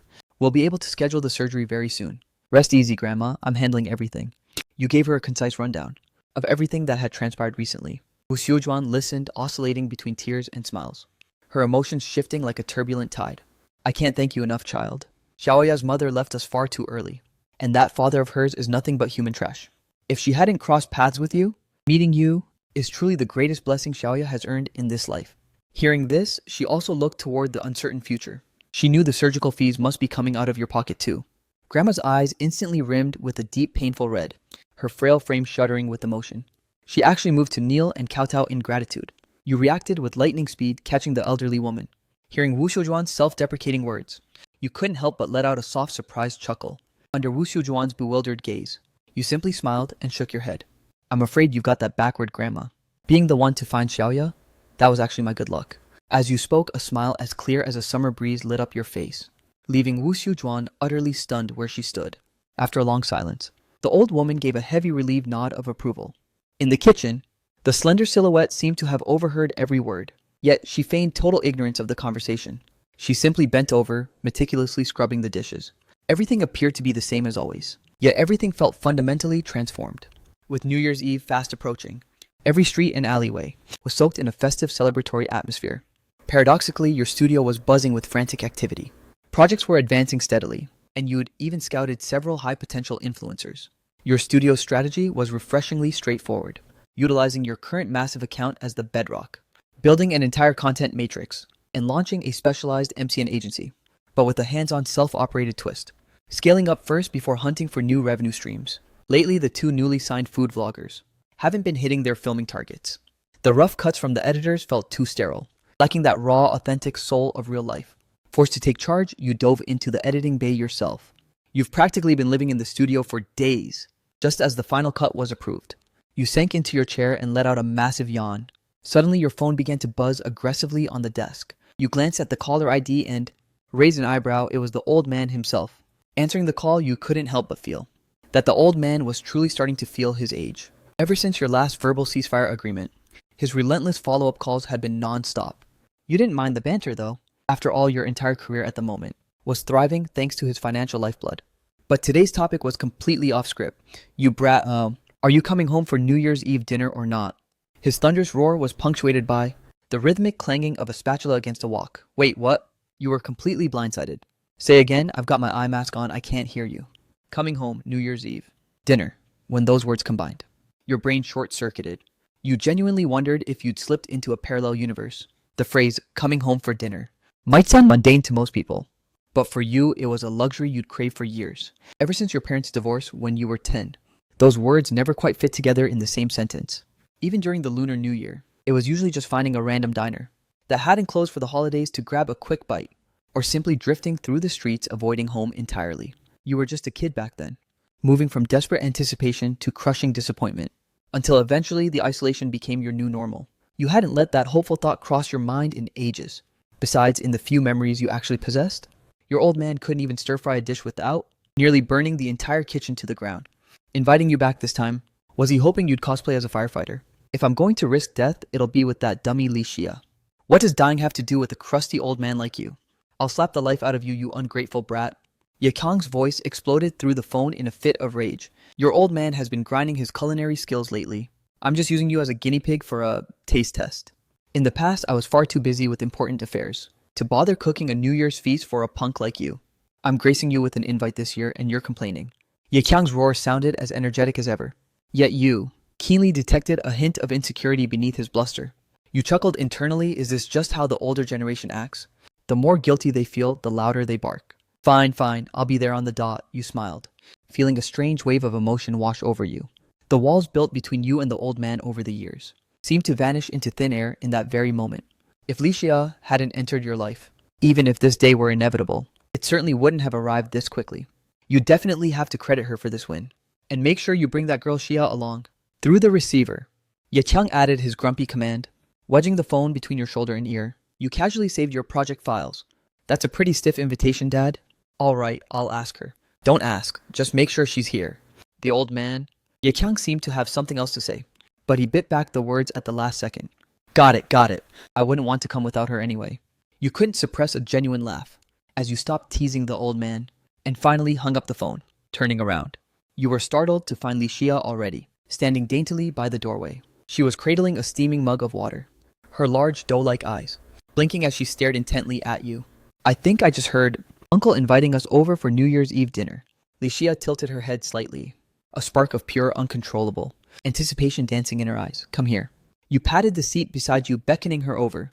Li Xia instantly obeyed like a docile kitten, settling down beside you with perfect poise. You put on a stern face just to tease her. I think your ears played a trick on you. Just now. The old man specifically only ordered me to come back. Then, what about me? Li Xia's little face collapsed in an instant, looking so pitiful and crestfallen. It seemed she'd burst into tears at any second. Well, you could always go as my accessory. You teased her with a mischievous smirk. No way, no. Who wants to be your accessory anyway? Wait. Accessory. Li Xia tilted her head dazed, seemingly failing to grasp the hidden meaning behind the slang you were using. Does being an accessory mean you're taking me along? A moment later, Li Xia's head snapped up, her crystal clear eyes sparkling like diamonds, and a rosy blush of anticipation bloomed on her cheeks. How can you be this adorable? The compliment slipped out before you could stop it. Now Li Xia's face was officially crimson. Ye Q, could you maybe come with me to buy some new clothes? I'll pay with my own earnings. I don't want to. I don't want you to spend any more money on me. This sudden suggestion from Li Xia left you momentarily stunned. This girl was actually taking the initiative to go shopping. The sun must have risen in the west today. Is it because you're meeting my parent, so you want to look extra stunning? You weren't about to let any opportunity to tease this little dummy slide. Not at all, I just simply felt like dressing up. It has absolutely nothing to do with meeting your dad. Li Xia wrinkled her nose, stubborn as a mule. Liar, liar, you know that makes you a puppy. You stared at her with a wicked grin. If anyone's a puppy, it's you. Blushing furiously from the embarrassment, she bolted back to her tiny attic room like a gust of wind. A puppy, huh? Staring at the slammed door, you actually started to seriously ponder the idea. Being Li Xia's loyal dog didn't sound half bad, provided there were ice cream treats as a reward. Inside the mall, the crowds were surging, vibrant with the spirit of the new year. Li Xia rarely set foot in such bustling environments. Usually her visits were strictly to assist with your video shoots. Now she could only hover closely by your side, occasionally getting bumped into your arms by the surging crowd. She was incredibly meticulous while browsing the racks, hesitating before the endless rows of hangers for an eternity. Finally, she settled on a pale pink wool overcoat, paired with a long white knitted dress. As she stepped out of the fitting room, she nervously tugged at her hemline, face flushing as she asked, "Does this look like I'm trying too hard?" You were leaning lazily against the counter when you looked up, and your gaze instantly froze in place, under the warm amber glow of the mall lights. The soft pink and white hues made her skin look like porcelain. The cinched waist design perfectly accentuated her slender, captivating silhouette. Beneath the skirt, her snowy white calves peeked out, above her familiar black and white canvas sneakers. She radiated an aura that was both tender and playful, an absolute visual masterpiece. She really was breathtakingly beautiful. This was the very first time you had witnessed a fully dolled-up version of Li Xia. Over the past 6 months, her hair had grown quite long, cascading softly down to her lower back. This entire outfit was the literal textbook definition of a pure and lovely maiden. You're already cute enough to cause an explosion. You hurriedly averted your eyes, your throat tightening as you muttered, "This is the one." You instinctively reached for your phone to pay the bill, but Li Xia blocked your hand with lightning reflexes. "I've got it." She beat you to the punch, swiping her code, her face stubborn. "I said I was using my own money." You didn't push the issue any further. Watching her successfully complete the transaction, a faint involuntary smile tugged at your lips. "Ye Qiu, you've been staring at me nonstop for a while now." Li Xia was glowing in her new attire, while her old clothes were tucked away in a bag in your hand. As you both exited the mall, Li Xia belatedly realized that. It seemed every time she turned around, she would collide head-on with the lingering gaze you had fixed upon her. Yeah, because you look exceptionally stunning today. You looked her straight in the eyes, your voice laced with absolute sincerity. Such a blunt and direct compliment turned Licia's face a deep crimson. She sheepishly lowered her head, but that sweet, radiant smile at the corner of her mouth was impossible to conceal. Let's go. Hop in, let's head home.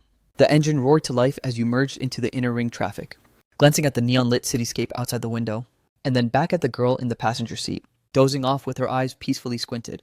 You felt your mind begin to drift. This must be what they call the warmth of life. Against all odds, your long dormant heart actually began to feel a spark of excitement for this New Year's Eve. On the afternoon of New Year's Eve, you were sprawled on the living room sofa grinding through work, when the soft click of a door handle echoed through the room. Yeah, cute. Does this look okay on me? That soft, delicate voice brushed past your ear like a floating feather. You snapped your head up, and the vision of the girl standing before you caused your breath to hitch in your throat for a split second. Licia was draped in her new clothes, her silky long hair cascading loosely over her shoulders. She had even applied a touch of light makeup. Her lips looked as fresh and pink as morning dew. She nervously toyed with the hem of her skirt, her eyes so clear they made your heart tremble. Absolutely perfect. You didn't hold back your praise, setting your phone aside to grab your jacket. Let's move. If we're late, the old man is going to lose his mind. The black sedan came to a smooth halt in front of a grand imposing villa. The moment the car stopped, Ye Kyung, clad in a kitchen apron, came charging out. He treated you like total invisible air, his face crinkling into 1,000 joyous wrinkles. Oh, Xiaoya is here. Come in quickly. It's freezing out here. Hey, old man. Do you have any idea what you look like right now? You're grinning like some shady kidnapper. You ruthlessly toggled on your sarcasm mode. You don't know Jack. This is called being full of joy and staying forever young. Ye Chang shot you a fierce glare. Shut your trap. Get your butt in the kitchen and help me out. It's here. Your phone screen suddenly flashed with an email notification. The moment you identified the sender, your heart skipped a violent beat. It was late afternoon on New Year's Eve. Why would Li Xia's primary surgeon be sending a message at a time like this? The dining table was already overflowing with dishes, while the presentation was a bit hit or miss. The sheer portion sizes screamed absolute sincerity. Over the last few hours, you were genuinely stunned. You could swear to the heavens that your old man prior to this was a total disaster in the kitchen. The type who wouldn't even pick up a spilled salt shaker. Yet this massive spread of heavy-duty entrees was undeniably the result of Ye Qiang's frantic labor. You had merely acted as his kitchen lackey, handling the grunt work like washing and chopping.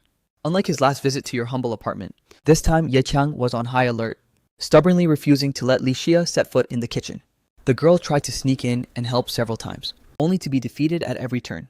During her final attempt, Ye Qiang literally shooed her out by force. Li Xia felt a mix of sheepishness and a fuzzy warmth. She wasn't dim, she vaguely grasped the holiday etiquette. A prospective daughter-in-law visiting for the first time shouldn't be the one slaving over a hot stove. But the problem was, you weren't her boyfriend yet. Li Xia couldn't help but sigh at the thought, even though you two were clearly so close.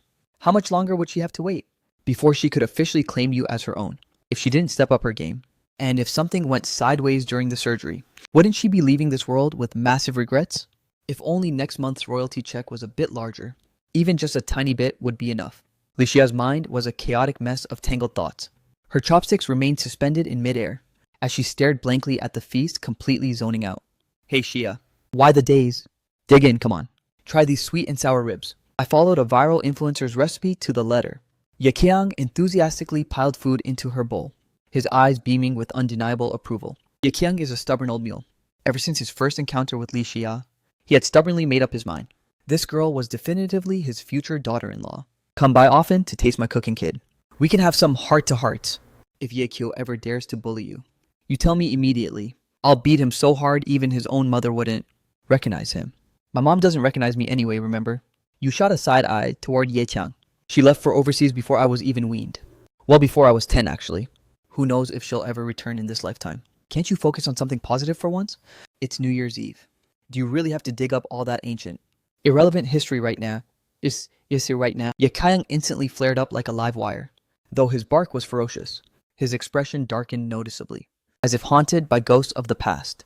Ultimately, his anger dissolved into a heavy, weary sigh. Heavy, weary sigh. Li Xia cradled her rice bowl, her cheeks flushing as she whispered, "Thank you, uncle. Actually, Ye Qiu treats me incredibly well." Ha ha ha, really? Then I guess the brat knows what's good for him. At least he isn't out there embarrassing me. Seriously, he is super good to me. Still not enough. There's no such thing as the best. Only getting better. After a few rounds of drinks, Ye Qiang's chatterbox was officially wide open. You sat back quietly watching the performance, noticing how the old man was actually hitting it off famously with Li Xia. An involuntary smile finally crept onto your face. The truth you hadn't told Li Xia was that you hadn't stepped foot in this cold, lonely villa for a very long time. And not just a long here's some Thai tea. Uncle, let me get you some more rice. Seeing Ye Qiang drinking without eating, Li Xia volunteered, scurrying into the kitchen with an empty bowl. You've got sharper eyes than your old man, kid. With Li Xia gone, Ye Qiang patted your shoulder and lowered his voice. Treat that girl right. If you let this one slip away, you won't find a better girl even if you searched with 1,000 lanterns. He exhaled a heavy, weary sigh, his gaze becoming distant and hazy. If I hadn't fought so viciously with your mother back then, you didn't take the bait to argue. Instead, you uncharacteristically placed a choice piece of food in his bowl. You can't take all the blame for the past. Anyway, that chapter is closed. The past is set in stone. So let's just look forward. You shook your head slowly. Nonsense. I've eaten more salt than you have, rice kid. Ye Qiang suddenly slammed the table and looked up. I'm using my life as a warning you need to learn to cherish the person right in front of you. Relationships are just like a business. You have to manage them diligently day by day. Put the same hustle into her that you do into your career, and the payoff will have you grinning in your sleep. Seeing Ye Qiang so flushed and dead serious, you were momentarily stunned into silence. Then you let out a soft sigh. Are you genuinely lecturing me, or are you just projecting your own regrets onto me? Ye Qiang went completely silent at that, as if you'd struck a nerve deep in his soul. Watching Li Xia return with the rice bowl, your gaze softened instantly. Don't worry, old man. I'm not the colossal jerk you were back then. A girl this precious, I'll protect her with everything I've got. Finally, you're talking like a decent human being. I suppose you have matured quite a bit lately. That actually makes sense. Wait, hold on a second. You little brat, who are you calling a jerk? Li Xia sipped her soup in tiny delicate gulps. Whether she'd overheard the conversation or not, she suddenly choked and coughed mid-sip, a soft pink hue creeping all the way to her ears. Drink slowly, no one's going to snatch it from you. You casually handed her a tissue. Li Xia nodded obediently, looking exactly like a docile little rabbit. As night fell, the guest room was already perfectly prepared. Though the housekeeper had done the actual work, it was still a rare gesture of care from the old man. It's honestly miraculous. In all the years growing up, the moments your old man actually displayed warmth could literally be counted on one hand. But looking back on it now, he's shown more heart recently than in the last decade combined. I guess everyone truly meets their match eventually. The older generation's obsession with saving face can actually be quite endearing sometimes. If it weren't for maintaining his image before a future daughter-in-law, he never would have bothered with all this effort. After prepping the bed and returning to your room, you lay there tossing and turning restlessly. Your body was exhausted, yet sleep remained elusive. Outside, fireworks periodically exploded, illuminating the ceiling. As your mind echoed with the old man's words from tonight, and Xia's shy flickering gaze under the warm lights, you abruptly sat up, tightly clutching that crude handmade peace charm in your palm, your fingers gently tracing those crooked, clumsy characters scrawled upon it. An overwhelming tide of emotion surged deep within your soul. Taking a sharp, deep breath, you lit up your phone screen and finally opened that specific email that had been sitting in your inbox since the afternoon. This time you began to scrutinize every single syllable. Unlike the frantic, fleeting glance you gave it earlier, terrified of missing even a single punctuation mark. Back then, Li Xia was standing right there. You feared you couldn't mask your expression if you looked too closely, and you were even more terrified that your hidden dread would be sensed by that hypersensitive girl. The surgery date was looming closer with every heartbeat. Despite the playful, carefree front you kept up with Xia, this situation was a literal ticking time bomb, constantly echoing its rhythmic countdown in your mind. After finishing the email, your heart sank into a dark, hollow abyss. The contents were chillingly brief. The surgical team had performed a comprehensive re-evaluation of Li Xia's condition. The surgical roadmap had been altered. The silver lining was that while the case was more complex than expected, the minimally invasive radical procedure was still on the table. However, according to the latest assessment, the probability of permanent post-operative complications had skyrocketed significantly. Congenital heart disease with potential lifelong sequelae. You frustratedly ran your fingers through your hair, eventually heading to the balcony to find some air. Technically, these sequelae weren't the end of the world. It simply meant saying goodbye to intense exercise forever, never touching a single drop of alcohol, or dealing with impaired blood flow to the brain, causing occasional bouts of functional hypoxia, even if none of these symptoms were fatal and wouldn't completely shatter her life. The thought of it made your skin crawl with indignation. You were obsessed, driven by a frantic desire to gift her a brand new, flawlessly perfect life. Pushing open the balcony door, the silver moonlight and a biting wind slapped your face. You let the frigid air ravage your senses, your hand instinctively reaching for the cigarette pack in your pocket, even though you'd managed to quit the habit 6 months ago. Wait, why was there a silhouette standing on the balcony? As you focused your gaze, your eyes widened in sheer disbelief, and you sucked in a sharp breath of cold air. Beneath the pale ethereal glow of the moon, Licia stood there in nothing but thin pajamas, leaning precariously against the railing. She was lost in a daze, staring at the distant flickering city lights. The night wind danced through her hair, making her back look heartbreakingly fragile. Aren't you freezing? You little dummy. A wave of helpless pity washed over you. You strode over quickly and grabbed her by the wrist. The startled girl spun around, instinctively ducking behind you to shield herself from the gust. Yakyu, why are you out here too? Licia blinked her large eyes, softly biting her lower lip. If I said I was cold right now, what would you do? Your gazes locked. You drowned in the depths of her clear, tender eyes. But deep within that gentleness, there seemed to be a turbulent surge of an emotion you hadn't yet identified. Your footsteps faltered. As you noted, her nose was already beet red from the chill. Unable to hold back any longer, you took a decisive step forward, shedding your jacket to drape it over her trembling shoulders, before pulling her firmly into your embrace. The girl's body stiffened momentarily in your arms, then completely melted against your chest.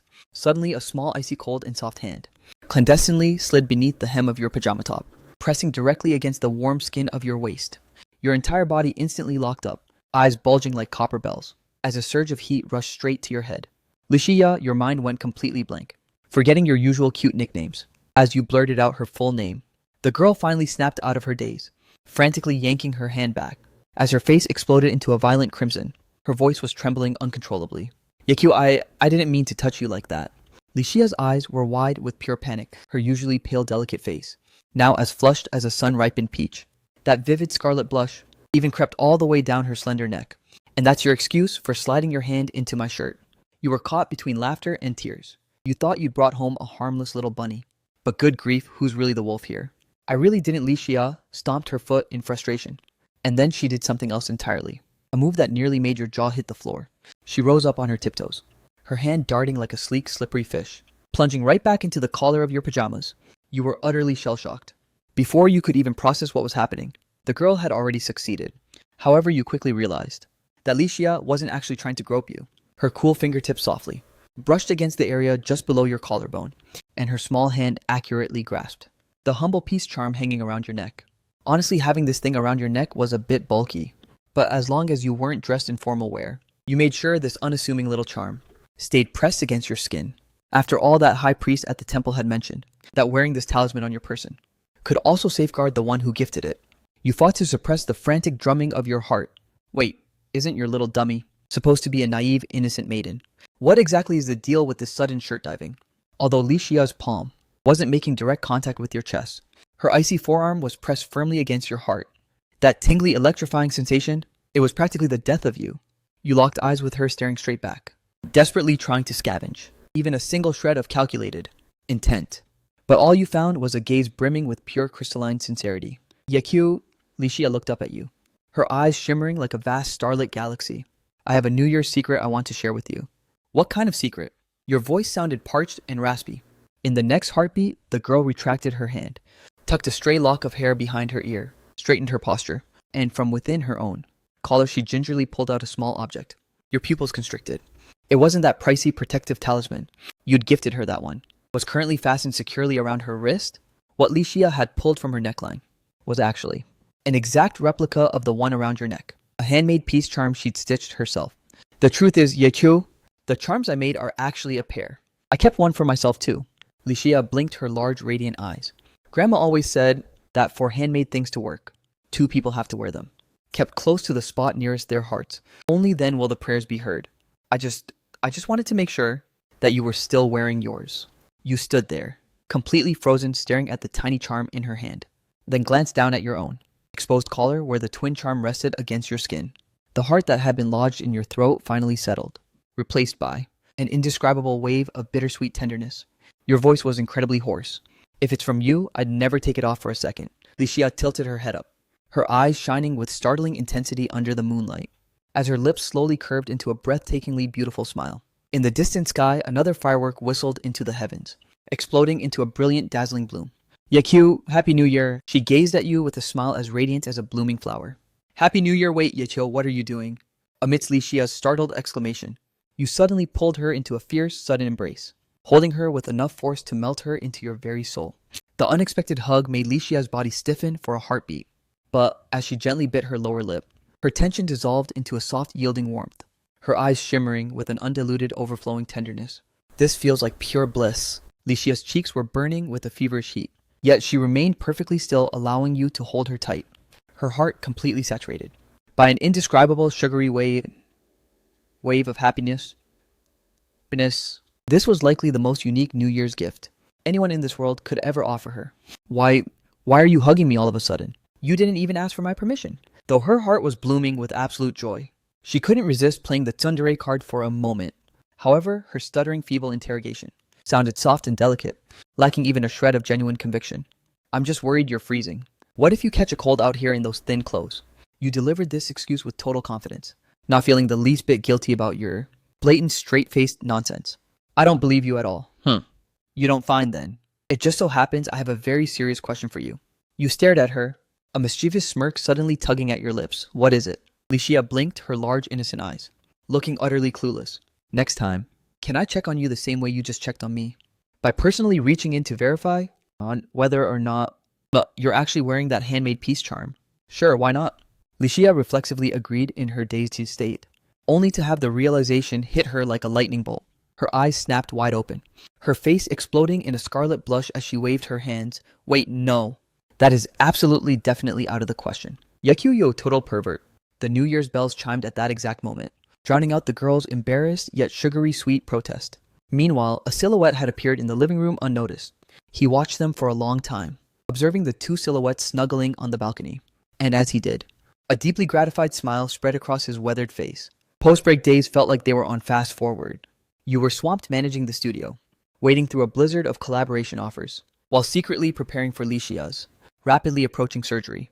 With obsessive, meticulous care, your browsers, bookmarks were crammed with post-op cardiac care guides, and your notes were a chaotic mess of critical reminders. Even the smallest details like which greenery would best brighten a hospital windowsill had been thoroughly researched by you. Boss, a woman named Xia He is here to interview for a host position.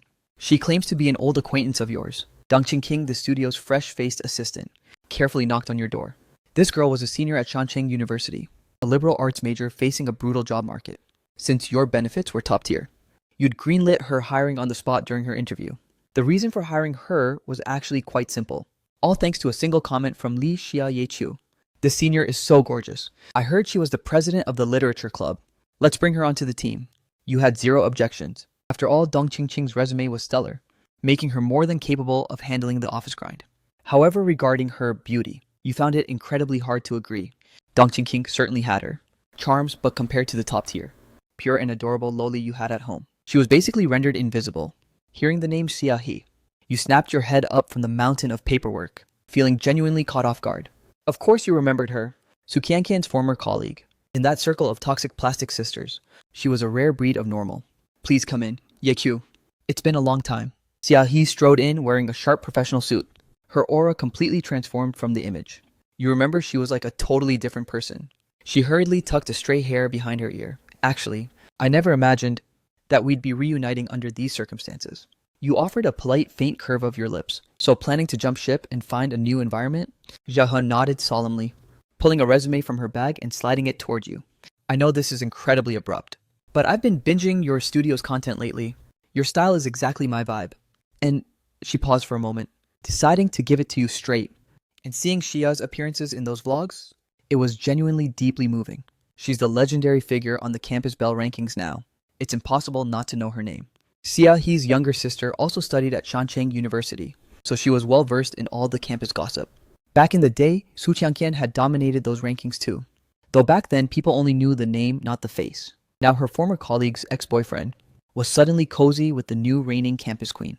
One had to admit, your luck with women was enough to make anyone green with envy. The fingers flipping through the resume paused slightly. You looked up, locking eyes with her.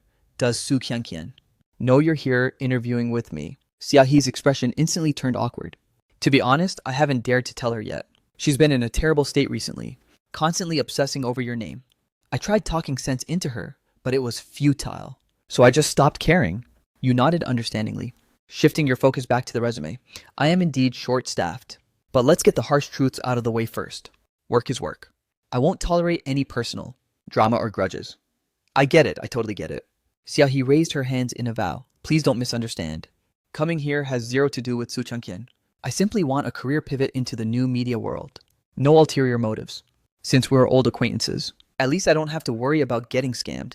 Deep down, Xiaohe was still a bit anxious, but her gut told her that your previous pauper lifestyle was likely just a calculated low-key disguise. She had shared this hunch with Su Changqian once, only to be met with a barrage of ruthless mockery. But now the cold hard facts were staring her in the face. Not only had you launched your own company, but the sheer scale of this studio, even by industry standards, was far from some amateur operation, combined with the glimpse she caught upon entering that pristine high-end Mercedes parked right out front. All her wild theories from the past were finally undeniably vindicated.